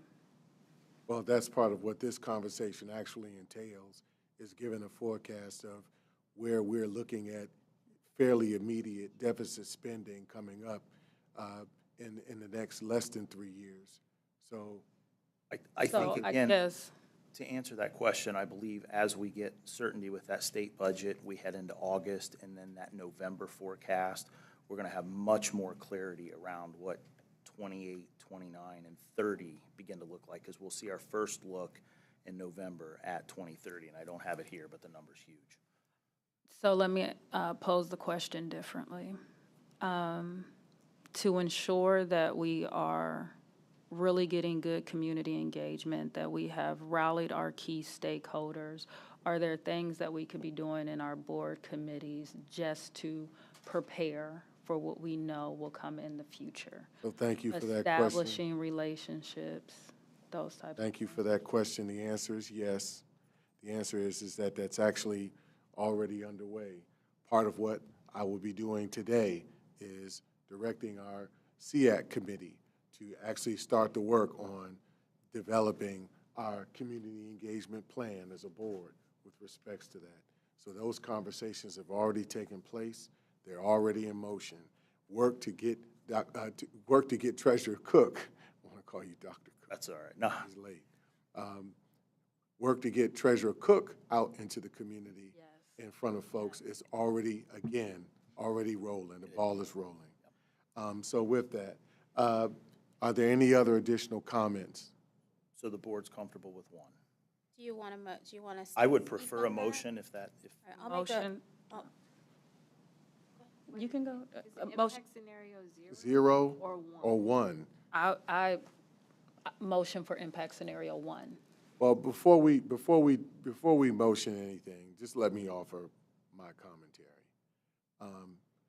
We are looking at some things down the road very soon that are coming in the form of cuts, 45 million plus in cuts projected that we know of to date. Correct. That number plus is the probability of it increasing. We know that the federal government, as alluded by Vice President Adair, we're facing cuts on the federal level through title funding. These things contribute significantly to very specific types of program, from special education to any myriad of things, even professional development for staff. So all of these things that we are actually, as a part of theories of action, looking to leverage in adding supports, adult supports to kids, this is all in tremendous jeopardy moving forward. The one word I want to use is conservative. I think the responsible aspect on our part is to approach this process as conservatively as possible. That is how we are responsible to not only our students, but also to our staff, and most importantly, to this community. My question is this, and then we move on. Do any of these scenarios, and it's just the fact there's a small print, so I can't really see it like that, but do any of these scenarios take into account 30-day, 60-day cash on hand? We have not used that as a metric. We look at it, but it is not a guiding principle at this time. So this is not as a part of any That assumption, is not, none of any the, of these scenarios? no decision in this is driven by that. We don't even have a policy on that at this time. Okay. So just so the community also understands, and my colleagues also understand, if we were to incorporate 30-day or 60-day or 90-day cash on hand, whether it was a policy or whether it was just the assumption that we considered in this, it would increase the number of deficit spending even more drastically. Correct. Just so folks understand that. So the word that I'm saying from the table is conservative approach to this process in a way that we're demonstrating the best ways possible. In the other space, I think it's an opportunity for us to look at how we leverage PI, how we leverage some other spaces with that debt-to-income ratio kind of thing. I'm speaking as a homeowner, but how we leverage that opportunity to monetize things for our district. And again, as a part of the realignment process, what are we thinking about? And we have a very short window of time to look at what we turn over in terms of stones with facilities itself. What do we look at leasing? There are opportunities here that we need to think about considering to monetize assets that we do have. So with that in mind, I thank you all for the feedback that you've given. This is important. There's a motion on the floor, and colleagues, I'm motioning for impact scenario 1 because that does give us some leeway and flexibility to not be at the 2.5. It gives us a ramp and a runway to be able to continue to rally support through, as President Cole just indicated, Chair Vera will be starting to work on that timeline and that plan that when we need to go out to the community.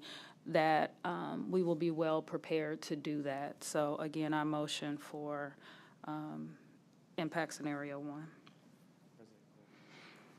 I second that.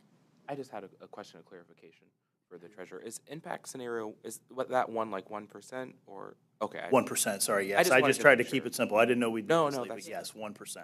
Yes. And it still gives us the ramp, guys. If you look, we're going to get to the red, but we still got some green there. We got some. It buys us some time to plan. Buys us some time. It is conservative, and again, it's going to give us time to really look down the road as we begin to face those headwinds. And I think that's where we're at right now. We need some time to look at those situations and adjust. So I appreciate the feedback. All right, so there's a motion and a second. Yes. Call the roll, please. Ms. Vieira. Come back to me. Ms. Ingles. No. Dr. Pierce. Yes. Mr. Simmons. Yes. Ms. Vieira.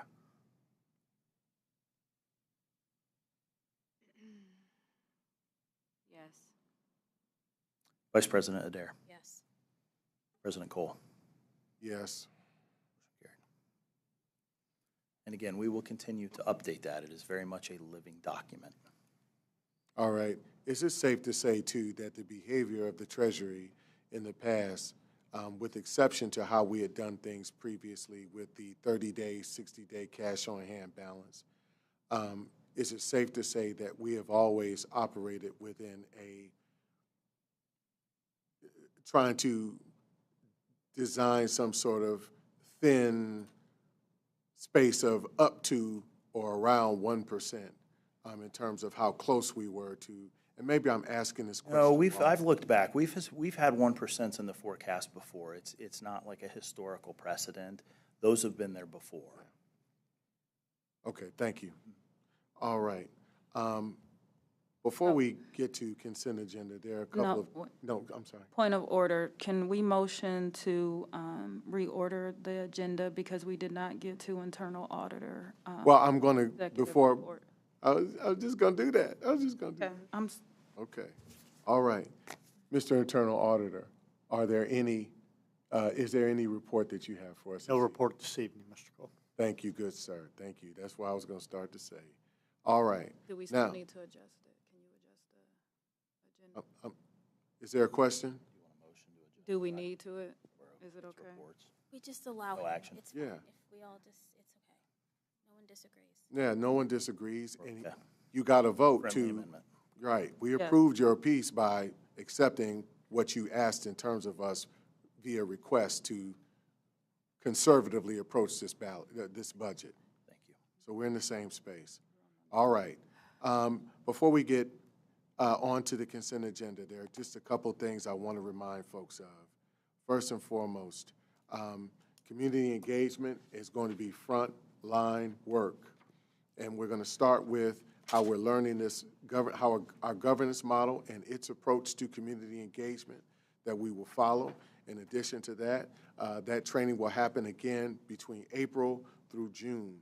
But what's going to take place is we're going to be looking at some opportunities that are already underway and that the board will also co-design in an effort to get out in the community and really, one, update them on the fair school funding model, two, give them an update on where we are with our goals and guardrails. They need to know that. We are at the 36-month mark to have to do that.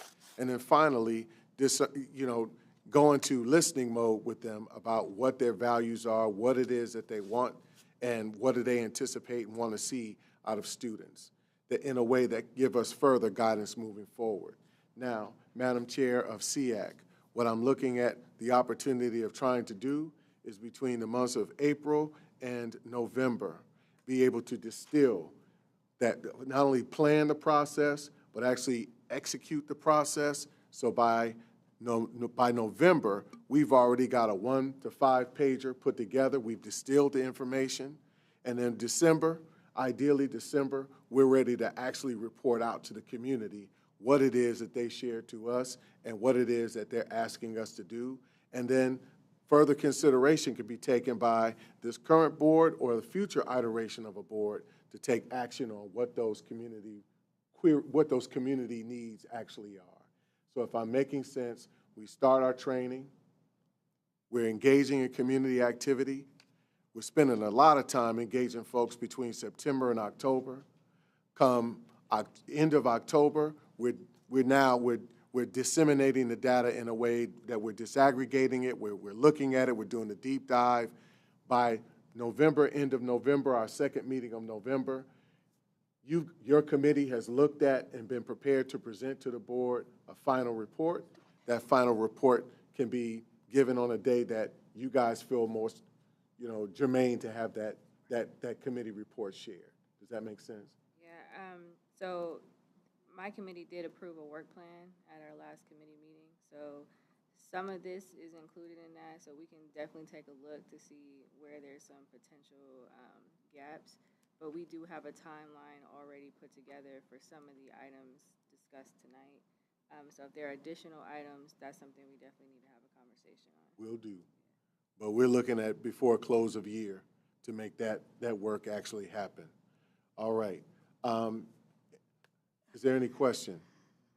Yes, Madam Dr. Chapman. President Cole, I just want a clarification. When you say that this work is happening over the next couple of months, and by the end of the year we're distilling the community feedback, are you alluding to we're leveraging this feedback and we're going to use that to shift our goals and guardrails?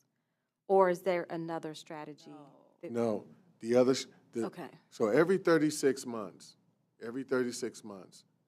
3 years, we're required to get out into the community and have those conversations to engage them about where your values, this is where we are. How do you feel about that? What is it that you need to see more of us from?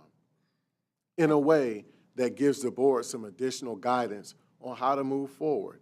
And if it is, because goals and guardrails ideally are a living document. We've made example of that. We made example of that when we changed a goal to proposed guardrail. We made that when we adopted an additional goal with mathematics. We've done that in certain ways. The idea here is so that the next board has this opportunity, and ideally, we're going to open the door to, other candidates to be participative in that process, not from our standpoint, but just as community folks who have something to say and leverage in it, and more importantly, to give them the opportunity to learn so that when they start next year, they can actually start running. Yeah, when I heard you saying goals, our hopes and values from the community, that certainly is currently articulated in our goals and guardrails for the district. And so that's why I asked that question. And I would just want to continue to reiterate that any conversations about new strategies certainly should be had in context with a decrease in state funding, a decrease in federal funding, and as we just discussed, again, conversations around decrease in revenue. And certainly, if that trend continues, we'll be having conversations about going back to the voters. Wonderful. We're on the same page. I just have a really quick question, President Cole. Yes. Because this is our first time going back into the community, having implemented SOFG, could we see it more as just like a check-in, a touch base, as opposed to, I think you are describing something that might have multiple parts and components and elements to it. If we could just distill it and just narrow the focus a little bit, it might be easier to digest. Yes, ma'am. Duly noted. And President Cole, if I may add, what you just described was not a part of the work plan for SEAC. So I want to be very clear that what we presented and what my committee voted on last week, the goals and the guardrails were not a part of that advocacy piece. We talked about fair school funding. We talked about the realignment and consolidation. We talked about partnership and specific things related to student experience. So I just want to be very clear that this needs to be a conversation we have as a board, because to be honest, I don't know that could just be handed to SEAC on top of the work that we have already outlined for the year.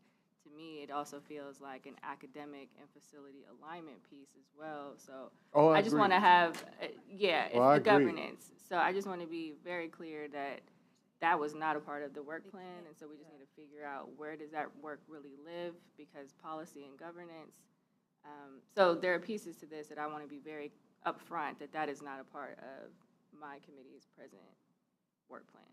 Okay, so when we talk, hold on, when we talk about the student experience aspects of things, right? Right. The student experience aspect of that is very much tied to, and every committee is going to be engaged in this in some respect. We are. This is board work. This is board work. And a minimum of 2 per experience are required for it. This is a minimum. So we're going to do the work. But if you're thinking about student experience, goals and guardrails are tremendously germane to that, especially the goals, But we in terms of where they are and what they're doing. We leaned in specifically, if we go back to the work plan, student experience was from the lens of ESL and special education. So that was singularly focused on these 2 specific areas. So I just want to make sure that that's noted, because it's not just overall student experience. That could be 1,000 different things. No, I'm trying to be specific. Yeah, but I'm trying to explain that a work plan was approved. We took feedback, we gathered insight, you gave feedback, and ESL and special education is where we landed. Goals and guardrails, this week was the first that we've had that conversation specific to this being an item for at least my particular committee. So I just want to be upfront that that was not a part of my work plan. Okay, we'll talk further. Yeah. Last thing, yes. Yes, when we have our training for the special meeting, is there like a template that other districts have used when they've done their AJ will check-in? provide all of those AJ things. will provide that, so we'll AJ spend will some time provide kind all of that. talking about, because also when you say data and it, like who's collecting this data, who's analyzing it. So if we could just at the special meeting get more clarity on what data we're seeking, what the process entails, that would be extremely helpful. I thank you. Duly noted. All right, we'll move to voting on the consent agenda. Motion to adopt the consent agenda. Second. All right, motion and seconded, call the roll. Ms. Ingles? Yes. Dr. Pierce? Yes. Mr. Simmons? Yes. Ms. Vera? Yes. Vice President Adair? Yes. President Cole? Yes. All right, motion passes. All right, we'll move to executive session. Madam Vice President. It is recommended the Board of Education. I'm sorry, we have to go back. I apologize. Can you just amend mine for 13.3 abstain? Just yes to everything else. Did you say 13.3? 13.3, impractical transportation. Does this require us to revote again? I was going to say, let's do a motion to amend. Thank you. Yep. Motion to reconsider the closed voting on the consent agenda. Second. All right. Ms. Vera? Motion and seconded. Ms. Ingles? Yes. Dr. Pierce? Yes. Mr. Simmons? Yes. Vice President Adair? Yes. President Cole? Yes. All right. Now, that includes her So exclusion we have on to that particular separate legislation. Do we have to 13.3? vote to consent again? So motion to separate 13.3, which will be renumbered to whatever it will be renumbered for separate consideration. Second. Motion and seconded. You can call the roll. Yes. Ms. Vera? Yes. Ms. Ingles? Yes. Dr. Pierce? Yes. Mr. Simmons? Yes. Vice President Adair? President Cole? Yes. Motion carried. Motion to adopt the consent agenda. There's a motion to adopt the consent agenda. Is there a second? Yes. Motion and seconded. Please call the roll. Dr. Pierce? Yes. Mr. Simmons? Yes. Ms. Vera? Yes. Ms. Ingles? Yes. Vice President Adair? Yes. President Cole? Yes. Motion to adopt 14.3. Yes. 13.3. Second. No, you abstain. Oh, I got to. Yeah. You abstain. Okay, my bad. I'm sorry. So we've taken care of that. Second. Motion and seconded. Dr. Pierce? Abstain. Thank you. Mr. Simmons? Yes. Ms. Vera? Yes. Ms. Ingles? Yes. Vice President Adair? Yes. President Cole? Yes. Motion carried. Motion Okay. to adjourn. Okay, now, it is recommended the Board of Education move into executive session pursuant to Ohio Revised Code, Section 121.22G4, to prepare for, conduct, or review negotiations or bargaining sessions with public employees concerning their compensation or other terms and conditions of their employment. as a motion. Second. Second. All right, call the roll. Ms. Vera? Yes. Ms. Ingles? Yes. Dr. Pierce? Yes. Mr. Simmons? Yes. Vice President Adair? Yes. President Cole? Yes, Motion carried. thank you. We are going into executive session. Once we come out of executive session, we will be adjourned.